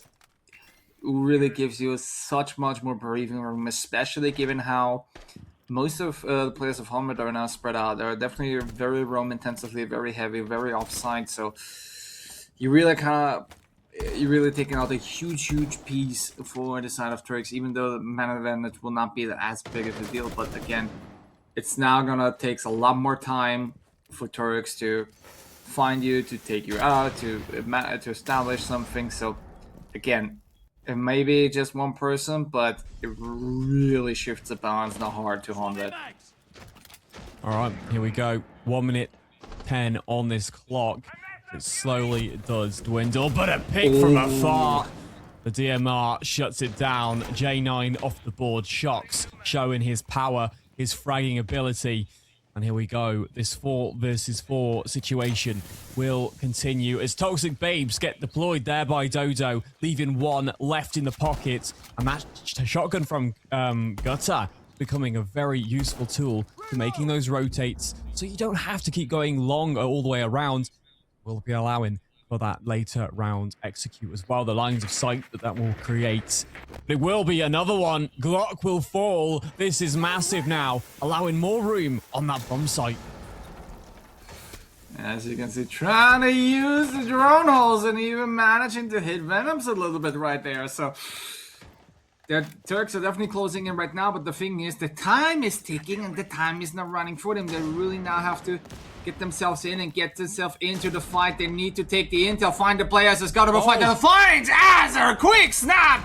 And Feezer will finish it off, taking out Venoms. Turks with another round to follow through. Gutter's reaction time there was incredible. He was literally turning the corner, and then he just found the head as well after he'd got 1 already. That was incredible to watch. And now, Turks leading 2-0 against Lenovo. I didn't expect to see this, but they have just upped it a gear here on Fortress right now. Defenders protect your Like I bombs said, from being for defused Turks, by this attackers. is their map. This is their home turf. You will have a really, really tough time trying to beat them, and so far they're proving it exactly why. Yeah, evidently. I mean, look at these replays here as well. The long shot there from Shox, and then as well, just cleaning up. Gutter finds 1 and swings himself in. What a brilliant swing. And I think he was just about to get blinded there as well. But now we head over to that dining area as well. And it's going to just be the setup of upstairs as well. Everyone likes to just hold this main area, the museum side, with the hatch, the reinforcements. And sometimes we do have a bit of an expansion out away from the bomb site, just to keep those key hallways locked down. We'll see now. The Solid Snake, though, is on the board, and we have that Dokkaebi. So will Turks get themselves in quickly and efficiently to kind of put another stop to another round? Or will Lenovo strike back and shut it down? Well, yeah, there's only one way to find out, and even though they're not downstairs in dining, I would say traditionally it has been kind of like more of the successful side for defender, but Salem making sure Joker doesn't gonna pull a sneaky one up right here and there, taking out the Goyo immediately. Yeah, what a pick. And already, it's again another chance that the Goyo had, but went down early. Ella will be throwing in that mine, but Dodo will find the eraser. And now we've got a 4 versus 4 in our hands as Gutter will drop the Doki call to his target, the Ella, who's just going to make sure that's answered. It doesn't detonate, so he does have the phone still in pocket now. We're trying to find a bit more information before we find this final site execute, but we know there's someone lurking in this main lobby. 2 of them, to be precise. Could this be the success margin that we need here? The Glock on Dodo finds some of these Turk players. All the phone calls coming through, but it's gonna get shut down immediately. Cams are getting taken out. As Turk is gonna move in. Well, looking at the time, 1:30, it's not looking all too healthy, but it appears to be like Turks pretty much, or safe to say, they got complete control over that top floor and will actually use it. And even though we see Silim sprinting around and trying to catch and find someone, well, the infirmary, that has been usually a very deadly place, but they're not going to engage in it, surprisingly.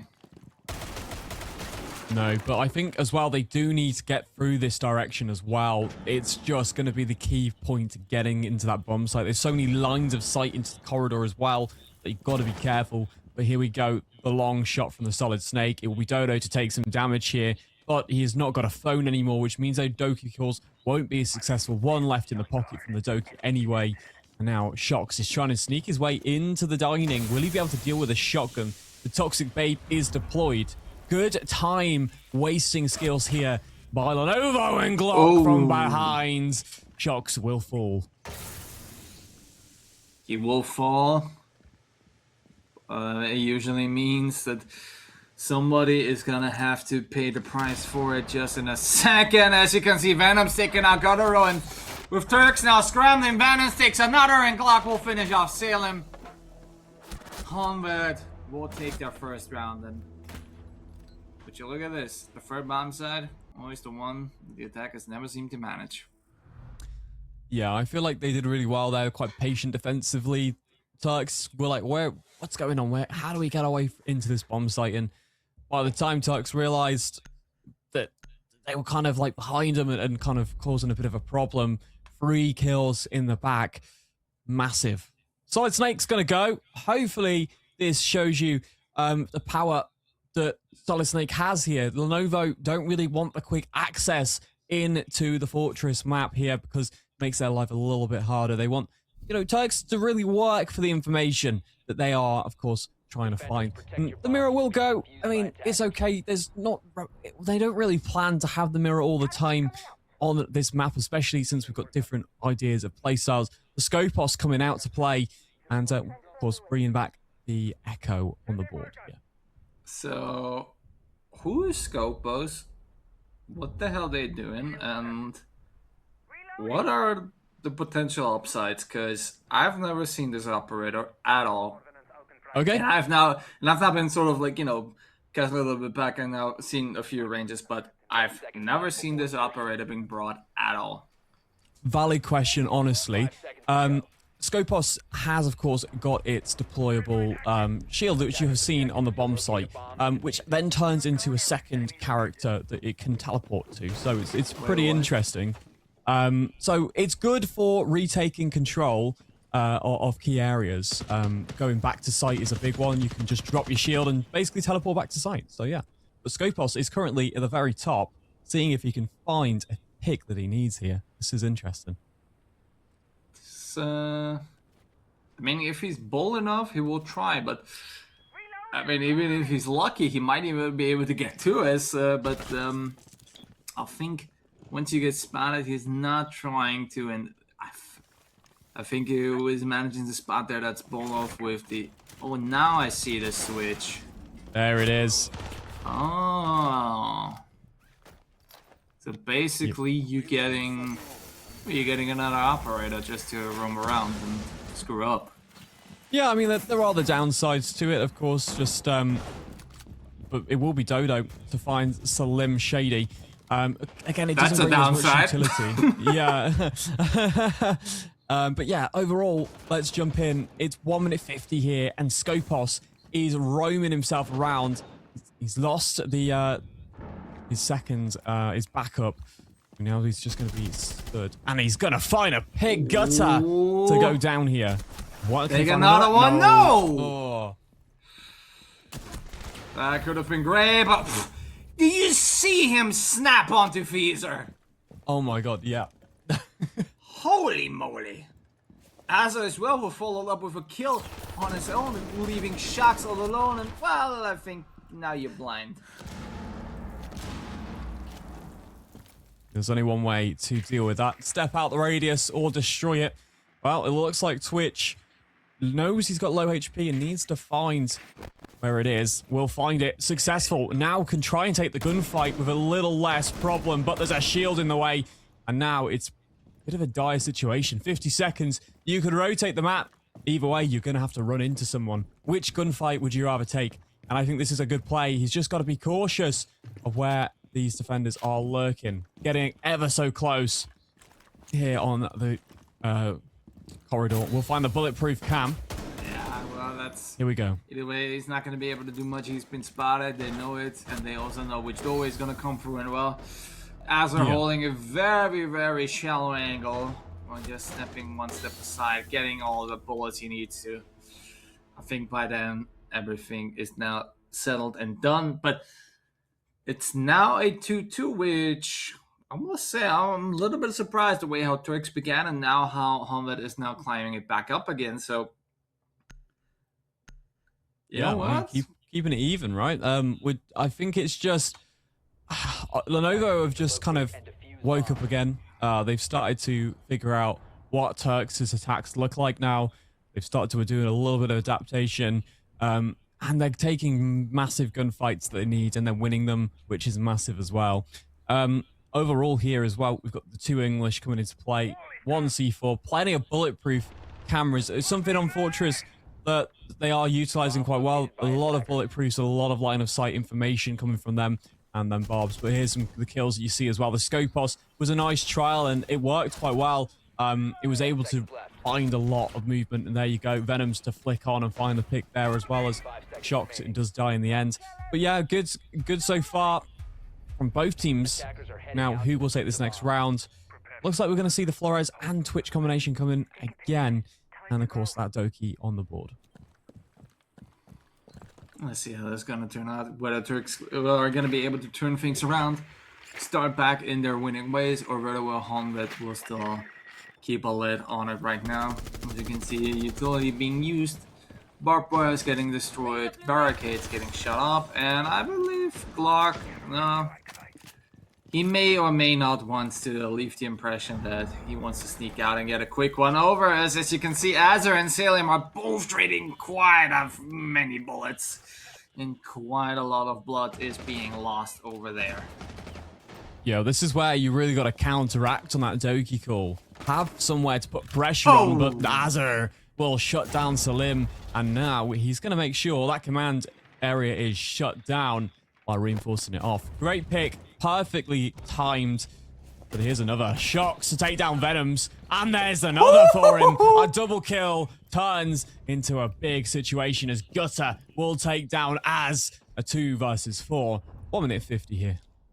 Well, the man's definitely lining up again, and the man is definitely making sure that his team comes out on top, leaving Dodo and Joker all left alone to fend it off, and with 1 minute 30 to go. It's looking very comfortable for Turks, but we've seen it now from previous matches as well. There only needs to be one person who can turn everything around and can make, perhaps even do the unthinkable. But so far, everything is according to plan. Both of them trying to... As you can see, Joker tries to get a sneaky one on, and he will! Takes out Feezer, though, and Dodo with a double kill evens out the odds, and never mind, Joker gets the kill! And all of a sudden, that 2 versus 4 turns into 2 versus 0. It's incredible how that round has done a complete U-turn for the factor of the mist drone onto Dodo, allowing for Dodo to then get a double was incredible. He ignored the Twitch drone. The call was most likely made. Yes, it's clear here. You can push through. And then who's waiting? Dodo lurking in the corner. Gonna find 2. Brilliantly done. And then as well, his teammate as well, picking up the 2 kills he needs elsewhere. Really well done. Very separated though, Turks at the end there. They had a man advantage, but in that situation, it felt quite distant. And Lenovo find themselves that lead again, 3-2. See how it goes. This is looking quite untypical for Turks, especially Fortress, because, again, it's their playing field, it's their hunting ground, it's something where they're really good at, they're really striving, and it looks like Honvet has maybe learned from the last time they played against Turks, so maybe now to figure that out, and definitely giving them a run for their money. But hey, we're just on round 6. This might be a 3-3 split. This might be even a 4-2 split for the side of Honvet. But, you know, going in the lead in defense is one thing, but staying in the lead in attack is another. Yeah, absolutely. And now, let's see, as we do move forward. We're in kitchen, by the way, everyone. You know, this is a bit of a different style of play, of course, than we've seen. You've got to hold down those long hallways and make sure that that back room is held as well with the infirmary, which we saw a lot of success from last time, as J9 managed to get himself a nice double there as well previously. Also, Shocks managed to get himself a 1.3 rating so far with 83% Kosh. That's the highest so far in the lobby with the Kosh. He's doing a lot for his team right now. From Turks, find a way to pull up and find a little bit of a way into the round. I guess answering your call will be Salem, because he decides Azur should go out of the picture. He's out of the running for this round, and same as Glock, because Turks need to win a round, and win a round they are looking to do. As you can see, Dodo as well, having lost quite a few HP right here and there. And with that, the Turks are now looking very comfortable. Time is looking very well, but Venom thinks, you know what, let's put an end onto this bad, evil man named Salem. And we'll take him out here and there. Again, very aggressively with the smoke as well. Here you go, the Doki Call going again. Will Smoke answer it? Yes, he will. Doesn't really want to get that fire going. Might give us a position away a little bit more than the sound already does. Of course, Dodo's lost access to the phone. Let's try knock on Warden's door. Gonna fully run away after answering, but into danger. Racer shuts it down as Dodo has fallen. Yella off the board now at 2 versus 4. Here we go, 40 seconds. And Dodo, he ain't happy about that. Here we go, trying to find a way to protect this bomb site now as Turks slowly moves their way in. We'll be opening it up. There's the fire. Well. He's the fire and the smoke, but there's a different kind of smoke in there. But well, looks like we're gonna have some crispy Venoms. Definitely. I mean, he's still got another Toxic Babe that he's just used. He's trying to buy as much time. The clock's ticking. 10 seconds here. We find a way in. The man sat there. A good reaction. Gutter V7 to take one down. There's the shotgun, but he will be caught out. Gutter to finish it out just in the nick of time. Well, a comeback you could say for this one half, but will it be the start of perhaps even something greater? As bans are now cleared, we're now swapping sides. It's now time for Turks to go on defense. And given what we know, that's usually the preferred side anyways. And having that split really, I would say, really gives them a good amount of advantage here and there. But I'm curious on what the bans are going to be. Yeah, I mean, we could probably see the standard bans again, the double electrical like we said before. The Monty's going to go. I mean, there might be an odd change up. Maybe we see the Azami off the board as well. Maybe. But overall, so far, I think it'll stay pretty consistent to how the game's been playing so far. No one's really worked themselves up too much about the control of the wall and stuff like that. It's been quite flush. Everything's been got most of the time. Solid Snake is off. Yeah, that's a good call, actually. And the Clash is off. Just in case someone wants to bring that Clash, potentially, you know, Turks might be inept to bring in the Clash on the board. So, and stop teasing me with that glass. I've seen that glass too much. So, I guess they're trying to torture you, you know. To be fair, it works in some situations, actually. Like, it does. It's not a bad opera to bring. It depends what you're going for. Just see some replays there, actually, from Salem's entry. And the catch off guard from a race. That was so good, that deciding to switch who the phone call was to try and put pressure on. Really well done. Just got his clean up there. But yeah, overall, we move forward as we do set up the top 4 commands. This is the first time Lenovo will be defending. 5 seconds to and they show us how strong and aggressive they can be. I wonder how smart they're going to play. Will Turks kind of fall into that trap? I think they're not gonna try to be just like Hamed to go aggressive immediately, try to get early picks. They're more, in a way, laid back. They're playing more calculated, especially here. But they will spread out, so you will find them across the map. But again, they will play a little bit more tighter, a little bit more neater. So again, they will try to stall as much time as can, get good picks, deny all of the work done. It's being done by the hard breach, for example, like on Dodo's side. So, you know, but already seeing the fire being popped already, that's not a good sign. Yeah, just clearing out that utility as fast as possible. And with Lenovo, they've got a different style of play, of course, how Turks plays, but a back and forth there. J9 just couldn't land his shots exactly. Born potentially teasing a reinforcement, but Dodo to take down Slim Shady straight away. 5 versus 4, and Venom will take shocks. A massive player there for Turks that will go down as Lenovo find their feet on this attack. And this is going to be a bit of a poor situation here for Turks as the phone call gets answered by Gutter. And now Eraser on the central stairs. Gutter stuck in bathroom. And Rodolphe in the courtyard right now.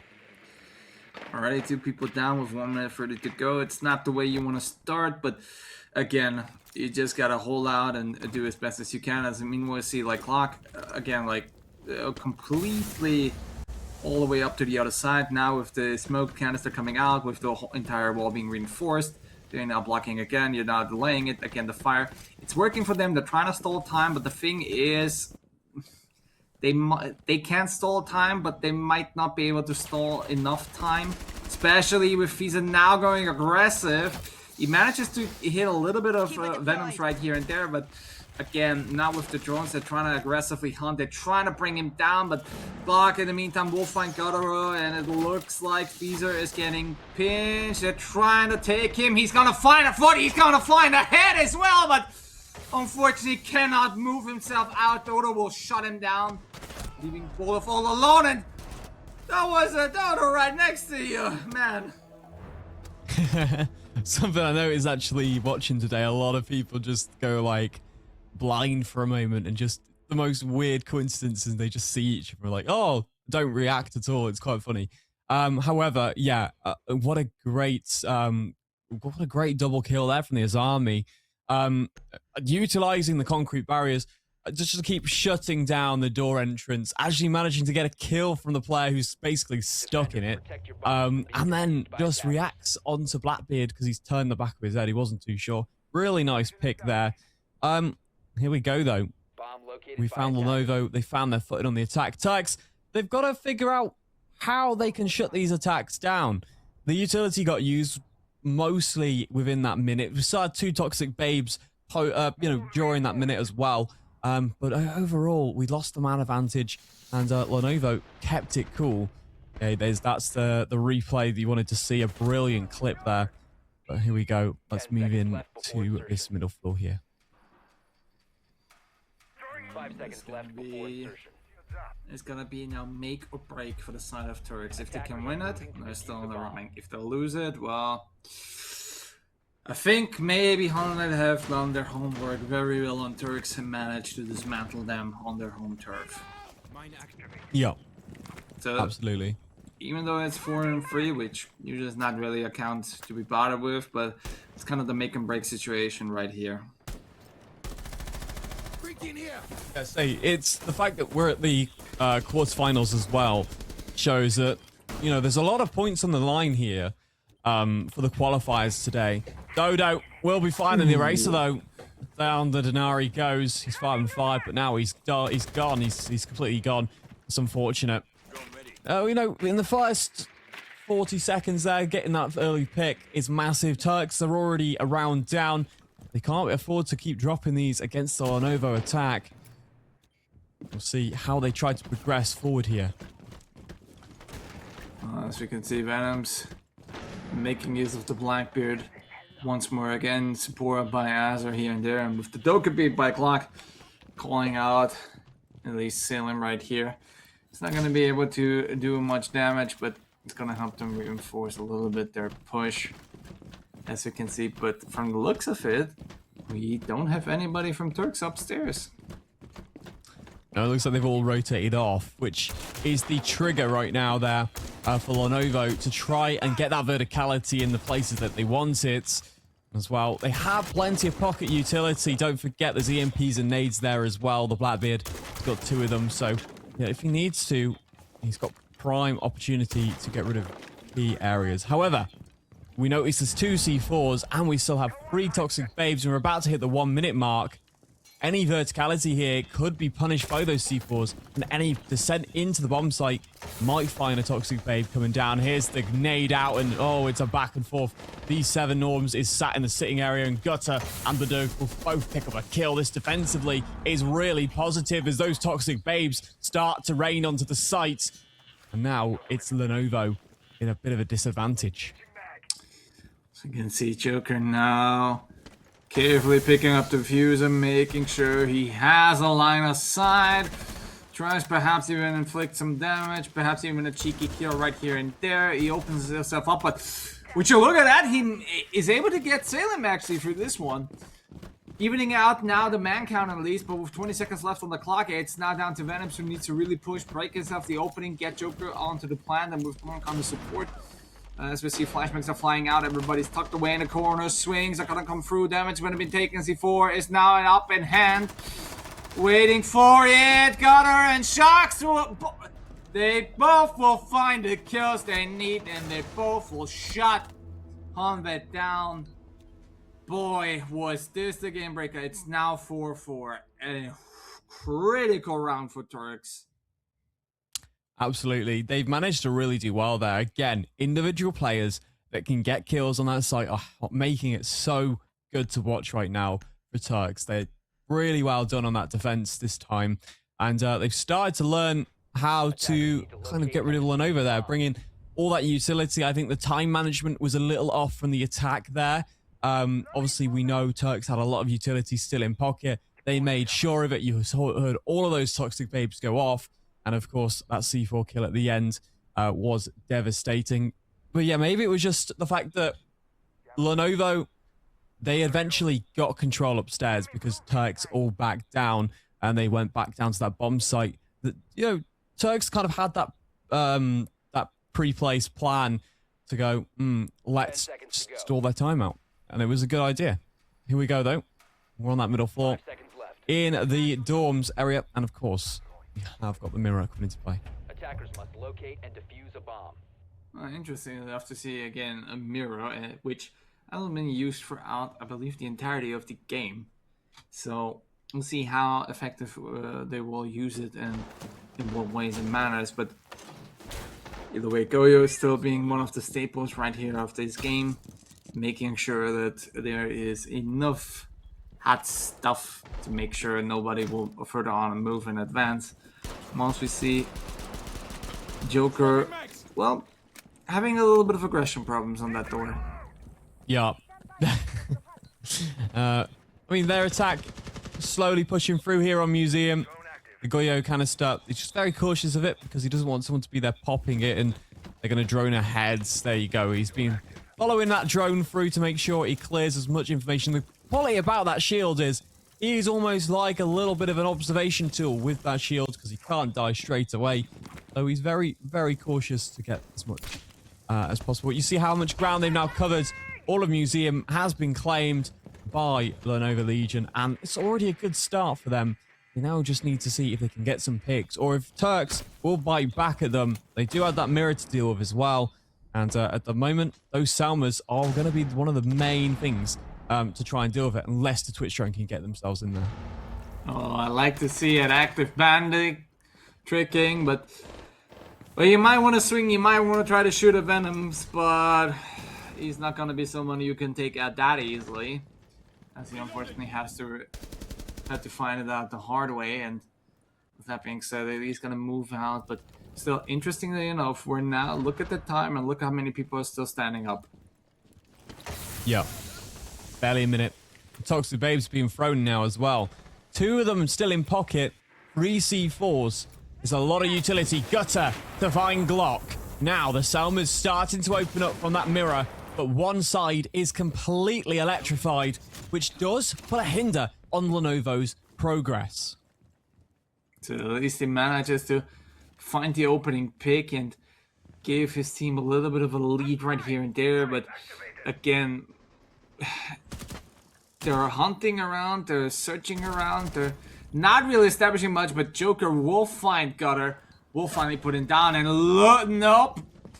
I was gonna say looks to find another one, but Salim has other ideas because the shotgun is still mightier than his gun. As you can see, Dodo in the meantime will avenge his fallen comrade as well, taking out shots here and there, and I don't think we've seen or realized that the diffuser's been going down, but the C4 and the shotgun from Bodolf again gonna put an end to it. Everything in the last seconds. Whew, that was quite nasty. Yeah, Turks have really done well that defensive round. Lenovo just couldn't get anything that they wanted open, really. And it was because of that bandit battery that was hindering the mirror. So it was very limiting. The mute jammer was there as well. So it was very hard for the Twitch drone to get in. The mirror is going to go. That's the safer bet. You don't want to get rid of the bandit because you can still play the mirror. That's fine. The Grim off the board as well. Haven't seen too much crazy use of the Grim in some of these situations. But yeah, we haven't seen the Grim at all. So why ban him? I think it's just I don't know. It's just like it's that comfort thing, I guess. Maybe because I would have went there to either make hay of Dokkaebi or just perhaps even get rid of Blackbeard, just to make sure that you, in one sense, take out Venoms, at least in his lethality, because currently, so far, he's been really been a headache to take care of and go around with. So, but you know, they know what they're doing. So, I'm not here to lecture them. I'm not here to coach them. That's the job for their coach. Well, we're going to see potentially that glass being brought, so there could be some interesting stuff going on here. Yeah, he will be, as the picks get locked in. Defensively, though, we do have that Fenrir, and we're going to just bring the same stuff. It's been working for Turk so far. They've managed to be quite impactful defensively, so we'll see how it goes. But yeah, already a lot of DMRs there in pocket, and the marksman from the glass. Lots of smoke as well and flashes. 4 smoke grenades there as well. And of course, the Sophia will provide the ranged explosives, the 6 that it does provide, the 3 explosives and 3 concussions. So yeah, there's plenty of utility here to be brought. Well, if Easer, even though he was standing outside, it could have made it very, very, very, very painful for a side of Helmet, but you know, sometimes restraint is much better than being too aggressive when you don't need to. So you can see now, Helmet will now take their time, drone ahead, clear paths away, make sure to gather to win certain areas to further make their attack. And with Azza from underneath being a real pain, opens it up and takes out Feezer. Oh, well, that's the second time how today. You make teamwork. Yeah, well, it's good when you see the pings coming in, you see the lineup, and it does a good amount of splash damage there in that area. So perfectly played, and Azza will be happy with that. He's got a free kill in his pocket. He still has 3 more lethals to throw out if he needs to for concussions. So here we go. Slowly, 1 minute 20 on this clock. We've picked apart the round for the time. And now defensively, they've got to try and catch some of Lenovo off guard. But at the minute, it's looking positive for the attack. Never mind. Shocks and Gutter will bite back. And there's another for Shocks as Glock goes down. How the moment has turned ugly here. The shotgun through the smoke. And V7 to get Bidolf and Gutter to clean up there. The smoke. The smoke Tyrell, it was just like giving his position away. He's pushed straight into it, and the barb there, like they were getting desperate, and now Trucks, Turk, sorry, 6-4. Like it's a match point pressure. If in doubt, sometimes you need it, and I guess probably perhaps the right time for Honda to request the timeout, because you don't want to be standing in the match point without having at least the chance to maybe go through and over, because again, see, 3 defenses from Turks have been now working perfectly. None of the attack, or excuse me, only one of the attack has been working out for them, and it's looking a little bit of dicey, you could say. But hey, maybe they get that break, maybe they can fight back for it, get everything going. But this has been, again, there is a reason you don't play Turks on Fortress, and I think they're proving it why. I mean, you warned us, to be fair, at the start. When you seen it, you were like, well, this is a mistake. And yeah, we've seen the game as well. Turks have come back, and all of a sudden, they make 3 massive picks at the same time. Defensively, that's incredible.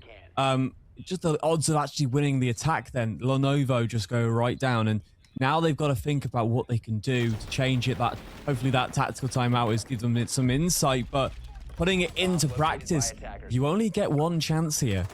And that's the big thing. One chance. Look at some of these replays as well of that last round, and you see how successful that Turks defense was. Look at the whole staircase of smoke so far away from the main bomb site to stop those pivotal points of access up the staircase.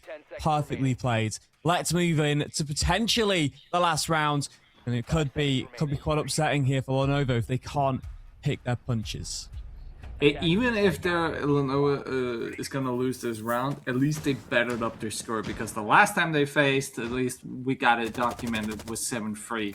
Okay. So if they will finish on a 7-4, that's an improvement. But I don't think they want an improvement. They want an outright victory. So for them, it's now game on, and you need to power through like the next potentially 4 rounds, like you've never been able to do so in your life before.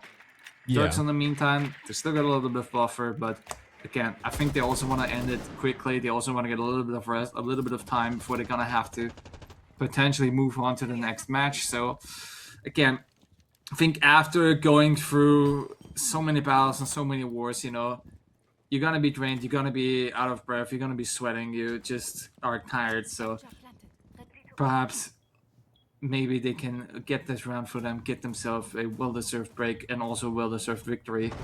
So you can see Gutter preparing himself with a C4, waiting for an explosive surprise. And so he's got some information on that, because it would be really good to see. There's the verticality trying to come in. Will it be thrown? No, he's waited, and oh no, it got destroyed. Look at the timing on that. C4 gone.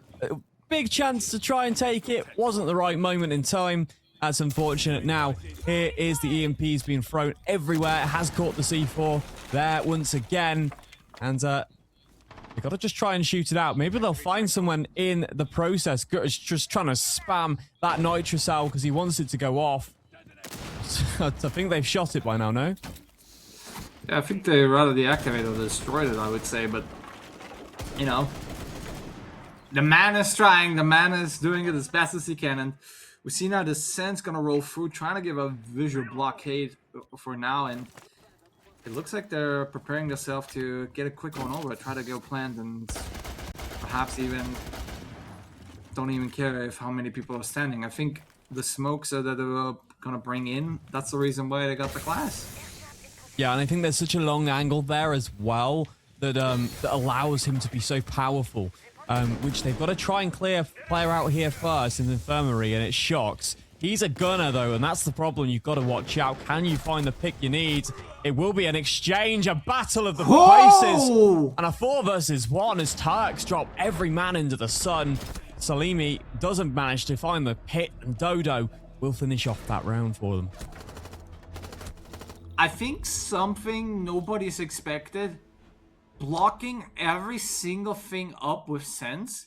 Nobody got intel. You don't got any cams, any goose, barb, anything to at least give you a clue that they're running in, so you can prepare yourself. And all of a sudden, they're just stepping out of it and absolutely shooting things up. Like this, it looked to be like for a good second Turks, and then as soon as Honvet managed to get everything going, get everything set up, all of a sudden, like, you had no idea what was happening in that box, and out of the box came an absolute thunderstorm that took them away. I mean, whew. Yeah, a thunderstorm indeed, I'd say. There's the kills there as well. We just see a massive feed come into play, and unfortunately, it was just really good as well. The positioning was well thought out, I think, from Lenovo. That timeout definitely helped them think about what they wanted to do there. And, yeah, very well done. Say, at the minute, the ratings are looking mostly negative, actually, across the board. But it's quite evenly spread out across quite a lot of the players here. We've got Dodo and Venom picking up a lot of kills here as well. And Shocks is 10 and 6 as well on Turks' side. So, yeah, the kills are quite balanced across the board, I'd say. Yeah, balance indeed, but I don't think it's the all-important thing and the all-important stats, because there's no point if you take out half of the team if in the end the round it's not going to go in your favors anyways. So yeah, I think it's more like it's not the quantity, it's more of the quality that you need to bring, because you can even leave the entire team alive. But if you just manage to take out one who's been planning and the time has been so cramped, that's it. That's all it counts. Is all what you need. Right, let's see what Lenovo need to win this out. Okay, we do, of course, have those C4s in the pocket here from Turks again. They like to run them, but how successful will they actually be? And also got their shields coming into play again, and the ace on the board, changing it up a little bit here, but no more sense. Something that they might predict. The mute is technically forced there as well to try and prevent some of that sense gadgets there, but Brero will be the option to try and deny that wall with the bandits to try and get rid of whatever gets put on it. Will it be utilized as bait? It gets taken down. Clearly, he's managed to get something. I think it's taking quite a lot of time themselves with over there, and even though now with the C4 flying out, they managed to dodge it very well. The flashbangs are hitting the other side, and in the confusion, they may or may not been the wall's been open. But did he just? No. I was about to say, they just ran it, passed by the entire room, but no. Looks like Turks are gonna hold on to the wall, and they're just gonna leave it now on their electricity for the time being. As we can see, still on the other side, Thieves are holding out, having his Goyo prepped ready. As you can see, Joker is now desperately trying to get something open and immediately punishes Gutter, who tries to get a quick one over there. There's a long angle right there. He's not going to be able to find much. And tired of the smoke, it looks like Hamid are now trying to run in as quick as they can. Yeah, prepped here. Can he do something? Oh, he's in a bad situation as he gets pushed back. He can't survive. He does! He gets caught, though, as Dodo finishes it up now. We might see overtime here unless Salami can clutch this one out. And it won't happen, as Dodo will find Shady. And that is the round here. Now, we finally get to see this overtime. 6-6. This is crazy. I am genuinely baffled because it looked all so well, but then Ahmed just goes in and just completely destroys it. I am flabbergasted. Like, this shouldn't be possible. They got the time advantage is perfect. They managed to move him, but as soon as the smokes, as soon as they were blinded, it all of a sudden became chaotic and hectic, and Hamid just stand on top of each other. So I think we now know what the game plan is. Deny them access, make it everything invisible, block everything off, and then you can dismantle Turks. And currently that's what they're doing. That's what they're applying to, and it works out for them. I mean, look, they clawed themselves back up in dramatic fashion, you could say. Yeah, dramatic indeed. And I think Turks now got to kind of recover from this shock. They've been a match point for 2 rounds, and they dropped them both. So here's some of the picks, and you see barely winning against that Blackbeard. Was a crazy one, but did get refragged. And yeah, good battle of that round so far. But hey, 6-6, it basically does not matter, well, in regards to the score of everything that's just happened. But tactically, it is very important to remember what we have just watched, because the momentum is still in favor of Lenovo after their 2-round win in a row. Let's see, as the Twitch drone will be finding as much of that utility as possible going in. We do have that Ying with plenty of those smokes as well in the back pocket, and plenty of flashbangs as well that can be flooded in. Of course, that Blackbeard is going to be bringing the grenades. We do have 2 C4s on the board. I don't really think Lenovo are too worried about the C4s at the moment, but this could be working in Turks' favor if that is the case. I think what they now realized is we need to smoke it out, we need to flash it out. Oh my goodness. Massive there. I don't even know. He was just checking the window and he managed to just get one. Random pre-fire there. It was perfect. Did waste a C4, but he got a pick anyway. So yeah, no risk, but plenty of rewards coming into play there. Yeah, Venom's trying to use brute force, trying to get through this freaking wall. As you can see, he's gonna try to move up, and he soon will find himself a little bit of resistance. Meanwhile, Joker A little bit dancing out, but look at this. Salem is waiting. He's waiting. The laser may give it away. He's gonna able to down him. Down Venoms, but he finds a window and the shots are flying, but he manages to Scarper away. Salem gets unpunished for the kill onto Venoms. And look at this. Bulldog swings out now again, takes out Clock. It looks like Turks is back again in form. Leaving it all down to Joker and Asa trying to save this round. Don't forget that was Diffuser as well, and there's Gutter to find Azur, and it will be Odoff to finish off J9. A flawless round there defensively here, as it was just left for Lenovo to interpret their entry, and it wasn't very successful. 7-6, Tux on the switch, and then all those previous bans will come into play once again. Of course, that's the Electricals and the Mirror, as well as the Shield, the Grim, and the Solid Snake. Wow, we are now at overtime match point. Wow. How to bounce back. Flawless them. Yeah, 100%. Jesus Christ. Question is, can they remain flawless? Lenovo, they've got one final chance. This is their last chance to kind of win, kind of help win out their game now. They literally won't. If they lose this, that's it. Thing. Yeah. They need 2 in a row. Yes. This is at least they can make a dent and literally make it the last man standing fight. Or Turks is gonna run it away, but the way they struck back, that was massive. But again, now we're flipping the sides again. They need to go on the attack, and Hamid has been really doing well on the defense, so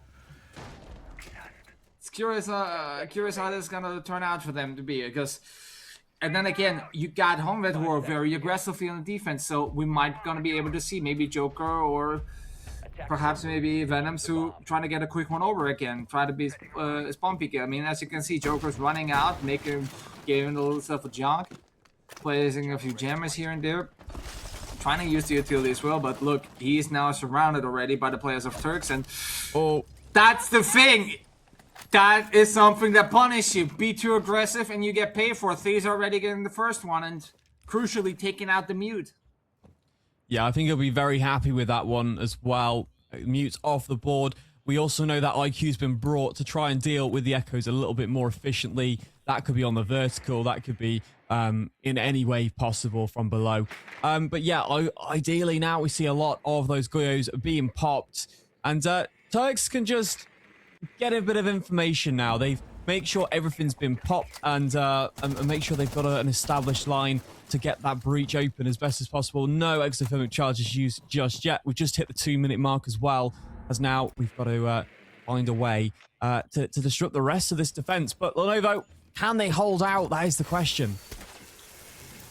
Alright, sure, but as you can see, walls are now getting opened. Dokkaebi making use of the intel that's gathering, and Wolf now breaching through. Think you will soon find a little bit of resistance by the side of Honvet, and Clock using the same staircase that has been ever so deadly for them the previous round. Yeah, that phone call going off as well. The Echo is going to be suffering, and there's the fighting Dorms as Gutter will gut him up. It's Azza to go down. The 3 versus 5 now here as Lenovo lose out on this man advantage. They are still defensive though, meaning it's up to Tux to decide the pace on their attack now. Can Dodo shut down some of these attackers from entering from the outside area here? He's on the hallway. We also see that there's a shield still in play and plenty of the Fenrir gadgets around. B7 going to answer the phone call, and this means there's only 2 more Doki calls to follow. And the Echo drones are going to be moved into position. Oh, baiting out the Goyo. Gonna have to wait there a little bit, but somebody has a lot of time to wait. It's gonna be Fisa as Dodo takes him out, but immediately gets traded by Salem, leaving it down to Clock and Venoms to defend this round and get us on the round 15 perhaps. As Venoms is patiently waiting for his time and moment. He takes Gutter, but Salem immediately punishes him back. The last one, Shocks will get Clock, and Turks with an 8-6 on Fortress. Incredible. Absolute slugfest. Absolutely amazing. Turks have really just shown us how good they can be there. And in overtime as well, taking a 2-round lead to finish it off. Incredible. I mean, overall, ratings were pretty good in the end. Dodo 1.23 and Shocked 1.10 in that game. Everyone basically nearly at double figures. Incredible to watch. Yeah, I mean, I guess, Tyrell, just what were your key moments there from that game? Some of your favorite moments? I mean, I gotta say, like, the moment like Homet bounced back with the sense, with the smoke, with the flashes, as soon as they managed to sort of like create this, I'm not gonna say kill box, but essentially the mystery box right in there, that was like all of a sudden Turks look completely like, excuse me, you just throwing in a bunch of first timers playing Siege. All of a sudden they couldn't do anything about it. So I think that was really one of the moments that said like, right, that looked to be close, but they couldn't exactly repeat it then afterwards, which again I feel like that was a perhaps wasted opportunity, wasted time. But I mean, back and forth slug here and there. I think they've done both a great job, but again, Turks still defend their honor. They have Fortress still in their bank, so let's say that here we can see once more again, like, you see that sense, as you don't know anything, you see a little bit of the outskirts where everybody walks in, like, but you don't, obviously we got more overview than the players are, but that's again, that's inside where the magic is unfolding, where it's unraveling, and where it's really taking them all apart. But man, I gotta tell you, after this one, I definitely will need a little break before we move on to perhaps the semifinals, and I think you do too. Yes. So please stay tuned right here. We'll be back in just in a few minutes. But in the meantime, go get yourself something to drink, get yourself on the toilet, and get yourself prepped up for the next one, because we still got more to come. See ya.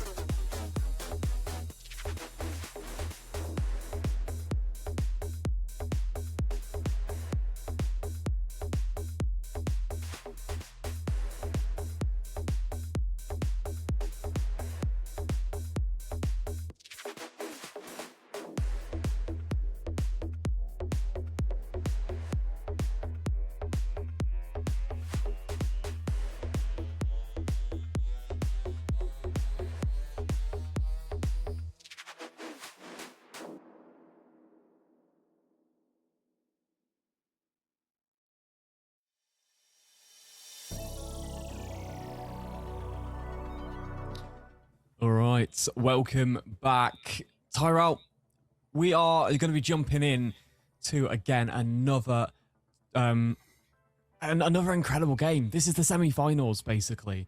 Maestro and Turkus will be where we're going. It's a bit interesting because we're following the same team again. Something's really delayed in the bottom of the bracket, so we're going to have to stay with the most frequent games. So everyone else gets a game on the stream, but talk to me, Tyrell, what do you think about this matchup? The two teams, they've come all the way through the event so far to the semi-finals. We looked at Maestro at the very start, our first game, and now they're here against Turks in the semi-final. Hey, pretty much it can only come into the last previous a few games, and well, seeing how far Turks has been fighting and everything, and man, I gotta tell you, I feel like anyway, like either of those teams, they're gonna start to have a little bit of, I would say, they're gonna be a little bit tired. They might gonna lose concentration. They might gonna make a few mistakes because it's been really brutal. We've seen now quite a few matchups, especially from the side of Turks. They've been really close in some instances. Really been a beater, really a grinder. And man, I gotta say, like, if they need to find a way to still keep going, and I think both teams are probably that they're now moving towards the like what they're capable of. Like, you know, a little bit of this team is gonna escape, but hey, again, qualifiers like this, they aren't sprints, they're marathons. The weak ones will get sorted out immediately. So we'll see. We'll have to wait and see. Again, points are on the line as well, so I think even already, given that they're not in the semis, I think you pretty much earn yourself a good amount of points, and I would say, I'm not going to say spot is guaranteed, but yeah, I don't think you shouldn't be having too many troubles for advancing. Wouldn't you say? Yeah, I'd say, yeah. A lot of teams as well, they just calculate how many points they're going to get. As long as they get to that sort of area, they know how safe they are. Obviously, we know that Maestro Esker, they played really well on Border. Turk has played really well on Fortress. The question is, what map will we have for this series? Well, I'm going to tell you. Oh. Well. Here we go again. Should I say that's a mistake, or? Yeah, tell me what you think first. Yeah, I'd say that, yeah. Absolutely, with no previous game in mind. Turk's gonna win this. Okay. Okay, we've seen them now go battle teeth to teeth with teams like Humble, with Panahune, with it doesn't matter, like whoever faced them so far currently, like Fortress, even though sometimes it got very close, they're still holding on, they're still not letting anybody beat them on there. So I guess for Maestro Escrow deciding on that map, I mean, maybe they know what they're doing, maybe they've studied them, but man, given what I've seen and what I know, you obviously know where I put my money at. Yeah. To be honest, I think this could be quite close for me because the aggression and level of battle at the very start for Maestro Esker, I think, yes, 100% it's a marathon, not a sprint, but they've consistently been rolling teams over and over and over throughout this. As long as I've got the right days in mind here, all on the 16th, I'll just make sure. It was a 7-0 they've won. They've won a 7-4, a 7-2, a 7-5, and a 7-2. So Maestro Esker have had two closer games where teams have kind of dragged a few rounds out, but, you know, they've had a lot of steamroll games today. And I think today now, this is going to be one of those games where they're going to be matched up against someone their standard. And I reckon the sheer aggressiveness that Maestro Esker have, and they've shown in Border, is definitely not going to be a walk in the park for Turks. Yes, they have really good knowledge on Fortress, but it's going to be a very balanced game, I think. And I'm going to say, I really want to say it's going to be overtime again, Tyrell. I just feel like it's got to be.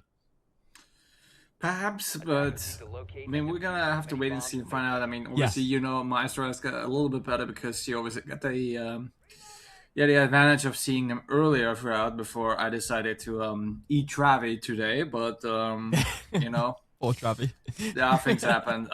By the way, if you miss him, well, too bad. Might make a robot out of him or something, but I guess that's something for you to find out in later games or later times and dates. But so for currently, I mean, you said they're playing aggressive. They're definitely getting it on. They're definitely pretty much pushing over everybody they so far faced. And I think you believe. I mean, we now both seen Turks a lot. You've seen Maestro before. You think it's still gonna happen that Maestro will continue, or do you think Turks are gonna put a stop to this? I want to say it's so tough. It's so tough because I think Turks have the ability to do it. I don't want to just say Maestro Esco can, because I generally think after watching 2 games now, Turks could be the better side. We'll see. We've got to go through this map. Of course, we've seen the bans already come into play. They're quite repetitive from before. Potentially, there's a little bit of strategic play here with the pulse as well that's come onto the board. There's 1 Nitro Cell available for that. Plenty of information going to come into play. Maestro Esco like that pulse. They've played it on border a lot as well. You can see it's consistent here. And yeah, Turks, they're on that attack first. Let's see what direction they can go for. They have got the Blackbeard again, and we're going for those exothermic charges once more. Already, most of those flash drones have been utilized. And so here we go. 2 minutes into the round. It's all or nothing. Well, nothing quite indeed yet, but then again, if you lose out on this matchup, you're gonna fall out of the tournament because there's no double bracket elimination system or Swiss stage. No, once you take a slip up, that's gonna be over for you. Evan, in the meantime, he will be able to spot one of the players on the rooftop, but Gutaro will kick us off with the first kill off of this matchup, taking out Shinka, the smoke. Yeah, I mean, now we're just lurking down here in the lobby. No players around. But it's just a slow start, I'd say, and that's one thing that we know. These teams can be quite slow-paced, and Denster is literally waiting to climb that ladder or for someone to die in it. What's gone on there? Oh my god. Evan did get a shotgun kill there as well. Gutaro, easiest kill of his life as the Goyo stares up into his death. And of course, now the pulse is coming out. He does get flash, which means there's a bit of misinformation there. The plant will start to go down. And can they protect it long enough with a pulse to run past? Will get taken down, and Gutaro takes down Tazzy as well in a 1v4 with 40 seconds here. Mixteen now needs to do a lot of damage here. Can he do it? Can't catch the feet. Deagle out. We'll find one. Looking for a second. Can't connect. Now looks out to the soft wall again. Will reinforce it up. That phone has been broken, but it's all or nothing again here, and it won't happen. Mixteen just falls flat. Great execution by Turks, getting everything laid out. Everything works out. Unfortunate for Shaks again to run into the shotgun of Evan, but so far very dominant, very consistent. You could say that there weren't exactly many mistakes in there, so everything is going after plan. Everything is going how it's supposed to. And then again, they got warmed up on it here before, so I think we're supposed to expect them doing well. Yeah, I feel like it can just be repetitive. Of course, you're playing a different opponent now, but you're going to do similar things. You're going to have similar lineups, and attacking, you're pretty much just talking about how you're going to exploit that defense. And we know that Maestro Esco have been they're going to be bringing similar lineups again. We've got that Tachanka that they brought, but we've seen brought plenty of times as well. So yeah, it could be okay here on the dorms. Question is, what control does that allow for folks? You can see that incredible kill there from Gutaro. And that triple there as well, with the Deagle finishing up. And unfortunately, Maestro Esco couldn't find anything there, but Turks very strong so far. Strong indeed, and still perhaps even going to continue. Again, they're starting off on attack, which usually is, again, this game still, and I still stand to this point, this game still rewards defense more than anything else. But for you to be a great team, you need to dominate on attack. You need to absolutely be on top of your game in there, because defense is pretty much rinse and repeat, using the right instinct. But attack, you need to adapt, you need to be quick, you need to be coordinated in order to get great shots and great openings, just like Gutaro did with Evan right here and there, giving your team the lead and giving yourself the opening that you need to succeed. Yeah, rewarding there for him. And now, advantage as well. Gives a little bit more room in that bomb site to get down. But there's a shot. Brilliant from Slim Shady. As Denster goes down through the hatch. What a weird angle to be fighting on. And now we're looking for more options here. You can see in the ham roof. It will be, of course, that Twitch just going to get rid of the concrete and looking into Museum if you can find anybody. It will be Eraser. He's waiting outside of Shisha as well. 1 minute 40 here as those Sheikah fires go off everywhere. 17 though in pocket. Plenty for that final execute. Flashbangs are coming through and shots are being traded. Dancer will take out Salim. In the meantime, Visa will take out Shinka. As we can see, lots and lots of HP being lost. Dancer and Tazi will find 2 on the side of Turks. While in the meantime, Shocks will get mixed in. Tazi immediately with another shot taking out Shocks. And that leaves Caesar all left alone with 1 minute and 10 to play. Waiting on to get Tazi and Dancer. Dancer being very lit up, but I believe he might need to check his corner a little bit more. And even though he maybe feel tempted to go after those shots, he might have to think twice over it. Yeah, he just couldn't get quite through that softball there. Now he's got to force those gunfights. Both of them are just hiding and ready to play off each other. Doubled up as well here. Can't quite land the shots, though. It's just a wonky back and forth, but we know that it's in that favor of Maestresco because, well, Reza has to push. He hasn't got diffuser in his hand. That's the problem. Even if he got it, I don't think it will necessarily benefit them because they both will then try to go on and overpower him. Yeah. So he tries to bait them out. He tries to make it a win. Tries to at least force a mistake, but so these two just got it locked down. They got it covered, and that's going to be the first round for the side of Maestresco. Yeah, solid from Maestresco there. But Turks did push them quite far, and some really good early picks there from Turks as well. We resulted in Goyo to fall quite quickly, and a nice pick there from the Deimos on the hatch.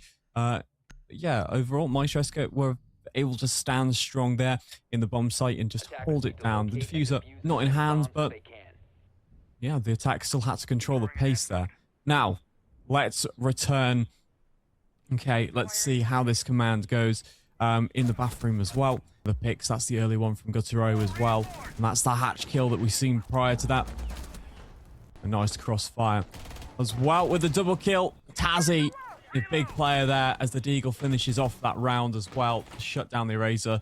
A long-winded back and forth. But yeah. Either way, so far right now, trying to even out the scoring.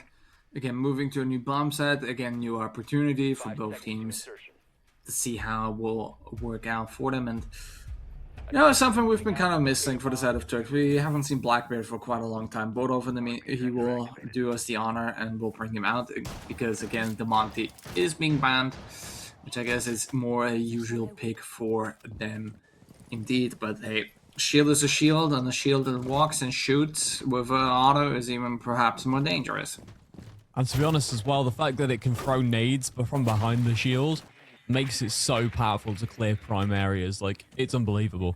But as well, we move forward anyway. The Doki just going to be breaking a way in, and there it is as well. On Shisha, we're going to be opening up all the key walls and trying to get a nice line of sight there. The Azami's playing deep on games as well, so Hazi in the brief. But it will be Slim Shady to take down Denster there. The Fenrir will fall.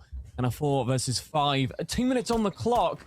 It looks like a brilliant pick from Gutaro there on Twixteen. Just sees him, but gets refragged by Tazi, who's sat inside of games. How has he managed to get that with long angle? Such a great pick there with the Scorpion.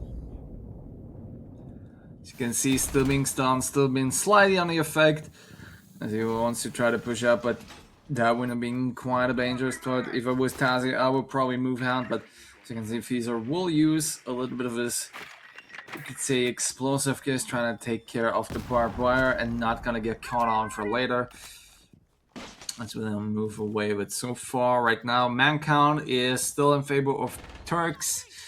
And Maestraska looking a little bit, but they're a little bit down. But so far, they managed to take out, especially like look at the distance where the players of Turks at. They're not anywhere near so far, and they're not. Well, you could say they need to find a little bit extra gear. Oh, that's his feet. Oh my gosh, doesn't know how to react. And Shinka goes down from such a jammy spot. Oh my lord, no! He did not do that. No. And we go, the Blackbeard forcing Tazzy back. What incredible pick. Shocks just making sure, but here we go. So will the Eraser, and it will be tased. Go down. That's incredible. The attack just... You cannot tell me that. That is painful. Oh my goodness. You're not safe from anywhere. I get why they're now trying to block off drone holes, but holy moly.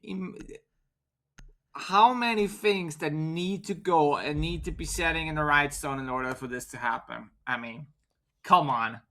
Yeah. I mean, it was really smart, to be fair.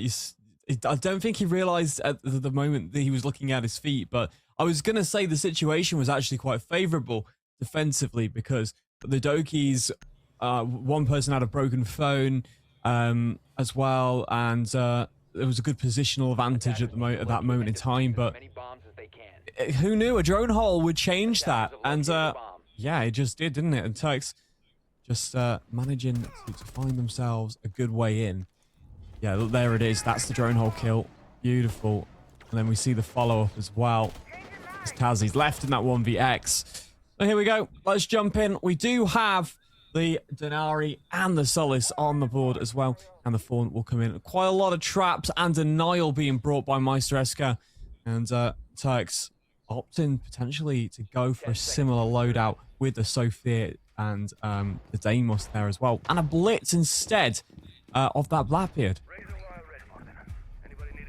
Interesting, but well, I guess now it's too late to make other choices. But it looks like they're trying to be more aggressive, trying to take a bigger step of it as well, bringing together with the Deimos.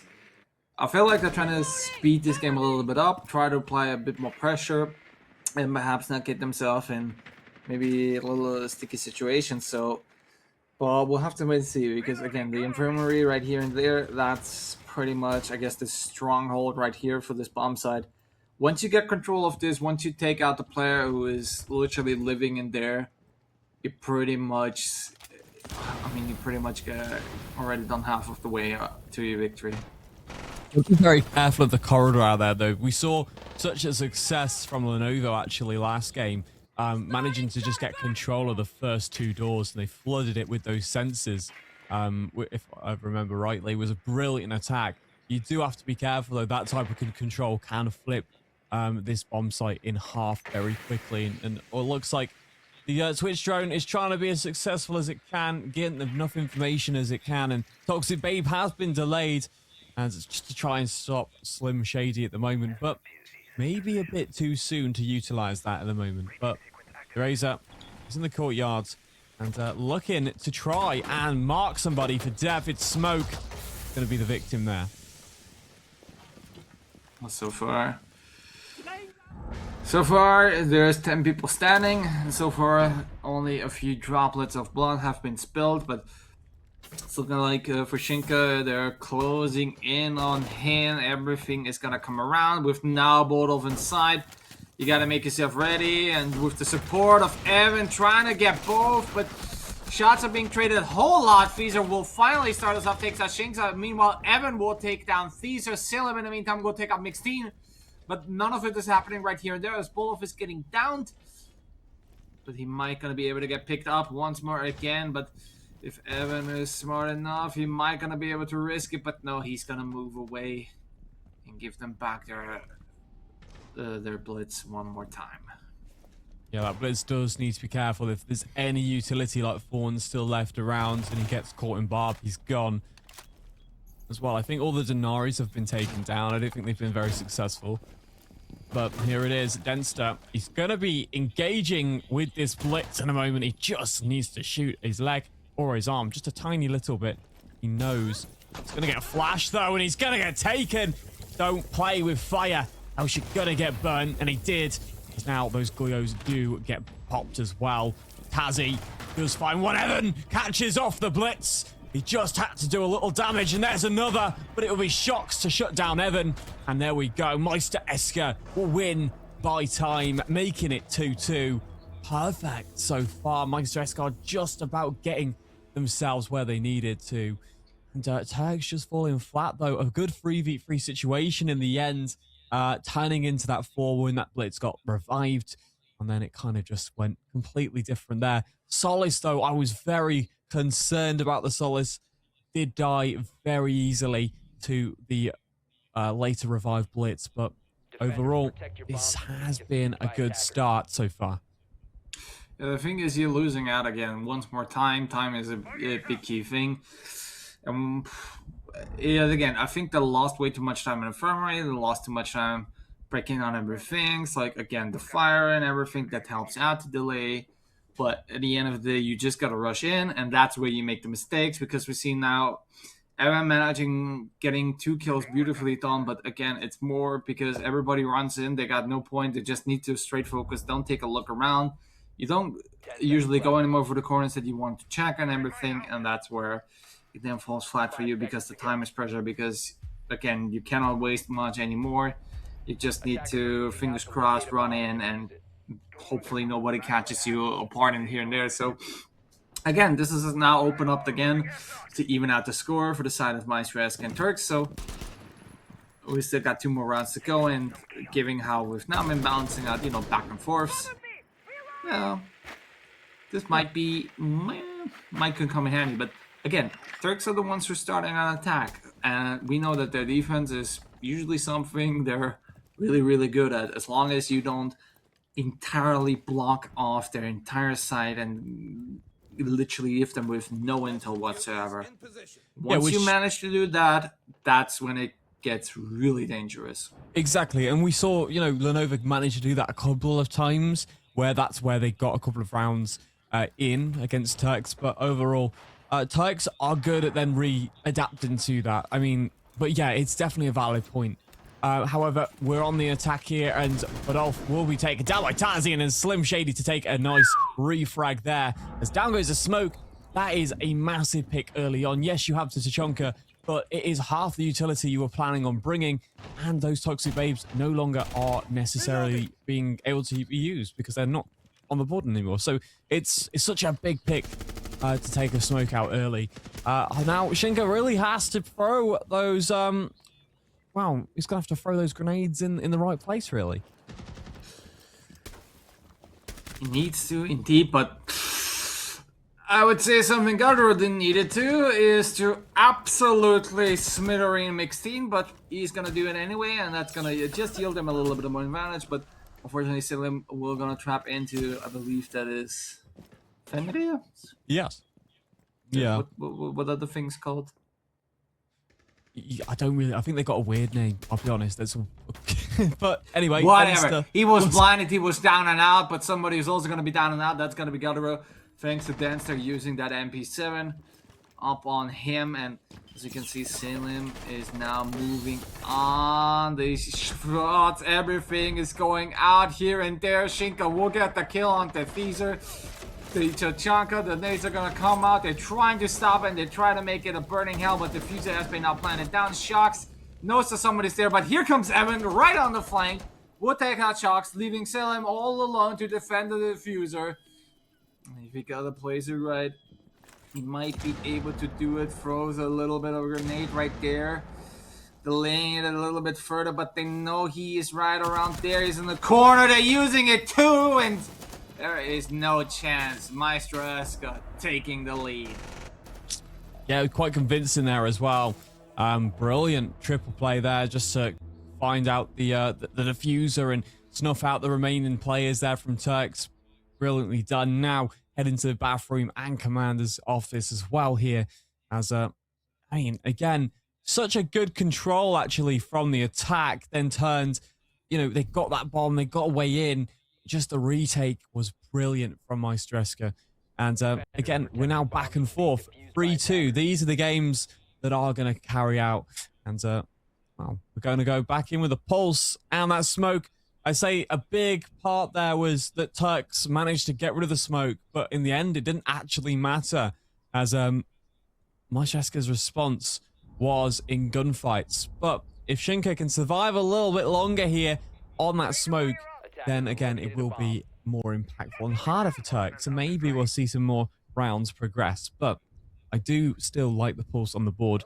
The Turks are kind of just ignoring that pulse at the minute, really. They're just treating it as any other normal operator encounter. And again, it only brings that C4 and that shotgun, which can be very powerful. But here we go. Let's jump in. Both back now on the Blackbeard, and again, supporting against the Flores, the Deimos, the Ace, and the Twitch. Something they're running and keep using. Let's see how this time is going to go out. Especially, I think the primary goal should be trying to take out the pulse as soon as possible, because I feel like that has been somebody who has been really following them in the flank where it really shouldn't have been. So again, perhaps maybe trying to open up this, the hunting season up upon him. Yeah, I think that's a good point. Like, Deimos can really be used to kind of just stick a bit of information on the pulse, and maybe that's the better counter, because it's not really going to take too much effort to figure out where the pulse is. And so while he's busy trying to cardiac you, you know exactly where to go. And at that point, you kind of force an engaged gunfight. And I think that's a great idea as well. The Ellas will be replaced there as soon as the Flores blew up. So Denster will be finding the Blackbeard as Podolf will fall down, and it will be those Selma charges taking over Shisha as well. Gonna be popping all those Guyos on the bomb site, but here we go. It will be the detection Tazzy to find Riza, and it will be a 5 versus 3. Is Amos going off, just trying to find where Denster is. Can they find an encounter here between the two? He's got to be careful running into enemy territory blindly here. Yes, he is focused on Denster, no, but it could be a backstab option. Yeah, Gutero trying it. I think Sharkslov was the one who got the drone hook kill, but Gutero is not trying it as well. But I think Maestreska has learned about it, but something they will not learn about it, that there's somebody on the stairs. It's going to be Evan. The shotgun would take out Sailing, but Shax at least manages to shut him down finally. And over 2 and 4 for the side of them, it's not going to look great. Mixteen will take him off, and it's all down to Gutero, who is looking quite surprisingly in a desperate situation. 45 seconds left, and you need to find 4 or get that plan going. It doesn't matter. It's gonna be dicey, and they're hunting you down like absolute vultures. My question is, how many corners does Maestreska want to sit in? It's so ratty, but it works so well. They managed to get 2 picks off it so far. The Paul's just been very patient. Could have got another one there, but either way, it's been cleaned up so far. Gutero just has that opportunity to try and maybe talk about it with his team there, but no, he is going to go for the kill. He does get the exchange there, and hey, 4-2. The split is in favor of Maestreska. Turks, they are in a familiar position, I think, right? Let's say now it's on the defense. Now it should be that they're really capable of, but so far Maestreska, they're looking very, very good. But again, defense is one thing, attack a whole different another. And again, this is what I hold most teams about. Your attack is who you are and what you represent and how well you work out. Yeah. If it's not on point, then it doesn't matter how your defenses go. You will always lose it later out. Right. Well, let's talk about the current cost. Well, I think it's just changed, so never mind. I was going to say the overall rating for Denster 1.29 and Slim Shady 1.3. So yeah, pretty good rating overall. Everyone on Turks is currently around positive, apart from Visa and Bulldog. So yeah, pretty good overall, and it looks like Denster and Tazzy are the only one positive rated on Maestresca so far. But yeah, at the minute, it's just how well they contribute to the game as it goes through, so that will be changing ever so much. The more kills and the more the game goes. But yeah, here's some picks for Tazzy, and that's the right position that we were on about, Evan. And C4, which didn't happen, he tried to re-peek it, did die, could have stayed alive longer, but there's the other position from Maxine. And to finish off the round, nice exchange.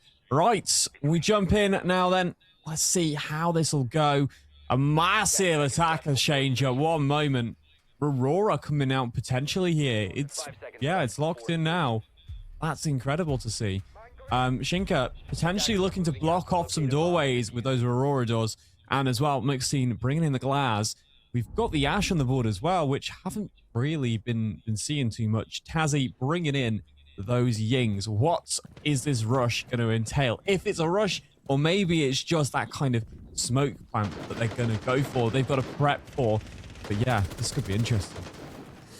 Interesting indeed. Again, you get the glass right here. Somebody who excels right when the smoke is. You got the Ying in there who will bring the smokes usually, and also another round of blinding flashes. So that should create the chaos that you don't really look forward to.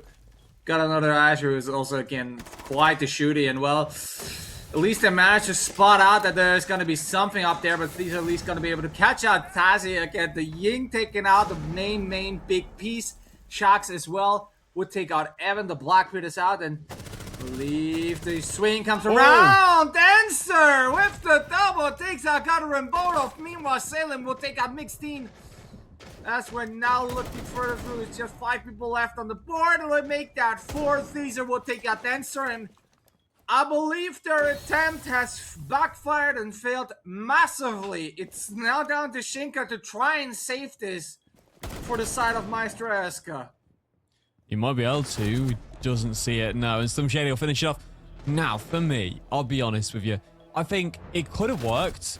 And the reason they decided to do it because they just wanted to get that extra round on Turks and maybe just try and get the game done a bit quicker here from Maestresca. That rush could have been successful. It just wasn't. Turks really reacted well to it, getting the first elimination straight away. The Ying, that was a pivotal point there of the attack, which got shut down quickly. The Glaz wasn't able to find anything through the smoke. And yeah, Maestresca, basically a free round for Turks there. And I wouldn't complain. Maybe if Maestresca want to keep this momentum going, though, they need to just play as they have been. I don't see a need to just switch up that tactic so drastically so far. I mean, quite amazingly, that, you know, again, coulda, woulda, shoulda. Either way, it is at least an attempt and at least something you manage to find out, because as long as you're able to backlog it into your catalog, as long as you got the knowledge of it, aware of it, then it's all going to be fine. I mean, we see massive lineup changes, you know, from the side of Maestresca. So I feel like they got a plan that they will try and want to execute. I mean, I see the Ram, so they definitely want to try to take a lot of stairs for sure. Then so we'll perhaps hope. Oh, Feezer. Oh! Wow. Yeah. Look at that. That's incredible. He just guided his crossfire right there onto his head. Got a nice spawn peek.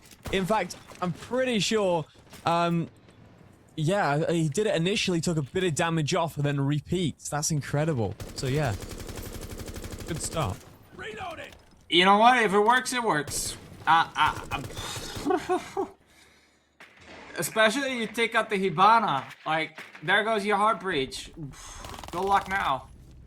Well, and there goes Evan as well, as it shocks to make sure that he goes down and can't find it either. Maxine on the floor again. Shocks getting himself a double as Turks turn this round upside down as Tazzy throwing the nade down the stairs, rotating around and Shinka just trying to find anything he can now as he waits patiently on the tower stairs. See. Well, it looks like Tazzy will not gonna play a big factor anymore in this round as Gutter will take him out, and You know what? It looks to be the chance for a flawless for Turks. Shinka needs to move very carefully to not fall into, and I believe they got the location. He will find one. That's going to be Salem. But now he is exposed. Everybody knows where he's at. By this time, he can try to stall as best as he can. Or, you know what? I would even go so far, like, go run upstairs. Go outside of the map very quickly. And just use now the time you still got to plan ahead your next attack. Figure something out, talk through, get yourself locked in.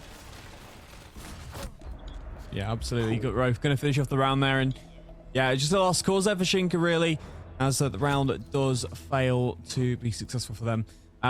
Overall, though, 4-4. And Turks, now we start to see the impact of these rounds. Maestresco have tried a couple of different ways of attacking. It's not worked, and now that's allowed Turks a little bit more leeway into the game.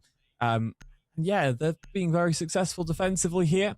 Let's see how many more rounds of Siege these two teams can get. We've got plenty of time, though, and it's very equal, very even, Steven. Let's see. As Skopos is going to be caught, it's going to be brought out by Turks, as well as Tubero, and of course that Bandit, which is going to come on. So yeah, interesting. There's the run out. Beautiful. Look at how precise it is. Beautiful. Denster had not a chance there. And there's another coming onto the board. It was perfectly placed by Shocks. So yeah.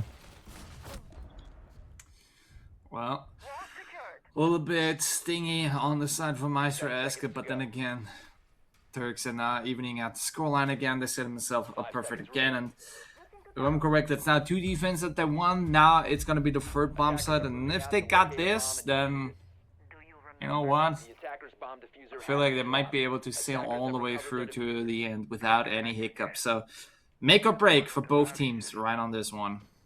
Yeah. Now we'll, of course, move forward. A bit of a change in the lineup again, as we do see that Lion coming out. It's going to be bit of a change compared to the Dokkaebi that we're used to, and that nade will be thrown down the staircase there. But yeah, defensively, I love the Skopos pick. A lot of people are like, oh, it's just Skopos, but he can be useful, he cannot. I do quite like it. I think it's just that aggression that you can bring to the table sometimes. It's not always needed in a lineup, but as the E1D is being deployed by the Lion, Shinka trying to catch any pings or any free information that he can get, as well as force those players to stand still, especially when you start to push into that position. Smoke targeted by Deimos. As you can see, well, even though he's going to be on side, it's not going to be all too much help for the side of Deimos either way, but at least I can get somebody constantly on there. And even though with things now being open and looking to be pressuring in, they still got massive control. They still got massive amounts of time. And Evan will finally start us off on this round with a kill. And that's going to be onto Shocks. The smoke falling down. Not really the first pick you want to... Or, excuse me, rather the first person you want to lose when you're defending. Yeah, but Tazzy and Evan here, they're going to clean up. And massive as a C4 does come out. But Mixteen will take off Badolf. And now 1 versus 4 here with 1 minute on the clock, and E1D is going everywhere. Shinka really trying to locate it, but there's one from the Reza as Tazzy goes down, and 3v1. 1 minute here on the clock.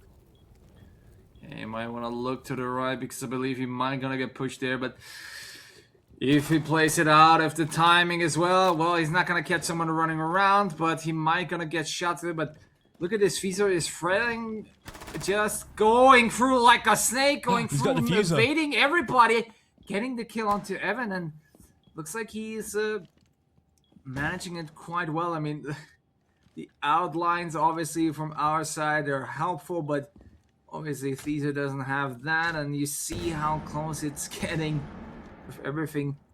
Maestro Eska trying to go in, but no, Shinka will fall. Fiza clutches it up with a quad! Incredible.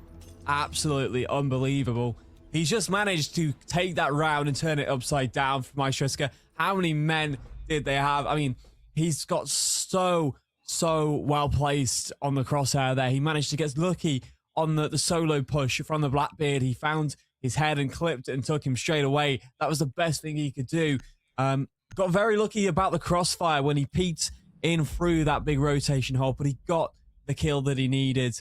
Incredible. You can't ask for anything better. They are the 1vx moments that change a game, and Turks now have the lead back from Maestreska. Absolutely incredible. As time is gonna get paused to fix some potential audio issues, but boy, oh boy, whew. And again, for Turks, they managed to win now every bomb site. Well, let's be honest, even though there was a clutch up now from Feezer, which you can rely on permanently, but it manages to at least give you the edge over it. So at least the next two, whatever you're going to get, again, those are the ones you've won more or less comfortably.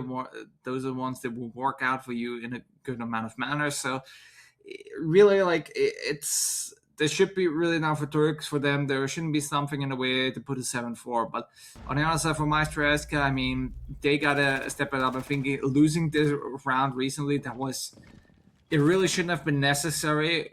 It really should have been like, right, let's put a dent onto it. It manages to keep it close, manages to keep it in check, keep it in order. But, you know, pushing at the wrong time, going forward, that won't really hurt for them. And again, they're now missing this one crucial round, perhaps. So, you know, new trade each and everything else.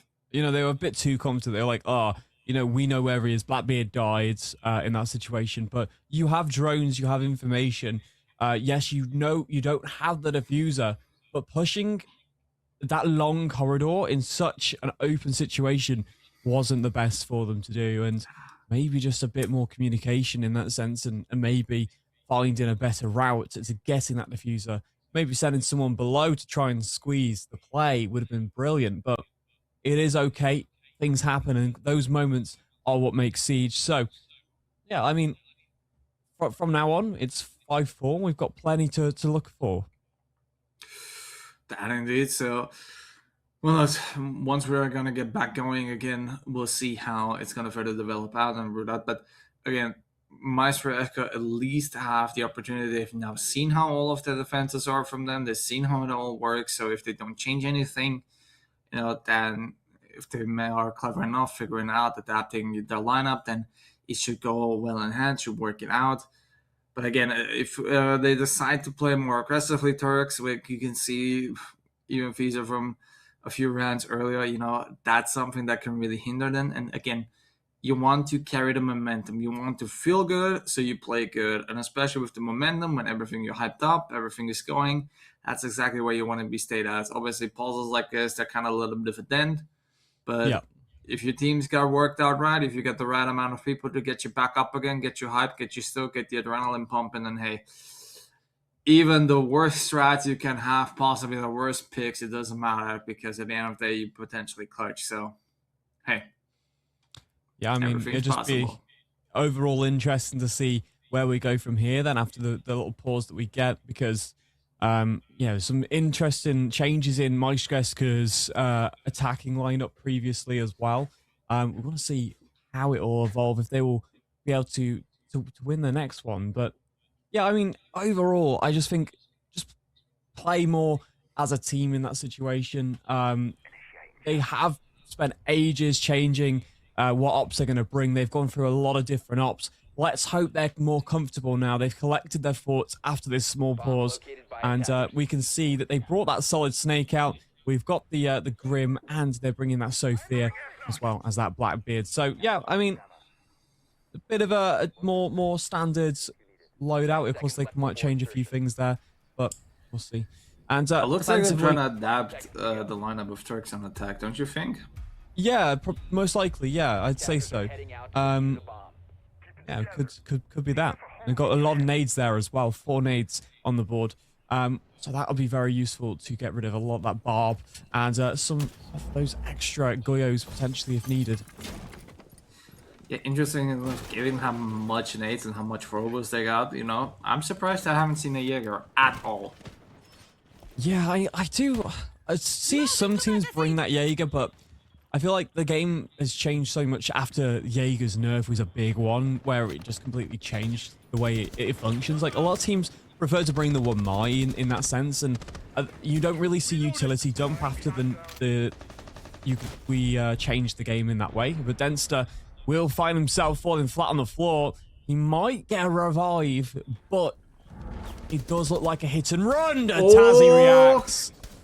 Nice, a brilliant refrag. And another! What is going on? Everyone's re-peeking it, and he's getting rewarded as well as his teammate gets to stand right back up.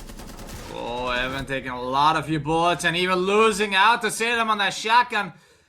You know, going aggressive so early, that for Turks and losing already 2-man, that wasn't the best idea. Salem now also very hard fragged up, but as you can see, it's not going to run well for a long time as mixed team will finally catch him up, and Gotaro and Bodov are now the only people left for the side of Turks. And, you know, being aggressive is fine, but Wall reinforced. sometimes you got to put a stop onto it, and well, they did it on the wrong spot. Indeed, and it's great how the game has just changed already, just from one man trying to get a run out, and then they're playing really aggressive. Turks just got shut down there, didn't they? But now we've got to try and find a way towards that bomb site here, where Turks are going to be waiting for Maestreska, the remaining 2, that is, from Maestreska. 2 Toxic Babes in pockets, and those Fenrirs are still activated there. So, no, they've still got a little bit of utility to play off here.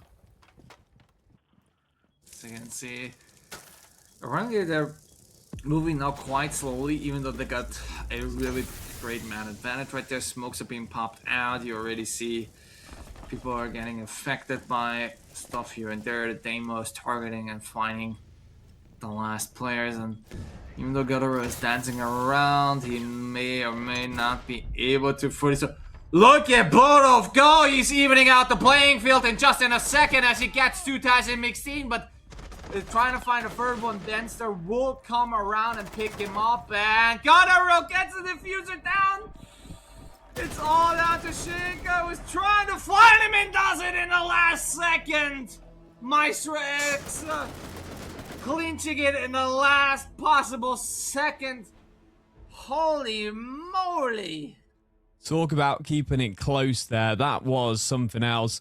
Yeah, just the man disadvantage turns into an advantage for Turks, and then look at that, they just miss out. I think if that shotgun had connected a second sooner, Turks might have got that round, to be honest. That smoke just missing out on a vital kill in that bathroom section. And yeah, 5-5. Maestreska getting very well rewarded, especially after their balcony man advantage win there as well. So now we will see as we go into that kitchen area as well. And here we go. It will be finally that Cade on the board for any of that hatch up top. And there's the replay as well. Tazzy getting really well rewarded. And there's the Blackbeard getting shut down as well as Denster 10 seconds remaining. getting refragged there by Gustaro. Yeah, a good situation overall for both teams. You can't ask for anything else. We will see the sense on the board, by the way. Are we going to see the same type of play that we've seen prior to this in Fortress before with those senses? They were massive before. In fact, it was Lenovo who did this on Turks. It was a different bomb. It was this same bomb site as well, bringing that sense. So yeah, this could be a repeat. If you learn from it, then you need to defend your verticality very quick. Again, perhaps even manage to take Shinka out as one of the first person, because he's going to be the person who's going to open up all of those floors. And even though we saw with Humbert, they don't exactly need to massively tear everything apart. You need the key locations in order to release the sense, in order to create those, you could say, barriers. That's only what you really need. But maybe they're trying to take a step further. Maybe they're trying to open up more, try to be more aggressive, play more vertically, and put themselves up there. But if Turks realizes it, if they know it, they at least can be able to counter it. But so far, I'm not seeing much presence upstairs. Yeah, I mean, here we go as well. I think they're relying on that K-Claw to keep the hatch closed a little bit, but the Thatcher's on the board. A great switch there, and failed C4 that doesn't grab any damage at all. Oh, hello. There's the Solace, but he's getting shot back at. He's now going to go and hide inside of the tower and drop down. A great escape plan, which brings him to the main lobby side here. He just needs to be careful of that square. Anyone who wants to chase him down. It means, I think that Maestro are actually ignoring it. But there it is. With the C4 prepped. He hears someone. Doesn't react to it, though. As you can see, drones are now trying to get crucially the intel, but see, time is ticking away, and now got the vertical spots open here and there. Shinka is gonna use that RAM and open up furthermore. And so far, even though blood has been shedded, it's still everybody's still keeping position. And now with the sensor now coming into play, we now need to take a closer look on who's gonna go down and how they're gonna further advance on it. But so far, they're staying on top. I'm not seeing anybody of Maestro down there at all. Like, the Grim's not gonna use it now, but Gutterer checks him out, gets him out. And again, like, great setup, but you're all missing the point. Where you at? That grenade, a near miss, but now we're finding the one who entered. A great pick there onto the site, but now Shinka, he's sat in the hallway. Tazzy to find Shocks. 2 versus 3. Time's not your friend, but Tazzy does find one. Triple kill for him. Just getting stabbed in the back, but can't find the pick. The time is bad. The plan has to go down. Any denial will shut it down. He gets downed. That is incredible. It's going to be a defensive win by Time Fail. He managed to down that gridlock as well. Turks, a great play there, just about in the nick of time, making it theirs.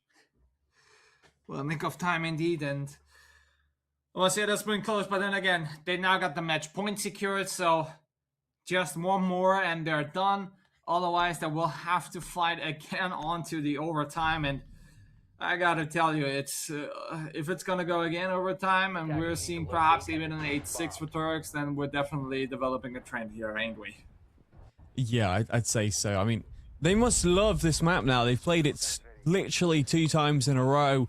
They must just know exactly what they want to get out of it. But to be honest, I said it might be quite similar. I think the game has been a completely different dynamic compared to the last one we've seen. I think it's been a little bit more forceful from Maestro. They've tried a lot. Turks have come up really well, rewarded as well. But hey, it's amazing. It's so far, we're waiting hours to go. There's some of the picks as well. Hatch and Tazzy as well. His entrance on this side of Infirmary does find himself a second, and yeah, completely just misses out on that choice to get that diffuser fully down. But yeah.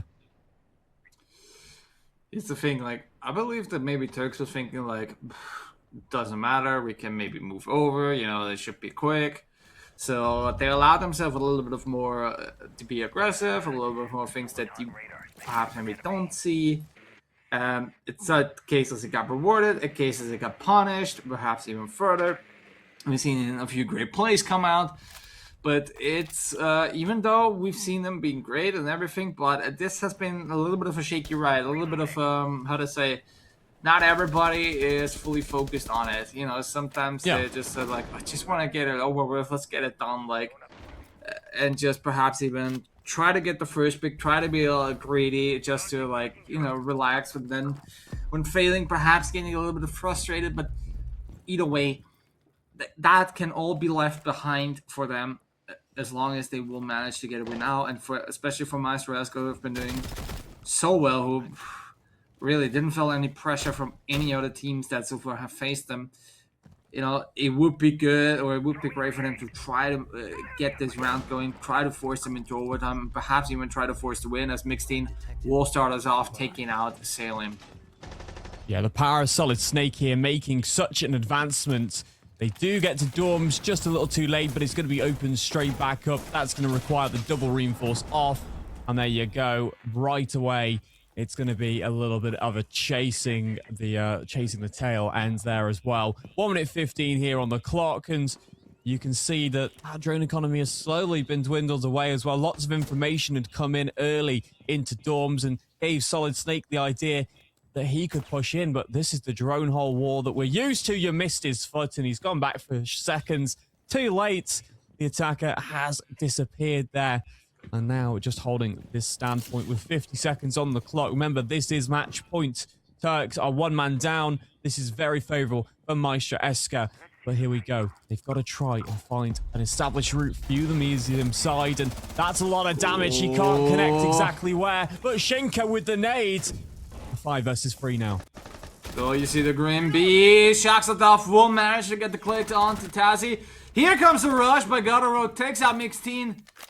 Evening out the man count, and with 20 seconds left, it's looking dicey. Dancer will find Gutaro, will punish and avenge his fallen friend right here and there. Shaxatov over the distance. Takes out Evan. Can't find another one of the Shinka. Immediately gets refragged, because Dancer will fall thanks to Bolov, and it's now down to Bolov versus Shinka DMR against SMG11. The pistol being brought out, shots are fired. Shinka gets it just close!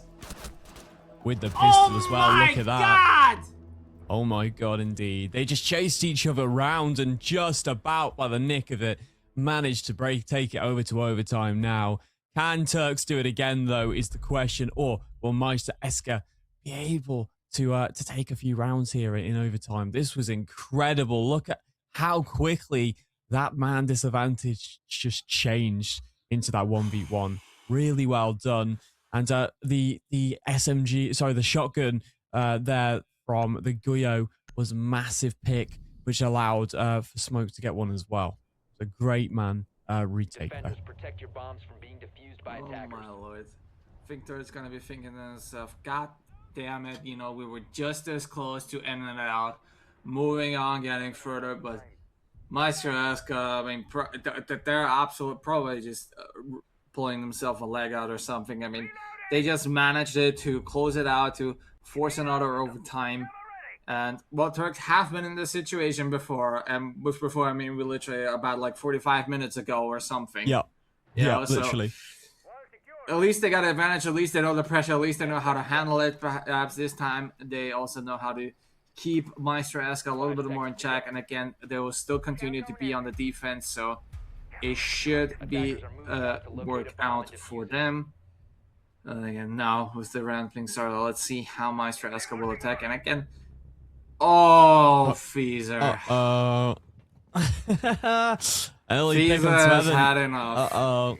No. And Turks has a great man advantage there. How can they hold on to it this, though? That's the question. But you've got rid of Solid Snake as well. That's a big pick. You know, Evan, he's going to try and get himself deep in the building as fast as he can. So slow them down. Great start.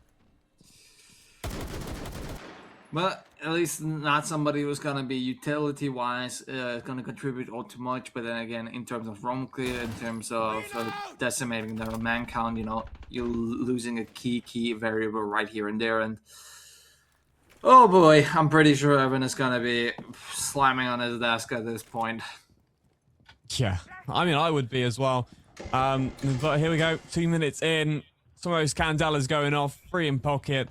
And it looks like Denster is hunting for his victim below. Can he hear it? Has he got information from his team there? The Grims are going to try and partner up with the Sophia charges here.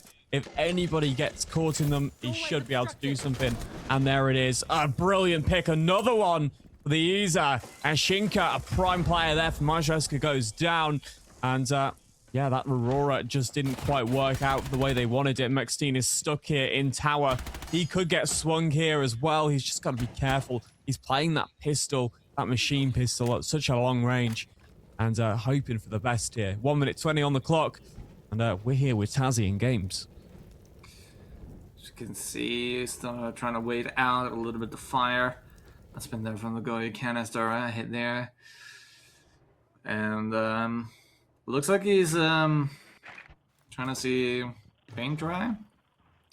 Looks like he's a little bit lost at this point, but hey, doesn't matter to them because again, once more advantage for Turks. But We see Mixine losing quite a lot of HP right there. I believe he tries to get an angle and peeks on, but I think that shotgun might be able to out of reach for whoever he's gonna try to face up here and there. And we see it, Enster now moving up, trying to close in upon the side for Turks, and for all the fire that's been going out, it's gonna try to keep him away. And we've got Gotaro swinging for the fences. He's gonna make one, and would you look at that? How to come back with a flawless once more again.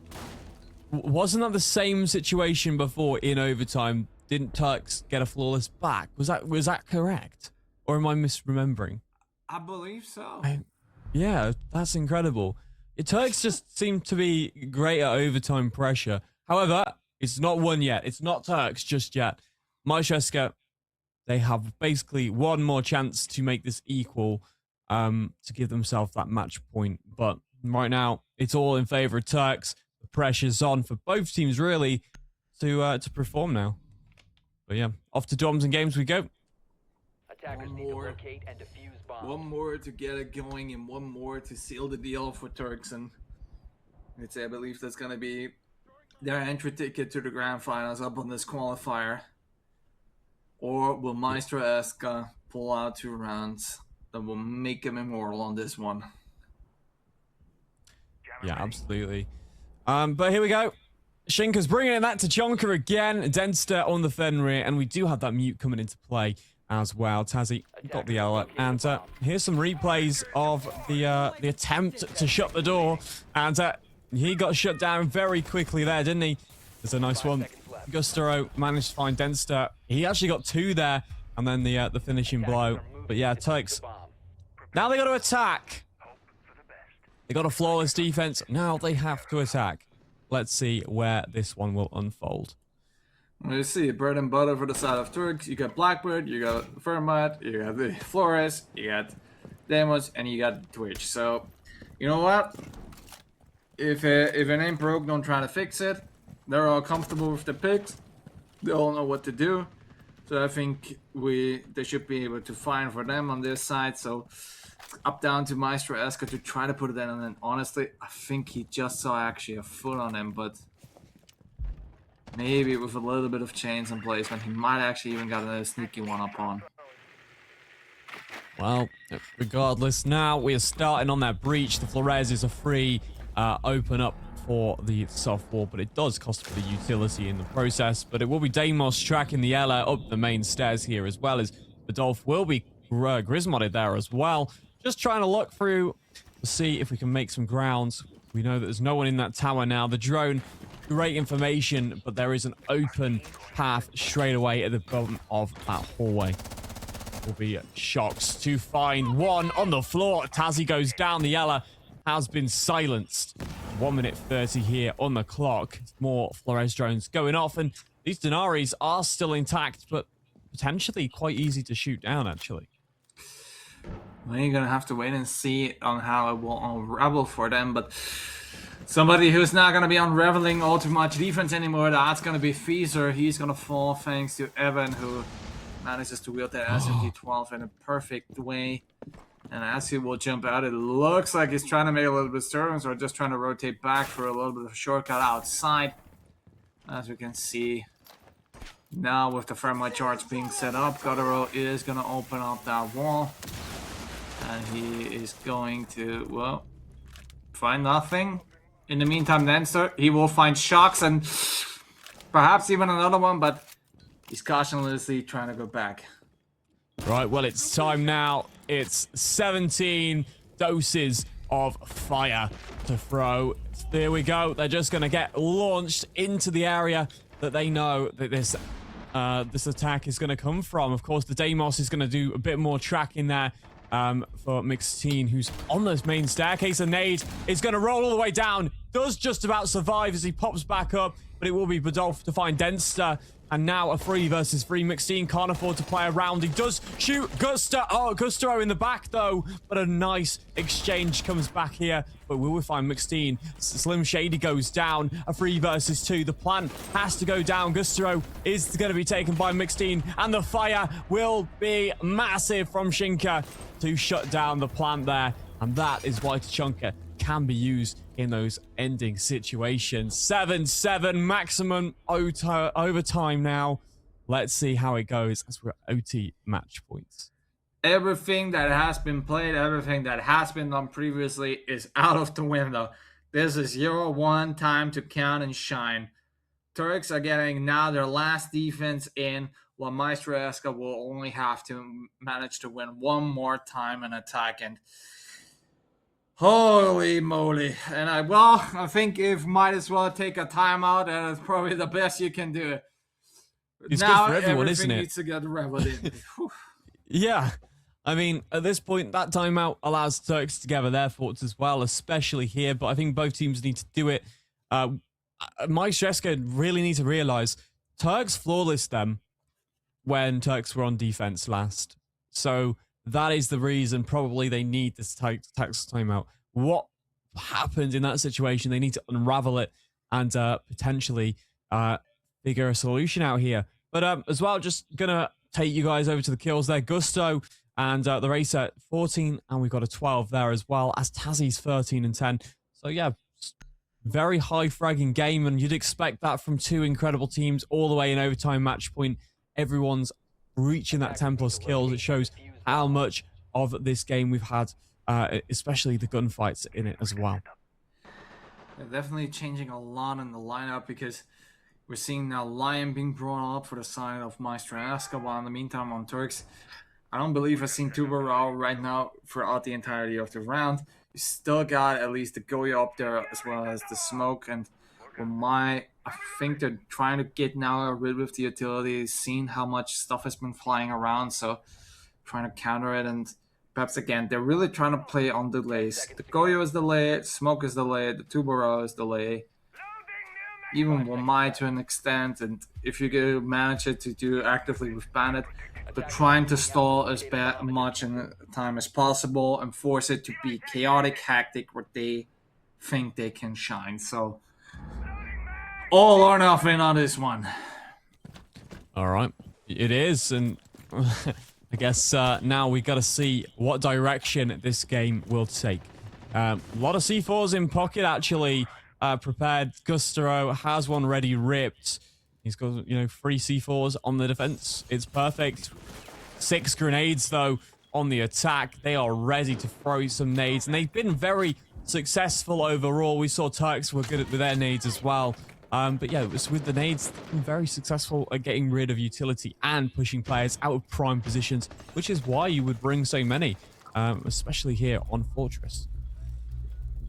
As you can see below, even though it's gonna hold a very, very shallow angle, but it's not gonna be too much. And Shocks for Smoke playing quite aggressively, trying to stay up on the side, and if the grenades are not flying in, they're gonna be caught by the Wamai charges, but put another one in. He's gonna take out the Goya charge.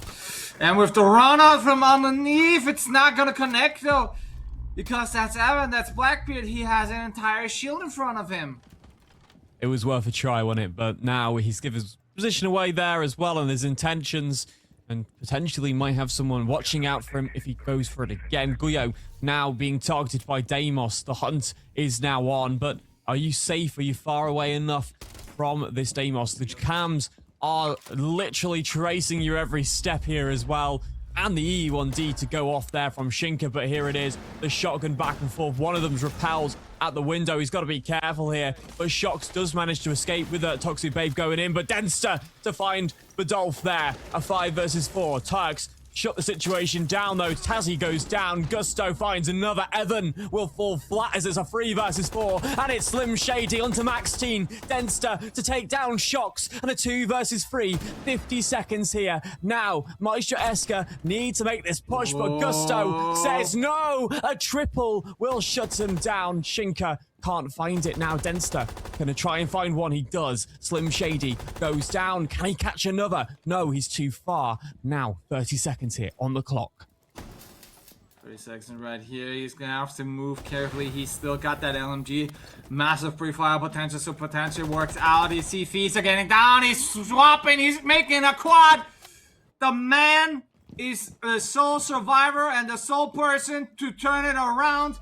Guttural sees him. Got him!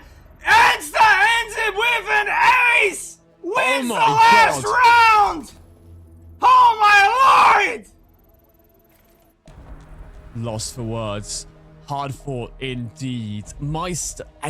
Oh my God. Maestro Esker have just managed to get it at the last second. In fact, this entire game has been just last second moments, back and forth rounds, and maximum overtime. You can't write it. There's no script for it today.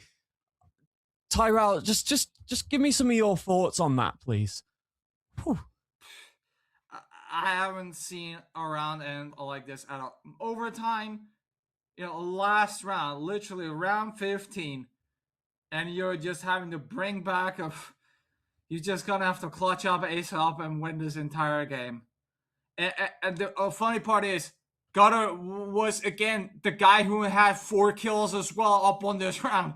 It was the battle of Titans, and the Titan who won it was Dancer. Oh my lord. I'm lost for words. And honestly, like, to Maestro Eska, I mean, congratulations. Jeez. Whew. I think it's important to see as well. Denster went 16 and 11 there as well. He actually had a Kosh in the end of 53% with a 1.24 rating. Not the highest in the lobby, but the second highest, as it was Gustavo, who actually did contribute to the end of that round, went 17 and 12, a 1.27 rating, and 73% Kosh for his team. Everyone else was between 60 and 33 for that game. So incredible overall. But Maestro Eska, they got what they wanted. And to be honest, just from the fact today that they have been rolling teams over, this one has been their hardest challenge yet, and it has been incredible to watch. Just a reminder, Eska have actually played the first game against Ratilin Raldis. It was 7-0. Then their second game against Digital DK, 7-4. And Nymph was 7-2. Iraq was 7-5. And Team Vertex was a 7-2 win. So Maestro Eska, they're going to go all the way. But Tyrell, any final thoughts before we go on to this break? I think for Turks, it's something to really look upon, analyze, because that shouldn't have happened. If you in the betting book, there should have been theirs. And my God, even like coming back with a flawless round, trying to clutch back up, and then down that I think that's something that really going to figure out. And perhaps it was literally just down onto that coin toss. But hey, the run ends for today. But I mean, they've managed to go very far. I'm not sure how many points they got, but they're definitely looking to be stacked. They're definitely looking to be good. So perhaps, who knows, we might gonna be able to see them for the season. And honestly, I would really do wish for them, because they're a really great team. They're playing really well. And as you can see, like, even if you're unbeatable at one map, it doesn't, things can happen. And so, but as we see, but I mean, I gotta tell you, I'm gonna take a break, and so do you, and so will the rest of us, because we're gonna get yourself prepared up for the finals that come up right now. So stay tuned.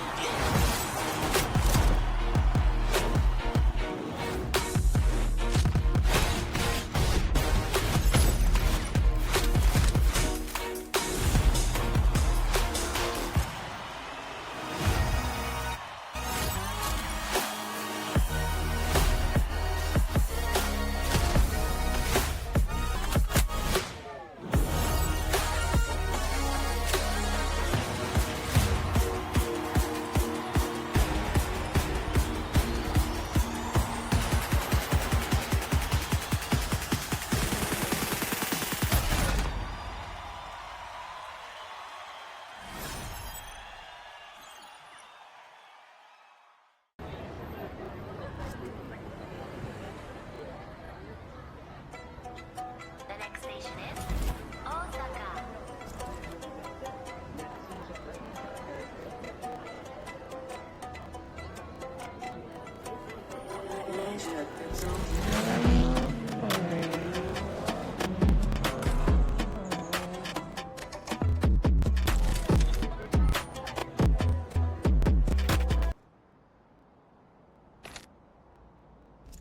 Live anti-cheats miss things, forensic scans do not. With Detect.ac, you can catch cheaters yourself without any forensic knowledge required. Think of it as a full system virus scan, but built specifically for cheats, bypasses, and anti-forensic methods. Our scanner detects everything from private bypass methods to mainstream cheats using deep forensic analysis across the entire system. Start a session, send your suspect a download link, and watch the live updates come in. Once the scan finishes, review the logs and take action with confidence. Use Detect.ac and remove cheaters with proof, not guesswork.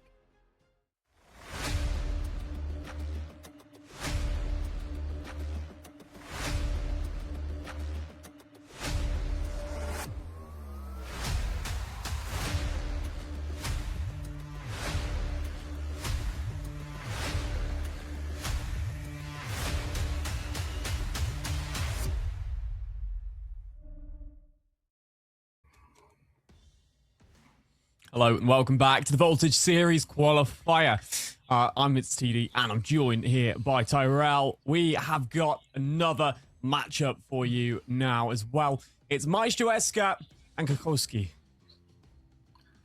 Well, the grand final of this day's qualifier, and I gotta tell you, even though I've only been like for half of the day here, it's been a very, very, very long day, and Yep. I swear to God, I'm getting tired. It's been an absolute fest, but hey, we got to see some of, I would say, throughout the matches, we got really exciting, long going. We got clips all up on the end.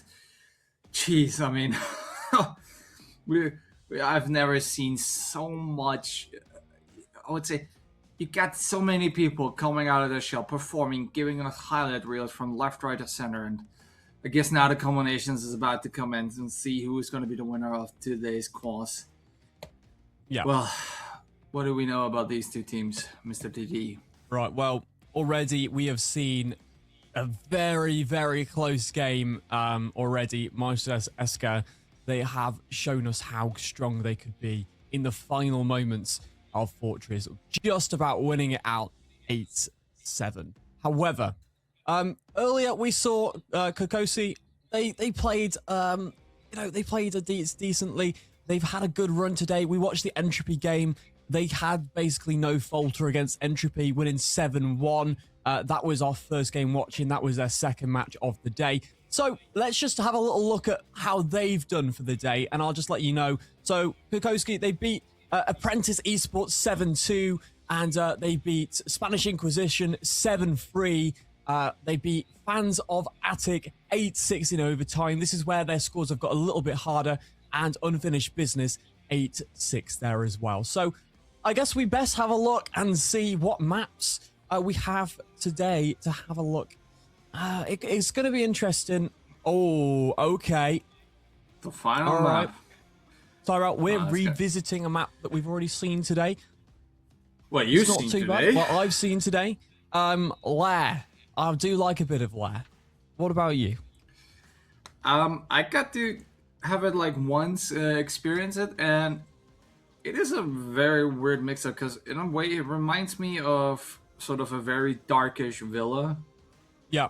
Yeah, it sounds really weird, but really darkish villa, and perhaps maybe so far it's actually been delivering quite well. Again, you got lots and lots of tight corners, like lots of 90-degree angles. So definitely something like where perhaps maybe the long range will not gonna play too much effect, but you know, sometimes perhaps maybe the shotgun will gonna be the king of on this matchup. But hey, at least it's gonna be a new map. It's gonna be an exciting one, a different map to see and boast about. And boy, I don't know about you, but how are you feeling? How are you holding up? Yeah, I'm looking forward to this again. Obviously, we've already seen, I've already seen Kokosi play against Entropy on this map. And in fact, some one-to-watch players, Alred, 1.87 rating. He had 88% cost, sorry. And yeah, so a big player to watch out in that game. He went 12-3. They definitely saved some of their strategies for the later qualifiers. They steamrolled through that game. But yeah, it just having that already a little bit of a sneak peek into what they want to put on the table is definitely going to be something to watch out for. But either way, we know how Maestro Esker are gonna kind of react here. They're quite an aggressive team as well. Put two aggressive teams together, and what we get is going to be really interesting. But here we go. Let's jump on in and see how this will go as we're going to get game started. And for our final time today, this is the grand final of this qualifier series. Tyrell, I'm super excited. Have you got a prediction for me, just overall? I really can't judge it because, again, I've sense. Only seen like two teams play, and it's kind of like Maestro Esker. At least we know from the previous game how Fortress went. Kokosi, I cannot really fan him in, but I guess something that we've grown now accustomed to. I guess every map throughout every team has been now the Maestro ban and also the Cade, because apparently electricity is not going to be a factor really for this game, you could say, and we'll see how the next event will figure out and play out. And Mirror and Solid Snake. Thing is, Lair is such a big map, and like we say all the time, it's similar to Fortress in that way.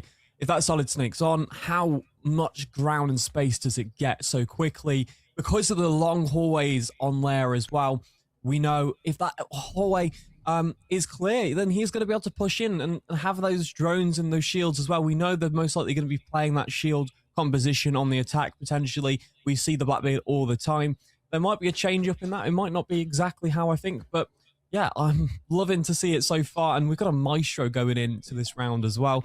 But I'm going to give you my Maestro for a long time. Yeah, he's got his free cams now as well. He can be super useful in some situations. Wait, free? Yeah. I mean, it still shoots lasers?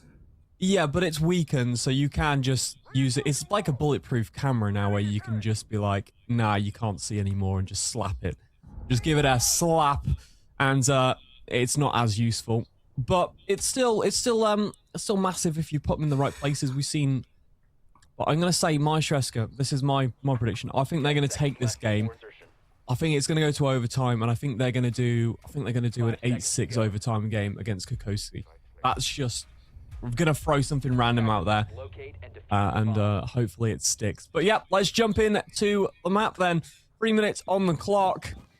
We do have that blitz instead of the Blackbeards being played on this attack from Kokosi, and Hella bringing in the Capitao. We've seen it before. The Capitao, very good. What I did like about Kokosi was they were very, very layered. They were very good, and they knew exactly what they wanted to take and when to take it. Will we see that again? A regimental attack. Of course, they are making sure that they do have those exothermic charges. However, they do have to deal with one electrical, and it's smart by Maestro Esker, because last time there was no electricals on the board and it was free real estate. At least now, Kokosi have to work towards getting some electrical control off of that wall. You see drone now trying to spot in, trying to fill in the gaps, the nomads, trying to place and perhaps even get sneak in. You know, again, Maestro has been really obscure. Like, I haven't seen him, so I'm gonna see how this is gonna turn out to be. And one with the C4 and handed by Mixteen, well, I mean, you got openings if you get it in the right angle, but it looks like that's not gonna be the case anymore. A little bit of explosive here and there, and we're now moving on. See, Evan tries to hold a little bit delay, but so far, still everything holding up strong and well. Look at all those cams there as well. They are ready if they get that wall open, but every bit of utility is to prevent them opening that wall. And here we go as well. We're going to see that nitro cell was thrown, and the blitz will be utilized to control most of mezzanine. But Hella needs to be careful because that bomb site is still very accessible, and the line of sight can be a problem Can he find anyone here, though? That is the question. We'll get rid of all of those bandit batteries on the far wall, which means they could technically open it from outside, but that would waste a lot of time now. Potentially they will do that, but right now we're just seeing, can they find a forceful entry here? As Hella has still got plenty of utility. Toxic Babe out in a vertical pick as Devil takes Mixed Team. Beautiful play, bro, underneath the below, opening up, using the verticality as the way it's intended, because again, doubles edged sword, whatever you open, people can also use against you, and again, another perfect example for this stage. But as you can see, like Maestro, Eska, and Kokosi, they're aiming each other off, but now the kills are gonna start to go as everyone will find Devers. In the meantime, already will take out Denster. Smoke counters are going out, fire everywhere, you see smokes and everything. And now with the peaks, it looks like the plan Martis.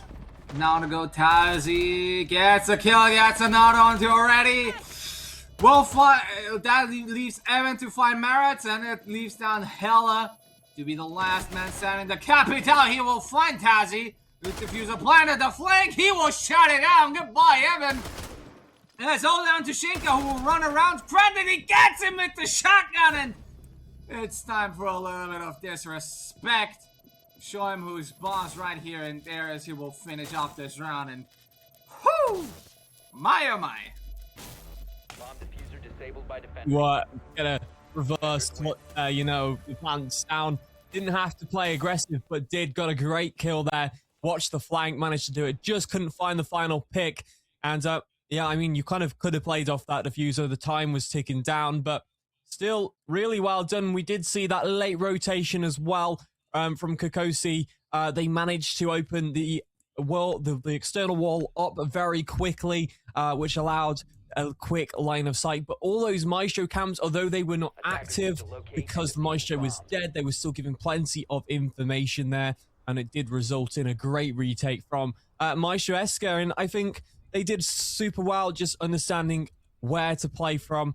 And although Hala did have a lot of firing, you know, a good line of sight there into the bomb. Hey, it's okay. We managed to get a good round to start off with, and yeah, we'll see what Kokosi have in store now, as we do have another attack, but it's on the basement side this time, and we have the Echo instead of the Maestro. Maestro Eska potentially wanting something more maneuverable and a little bit harder to see. Those Maestros are massive, they're visible, you know where they're going to be shooting you from. And there's some great brief picks there as well. Tazi getting a double there and finishing it off. Hella does get herself an unfortunate down, but yeah, let's start off the round. 3 minutes on this clock. That's on the clock indeed, and interesting enough, you see a Valkyrie and Echo actually. That's in the shit. Well, I think he knows he's there. The C4 will fly, but it's not gonna go far enough. Mars will get a little bit of a, you could say, parting gift. As he will now have a nice big dent in his glass window right here and there, but other than that, just a little scratch and nothing will come to it.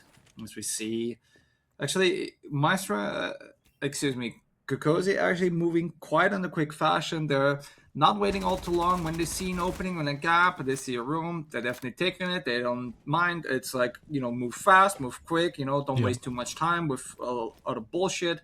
Just get it going. Yeah, I mean, it's good to move fast as well, but it's also good to kind of think about what you're going for here. And yeah, they've already got control of quite a lot for that vertical that they wanted to implement, and they've got a few hatches to get control of as well with that Habana. But at the minute, Maestro Eska, they've got the pivotal points on lockdown. No one's really come up to try and contest this middle floor from that Maestro Eska roster so far. But yeah, we've got those Doki calls as well that could be impactful later on in the round as well. 4 of them, none of them used just yet. We're waiting for the right moment in time. Here we go, 1 minute 20. Surely we'll be seeing something coming off this time now. Well, drones again spotted. Evan will use to get intel, trying to look around, see where they're all at. And even though Marahas is being slowed down with the fire and the smoke, but he will soon make his eventual way downstairs. And so far, not much has been happening so far. And with the time ticking, you know, it's looking ever closer to getting one of those beautiful last 15 seconds pushes and runs, and again, another smoke canister stopping and right in the track. Dance in the meantime, he will take out Devils. The hard breach will finally fall, making it now very, very dicey for Kokozi. Yeah, I think the idea of just stalling for so long has been really good so far defensively. It's just all those toxic babes, those Goyos, those flames you see, and now Mixed team will find one, but Denster's ready in a great situation. Will he be able to do something here? Yes, he does. Hellet will go down, a 5 versus 2, and Alzet is going to find Snow. He's not. Shinka completely cuts him off there. A 5 versus 1.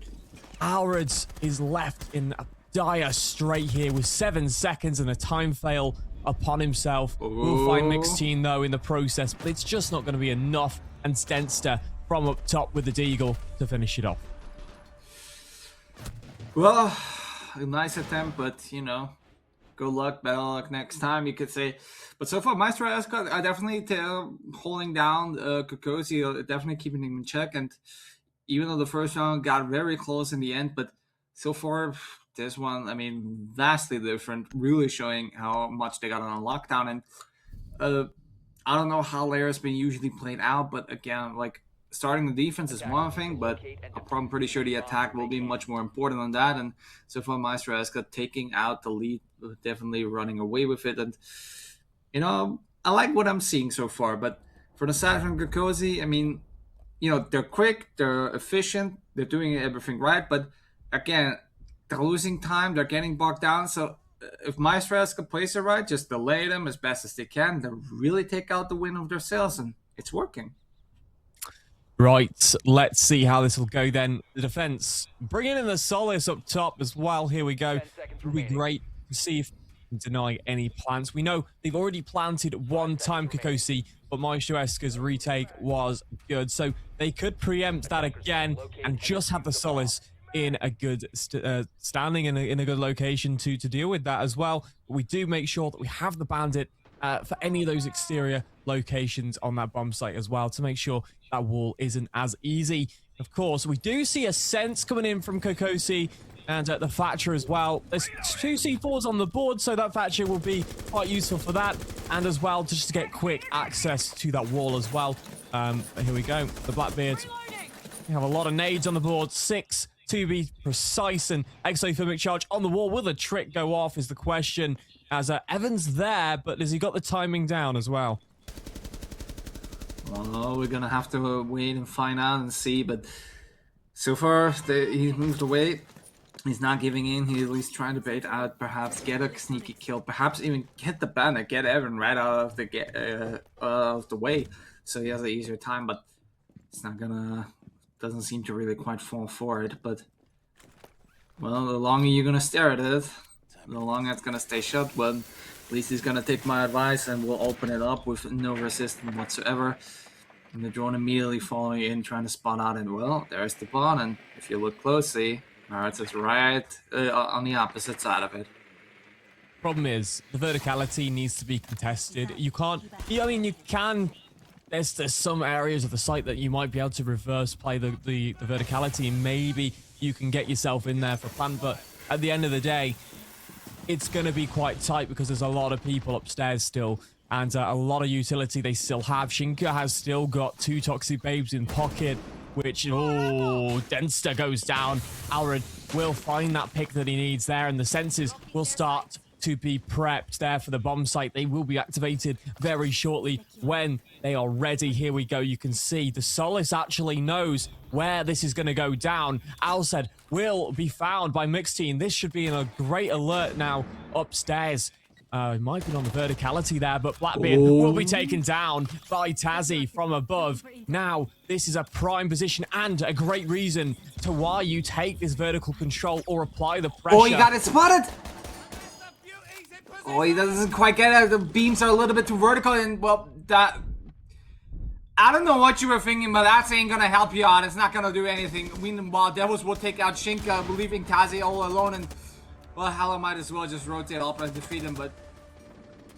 he nearly got him. I mean, he manages to spot out the diffuser, manages to get the few shots in, but... sorry, like... the floor won't open much more than it already is. Yeah. I think we're now getting to the point where it's really late. People are tired. Teams are desperate. Like, yeah, we'll forgive you for that for the moment. Whew. Yeah, I mean, to be honest, that point in the round where Solis was left unchecked definitely looked like okay, they're not going to go upstairs. Then Kokoski decided, actually, we're going to do that. And that was the pivotal moment of that round. It was a very smart decision by the Gridlock to go up top. So, yeah, really well played there to actually get the round win. And it's just those little win conditions that we see and those good decision makings that essentially get that round for you. So, yeah, really well done. Okay, we're going to go, of course, back up top here as well. See exactly how this one will unfold again. And we all know how this setup happened one time before. It was very hard to open the wall. Then we got it last 15 seconds. The plant got put down and, well, so did Hella, unfortunately. But will Kokosi have learned their lesson from the first round against Meister Esker? We'll see as this will unfold. They brought the Tabara this time, though. If you think about that, there's a lot of good denial for the wall there as well. But maybe Kokosi will go for a different play, a different side. Honestly, Maybe the B-bomb this time. I don't think it's much has been irrelevant because, I mean, they got walls open, but again, you get the same problem which we had a few games before. Like, you open certain key areas, you open it, but you're not exactly using it. It's just like, well, it's now goddamn open, and you're not engaging with it. You're leaving it to be alone. Yes, that can work if you plan on to flank later and stuff like this, but again, like, use the utility wisely, use it efficiently, use it where you actually need it, use it where you actually want to have it. It's, again, because if it comes down to the wire, when you need it, you don't have it. When you need a Leinster, you know, you're not gonna have him because Maritza sides, yeah, good luck without him. Yeah, really good to start off with. Gonna find the first pick, that's fine, you know. Leinster maybe getting pressured there by the Blitz, not too sure on how that one unfolded, but he's still outside the balconies, so he's looking for his next victim. However, those Goyos are going to get popped as well in the site, and the reinforcement off the mezzanine as well will make it so they have to, of course, take the wall out. Some hard breach gadgets, but yeah, so far 1 minute 45 on the clock, and Kokosi still have a lot of work to do to get control of those walls, but it shouldn't be too long before that happens. Honestly, for prepped in hand, ready and waiting, but you know, if the drone spots you, it doesn't matter if you even shoot it down already. They're not gonna fall with it. They're not gonna try to take care of it. And well, uh-oh. What are you gonna do against a shield rushing upon you? Nothing. Just stand there and accept fate, just as what Nixteen had done. As Evan shoots through the smoke, and I'm not sure if it was lucky or it was calculated, but takes out Hella, the Capital. Someone who is very great at later for the post plant, even trying to get it down with the smoke, the fire, everything. The man can pretty much do everything alone. He can heart breach, he can smoke, he can do fire, he has a good gun and everything. He's quick. And somebody who's also very quick on his feet and make sure nobody else alive is Murray's because the man is on the quad. Finally, Shinka shuts him down. Jeez. I think I know which operator is gonna get banned for next time, but I don't think we're gonna be able to go on that stage. Yeah, there's a Toxic Babe's been deployed now and just trying to find something here and a disaster of an outcome, but it's actually quite funny. The Blitz managed to throw down some smokes in the bomb site, so when Blitz got the kill in the bomb, Azami couldn't refrag because of the smoke. It was kind of like, well, I can't see, so I can't do anything here. So it was really good isolation and use of that smoke technology to isolate players and to rush them as well. I mean, Tubrau definitely lost out on a massive moment there with the C4.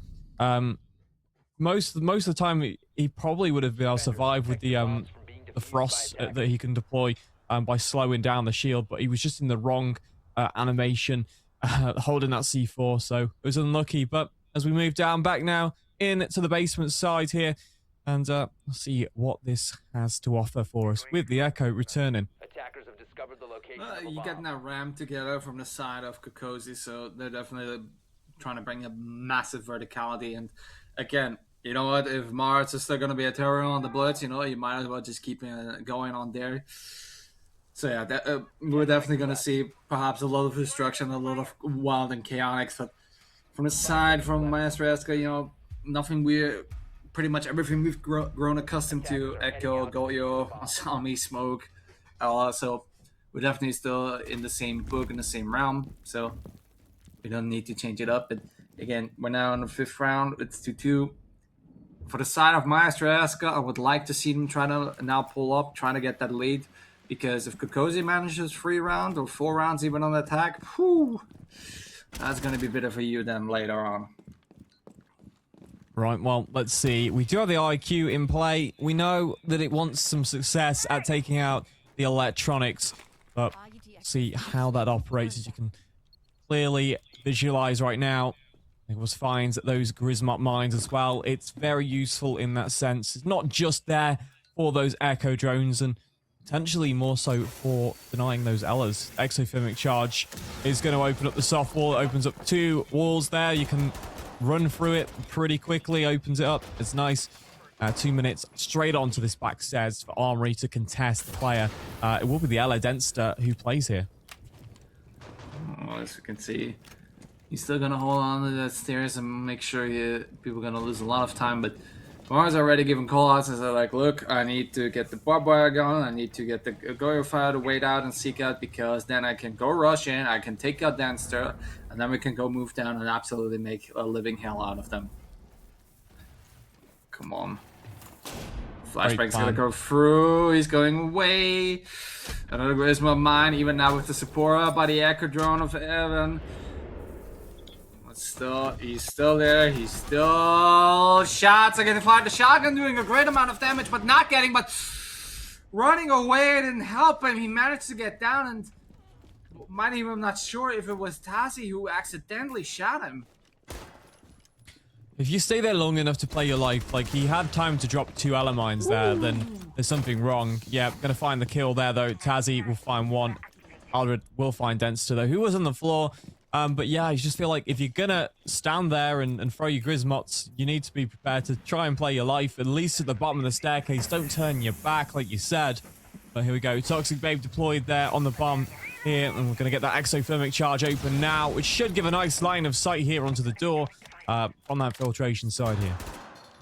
Yeah, they were still on top trying to use the entire verticality, but Hella still haven't deployed his ram charges, I believe, so he needs to step on going, especially now with 20 seconds left and most of the defense now upstairs smoking everything out, throwing everything that got over there. And well, no flashes. Hella will get the kill onto Evan. Another one will follow Tazi. In the meantime, he will trade back on immediately, getting Hella. Devils in the meantime will get mixed in as Tazi will find Devils, as else will take Shinka, with Tazi taking out already. And with that back and forth, the time will run out, and Maestro Eska getting another round to win. Really, he made sure that he was safe there as well at the end of the round, just running out. He knew that situation. He didn't need the final kill for his collection of an ace.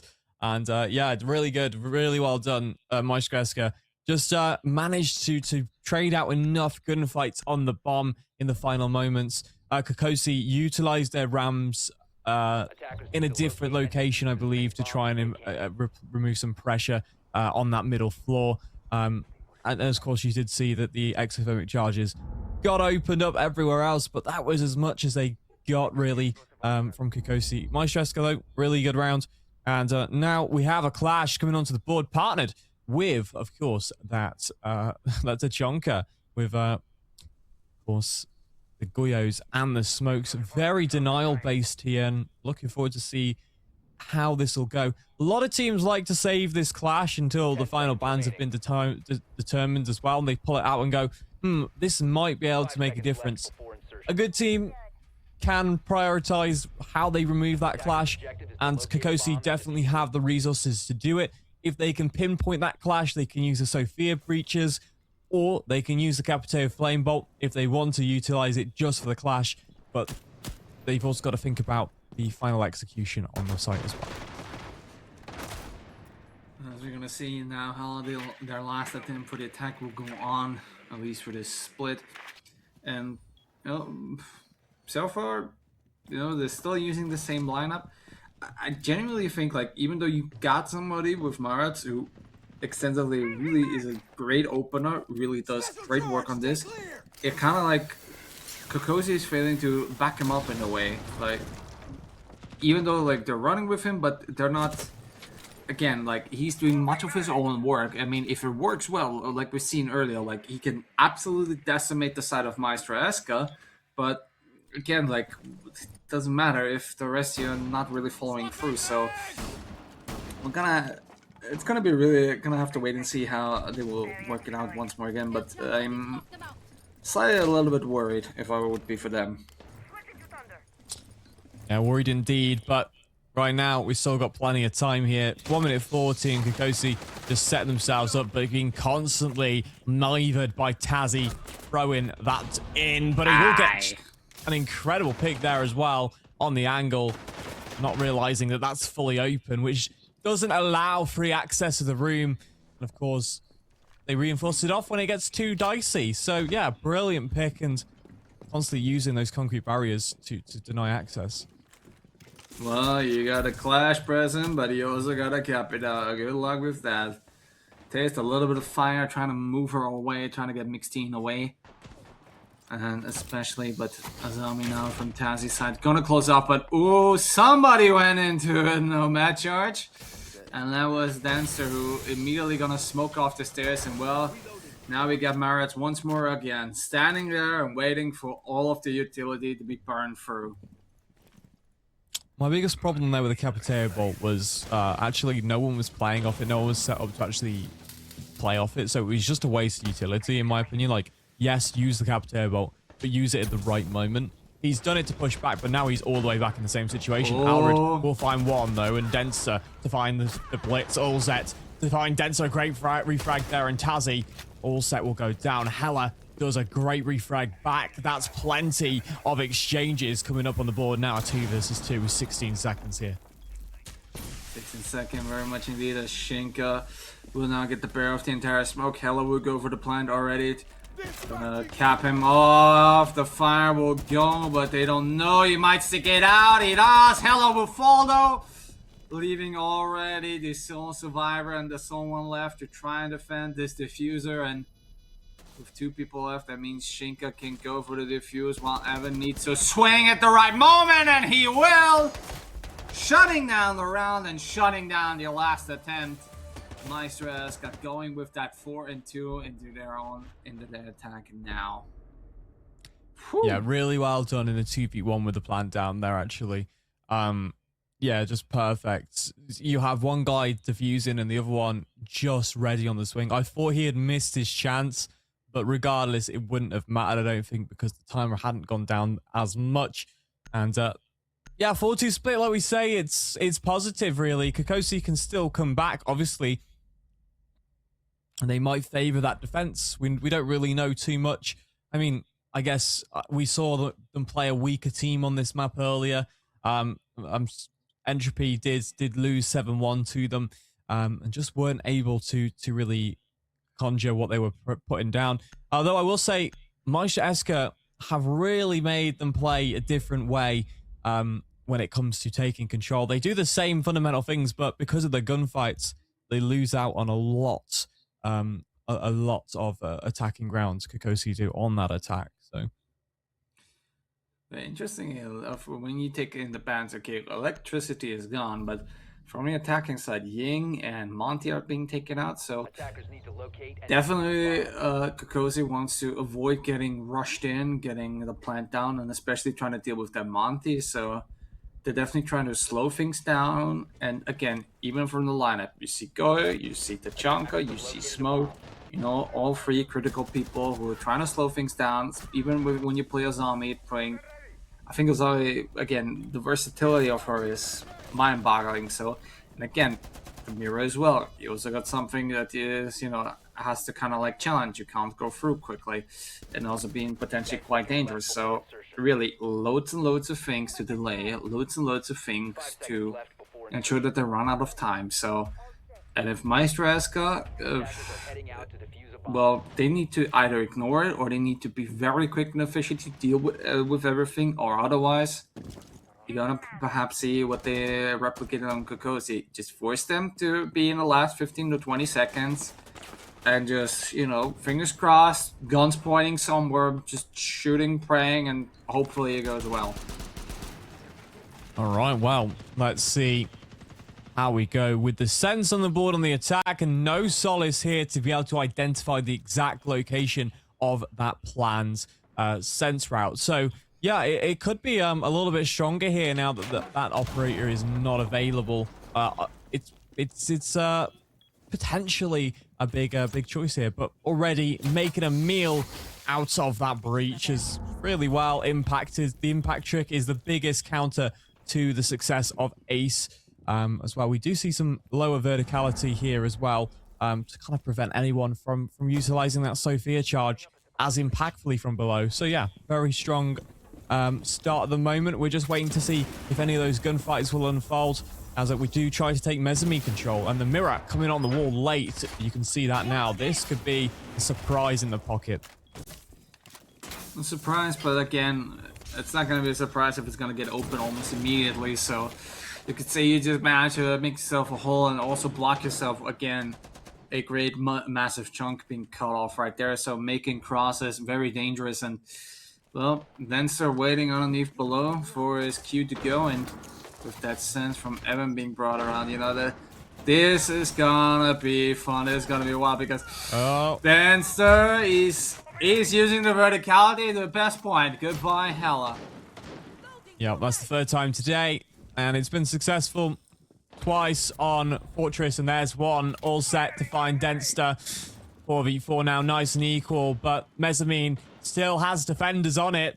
That means we're going to see a gunfight come shortly soon. Depends how aggressive these defenders want to play. Right now, you could be a little bit more passive until the coast, you know, until Maestro Eska want to make that push. Like right now, we start to see the utility dump here from the defense. The smoke and, of course, the flames. Devils will take down Tazzy, but it will be the Tajonka onto Evan. A 2 versus 3 as Mixed Team picks up Aldridge. And now we see 30 seconds left as it's just a bloodbath. Devils cleans up Mixed Team on the entry, and Martyrs will take down Sheikah there as well from behind the shield.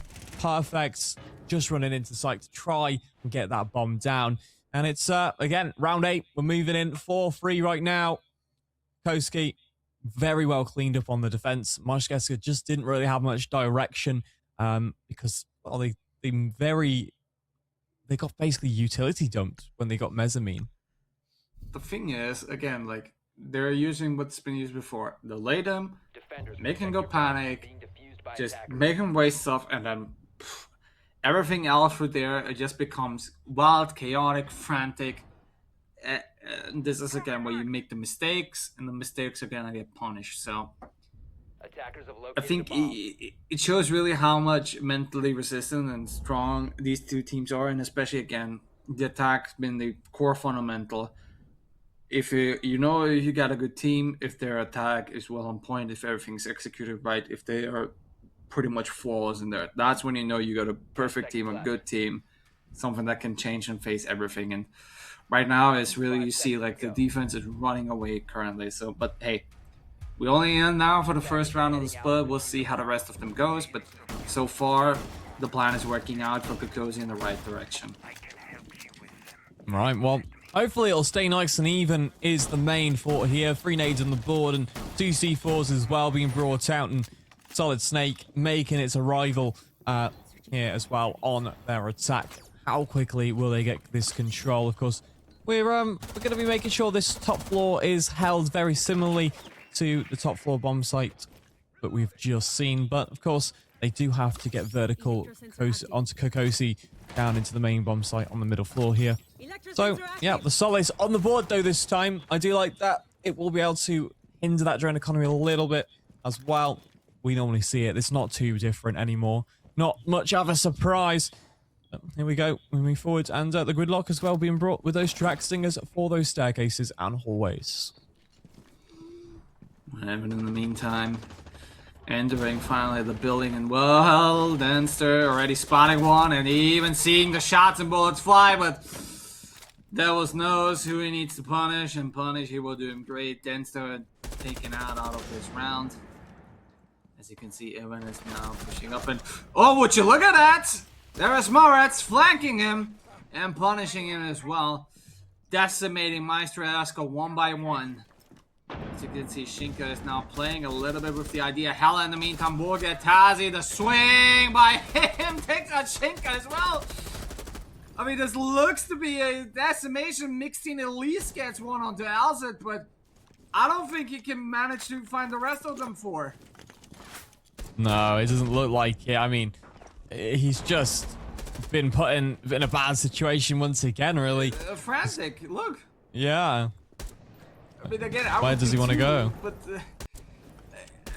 at least tries to. I mean, if I were him, get on the roof and just literally have a built-in timeout to figure this stuff out, because it's not gonna get any better. Yeah, I mean, the fact that the Solid Snake got basically jump scared by the impact, a great pick from the Ella, and just not even letting them put their feet in the main building. Like, you can stand at the door and then they're just gone completely. Really well done. And I think it was Heller actually from Kokosi who was on the wooden last, getting a nice double piece there as well. So, hey, really good defense there from Kokosi. And I think overall, we've got a massive game on our hands, if you couldn't tell already. It looks like Elred is 88% on the cost. He's a 1.10 on the rating score here as well. So overall, right now, everyone pretty much on Kokosi is a positive rating and has over 50% cost. Also, we have a total of, I believe this is, I don't know if this is right, but it looks like it's 6 plants so far in favor of Kokosi. Yeah. Yeah, apparently that's what it says on. Yeah, 6 times apparently. I don't know if plants are correct on the stat sheet, but yep. As much as technology is a great power and a miracle and thing, I still rather believe pen and paper and the human component slightly more. But you know, I'm just old. It's a very valuable opinion, but of course, now we do move forwards. 4-4, 3 minutes on this clock. Let's see how it goes. Shinka bringing in the ace. We're downstairs in the basement, don't forget, here as well. And here we go. Solid Snake goes again. Will he be successful this time, or will he get shut down early like last time? Kokosi really did well last round, but now it's a fresh round, and we've got to see, can Maisha Eska get control of that yellow staircase as well? There will be a lot of utility prepped, but Alred is in briefing. Surely he gets one. Yes, he does. A brilliant pick, and there we can have a double swing here. Yes, you can. Beautiful from both of them. Double swinging again, and Kokosi now a great man advantage as Martz will find Evan. I was about to say, like, this is not make or break round, because again, you want to win all 3 sides and to really make it a shutdown. And well, so far it's definitely working for them, unless Mixtain and Shinka can clutch it up, can make it an absolute wild one for us. But so far, it's looking a little bit dire. Hell, we'll find out Mixtain, and it's now a question whether it's going to be an ace flawless or not. But Shinka will get Hella, will get already. So he's not going to go out without a fight, giving us a 1v3 situation with, you know, he got plenty full of time. 1 minute 20, that's definitely for him to do. And to be honest, the last remaining survivors of Kokosi, they're looking primed and ready to take him down. Yeah, you just got to try and play out each moment as best you can. Think about it. Got Ski Salma's left. 3 of them actually, so haven't really utilized that ace to the best of its ability, but maybe just make some of those defenders move. But oh, the Azami concrete has been missed twice there. One time the Salma blew it up. Second time it only did half. Utilizing the flashbang, just trying to bait out a few kills. I see, you can see his leg there actually. Might not be able to get it. If Azami moves, it will be the end. Oh, Yeah, trying, but again, trying. Oh, Shinka, nice on the Devil's Blood, all said. Finally knows where to find him and finally puts it into it all. Valiant effort, but unfortunately unrewarded. Kokosi now with three rounds in a row and every single bomb set, and well, that is the perfect time for you to get a timeout in. Yeah, again, it's just when you start to see a little bit of it's slack, especially now Kokoski have comfortably won 2 rounds in a row. You need to have a meeting. You need to put your controllers down and have a conversation. And Maestro Eska like a conversation, as now they've got plenty of time to do that. Yeah, Question is, they've got to talk about the right things. That's the important thing. Talk about the right things, get the right points, else you're not going to see much improvement. But yeah, it's always the best part. I think right now as well, like psychologically, Kokosi is now winning because they managed to get 3 rounds, get every bomb site. They're not they're leaving him literally in the dust. They're not giving him chances to breathe. So I think it's now, and again, it's not especially on the third ban phase for them. They need to think, okay, what is really hurting us? What can we really take out in order for them this weekend? Well, Nira is a good and solid pick, but I don't think Kokosi has benefited enough from them. But what about you? Yeah, I mean, it's very comfortable. It's very default. We've seen it a couple of times be utilized in this series. It wasn't utilized very well, but teams like to play it as some kind of denial to certain parts of the wall, make it harder for you to open up the wall. So yeah, I don't mind it. There's probably other options you could use, but every team likes to be basic. You can see actually here 2 brilliant. I love that swing down there as well. Hella picking up mixed team, and a great pick there. Onto Hello, a nice refrag back. Well, now the final nail on the coffin once more again by Alcid, and well, that got us into the little timeout on the side of Maestro Eska, and well, you can see now they're doing definitely a lot of changes. They're now switching to Ademas. They're switching again, bringing back the Capital, Grim, Thermite. So they're definitely planning on, or at least thinking of, okay, we want to open the stuff, we want to get the diffuser going, and we think we can control Kokosi once the diffuser has been planted. Right, well, let's see if that can happen. I mean, now we're starting off. We do have, again, bringing in that lethal denial as well. Of course, we have got, what, 2 nades, some 2 MPs, a few flashbangs, and basically every piece of utility that you can bring on the attack, and should help to get pretty much everything open. The MPs are just comfortable. I mean, they're not going to really help. There's not much electrical on the board, so just got those Tachanka flames to deal with, really, as well as those toxic babes. But the big problem actually has been a lot of the time the Azami throwing those chemo barriers back and forth all over the place. The thing is, because you play it much more actively, and it's not something you can easily shoot off, because it does quite need a little bit of explosive or some heavier caliber. Again, it's like all of a sudden you replace a barrier with a castle barricade. It's like, god damn it, like where the hell? But except this one is more flexible. This one goes in exactly doorways and angles it's not usually supposed to. So again, I would say it creates a little bit of frustration here and there, and well, frustrating as it will be, also it will have to see defeat, because Mentor decided that enough is enough, and he's gonna start us off by taking him out. Yeah, good pick, but now it's going to be very beneficial for Maestro because they've only got to deal with the Tachanka for time denial and potentially some of the Goyos that might be thrown down. Hella did take a bit of damage there to the flames, but Tachanka was thrown out as well. And the Grimbees going to give away Devil's location there as well. And there's, again, for Hella, you can see that they are causing a bit of an issue. And this is why Grim can be quite powerful, as the C4 has got to go. Devils just release the C4 from your hands, and you get yourself a pick there. Unfortunately, he's not going to. He can't see through the wall, and that is it.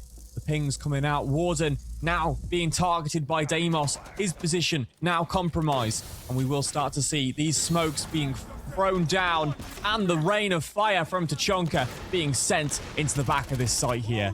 Oh, Hella will get the first pig on as well from that attack, taking out Evan, the man who's carrying the fuser, but instead Dancer will get the plant. Devils will find Mixteen though. Tazi will get it down thanks to Devils with the shotgun, make it free! On the floor!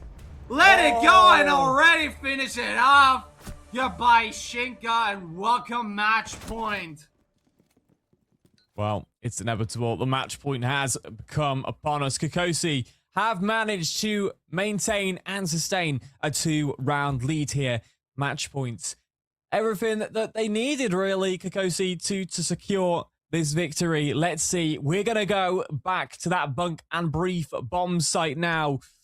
They've got, I mean, Maisha Eska, they've got to do a lot on the attack now to get control. And I don't think they've been doing exactly what they need to be doing when it comes down to opening up key areas and getting the frags they need. They've been getting out-fragged recently in the last 4 or so rounds. And yeah, it's unfortunate. We start to see that the kill rates does start to drop on Maiska Eska's side, all below 1 right now, on the cost as well, below 50. So at the moment, they are struggling in the gun game, but Kosi all above a 1.0, and there's some of those replays there as well. That's the thing I was fearing, because as soon as like the switch came, and Kokosi has been now very dominant on the defense side, like that they're gonna run away with it. So, because again, Maestro Eska has not won a single round on attack, not even close, not even like were hit and miss moments. They were decisively lost, really decisively. And again, they might say maybe about both teams that they are perhaps not even, at least for this map, have no idea how to properly attack, or at least to get a good down. But again, defense is easy because you write down your strats, you got everybody coordinated, you know where to play. That's it. It's just simple execute. Attack, and meanwhile, you need to be much more flexible, adaptive, change the situation, and a lot of your instinct needs to play in effect. And well, so far it's not really working out, because either you lose orientation, you don't know which angles to hold, you perhaps get frustrated, decide to peek things that you're not supposed to. Yeah, that makes a lot of sense. I mean, now... Oh my god. What? Just how it shot out.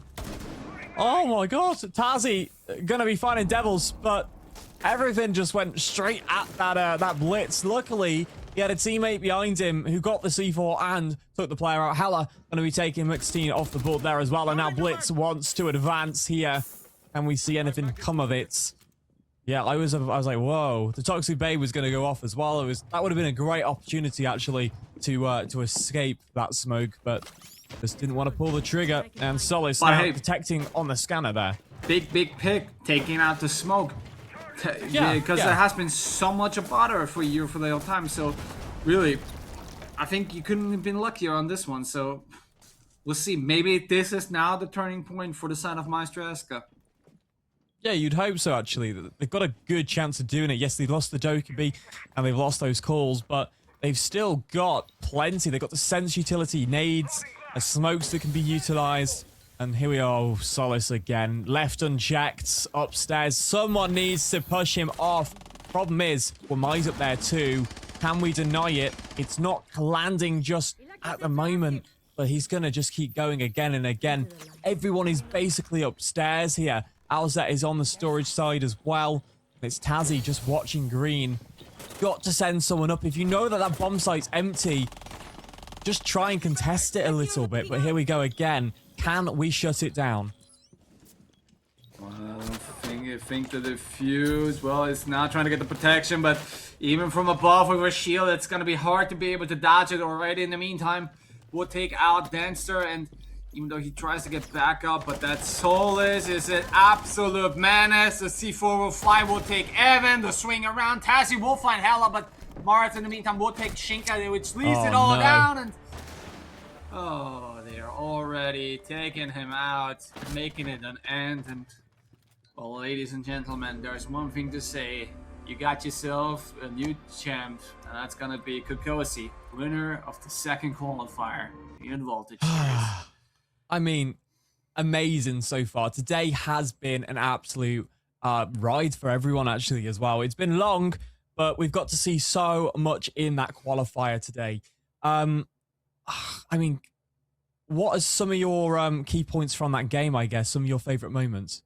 I think more how the way that Kokosi has managed to attack, because they had a clear structure. They were really quick. They were really efficient, you could say, like not wasting all too much time, just going through and that's it, just not trying to waste. But again, they're also playing quite aggressively. Even the defense, they managed to make that great delays. They managed to get it out. And then when they knew they sensed the opportunity, they just went in, swept it up, took them out. I mean, even though Maestro Eska got themselves the 4-2 split, as soon as Kokosi was on defense, they ran away with it, and Maestro Eska fell completely apart like a house of cards. I mean, I must say it's really like a sad ending for the team who've been, I could say, such on a roll. But hey, this is just the nature of things it is here. And well, either way, both teams have secured themselves massive, valuable points, and if nothing, so. Hey, and also, tomorrow is also another qualifier, so if you need them points, then you know where to sign up, and at least you see most of the competition, so I don't think neither of these two will need it much, will they? No, I don't think so. I mean, we have got a standings, I believe, that we can see to see kind of, I don't know if the points have been updated at the moment, but I believe we've got a standing we can take a look at to see who's kind of in that top 8 area as well. But yeah, there it is. Oh, beautiful. Oh, it's like clockwork. It just appears when I say it. Good intentions, 100 points. Kokosi, 100 points. Maestro Eska, 100. G1.5, 75 points. Lenovo, 75. Cameron, 75. And the Spanish Inquisition just scraping on that 60 mark. And the Turks, they've got 50 points there. I mean, every team that we've seen today, pretty much on that board. Every team that's been very, very strong, I'd say. But yeah, that looks good, right? Yeah, good indeed. I think like Turks scraping just into the top 8. Maybe perhaps it's not representative of how much really capable they are and how good they are. But, I guess to say on one hand, again, like Maestro Eska, they managed to come through the finals as well. So again, perhaps maybe we get to see them on the third qualifier and see them qualify. But hey, there's enough spot opens for each one of them. So again, perhaps even for the teams who've now in the top 8, it might be a good idea to perhaps even still participate in the third one just to ensure you get yourself an elite, especially I would say the bottom 4. They're looking quite dicey in a way because you need someone who just run in, just get a good one in, and they already surpasses them. So, hey, everything is still up to play for. But one thing is for sure, I mean, I am completely knackered. You haven't paid the electricity bill for sure. I don't pay it, funny enough. So yeah, no. That's the reason why you're sitting in the dark. So that usually means like, is this now bedtime for all of us here and also for you perhaps at home? So potentially. But before we go to bed, I have to promote this because I will get shouted at. The Nordic qualifier, we've got to have a look. It's in the part of our Challenger circuit. I just need to mention it. It's the new Tier 2 EML Challenger circuit in our secondary tournament. It's €2,500 cash prize with the R6 credits and Tier 2 points. The most important part is why all these teams play, that Tier 2 point and the prize pool. And of course, it's the Nordic qualifier on August 22nd. And of course, the EU and MENA qualifier August 23rd. And you can, of course, check out the website there as well at www.challengermode.com. /R6 North. So yeah, please do check that out. It's a big event and a lot of teams, I imagine, will want to be participating in that. Well, you got your promo in, you got your promo out. Yep. We're ready to go. I guess we are. Yeah. Do you want to just quickly, I just wanted to quickly say as well, thank you to all of production today. Hayshot, Erebos, Tyrell as well, and Travi. Yes, yeah, I don't know where he went, by the way. We had a host somewhere. He disappeared. Who knows? But yeah, At least I'm not responsible. I only ate Travi today. Yeah, right? we didn't do anything. Yeah, you didn't eat him. Yeah, okay. Right. With the slight cannibalism out of the way, I'm Terrell. This was JT. This was Voltage Series. We'll see you guys up till tomorrow. Until then, have a good rest. Take care. Goodbye.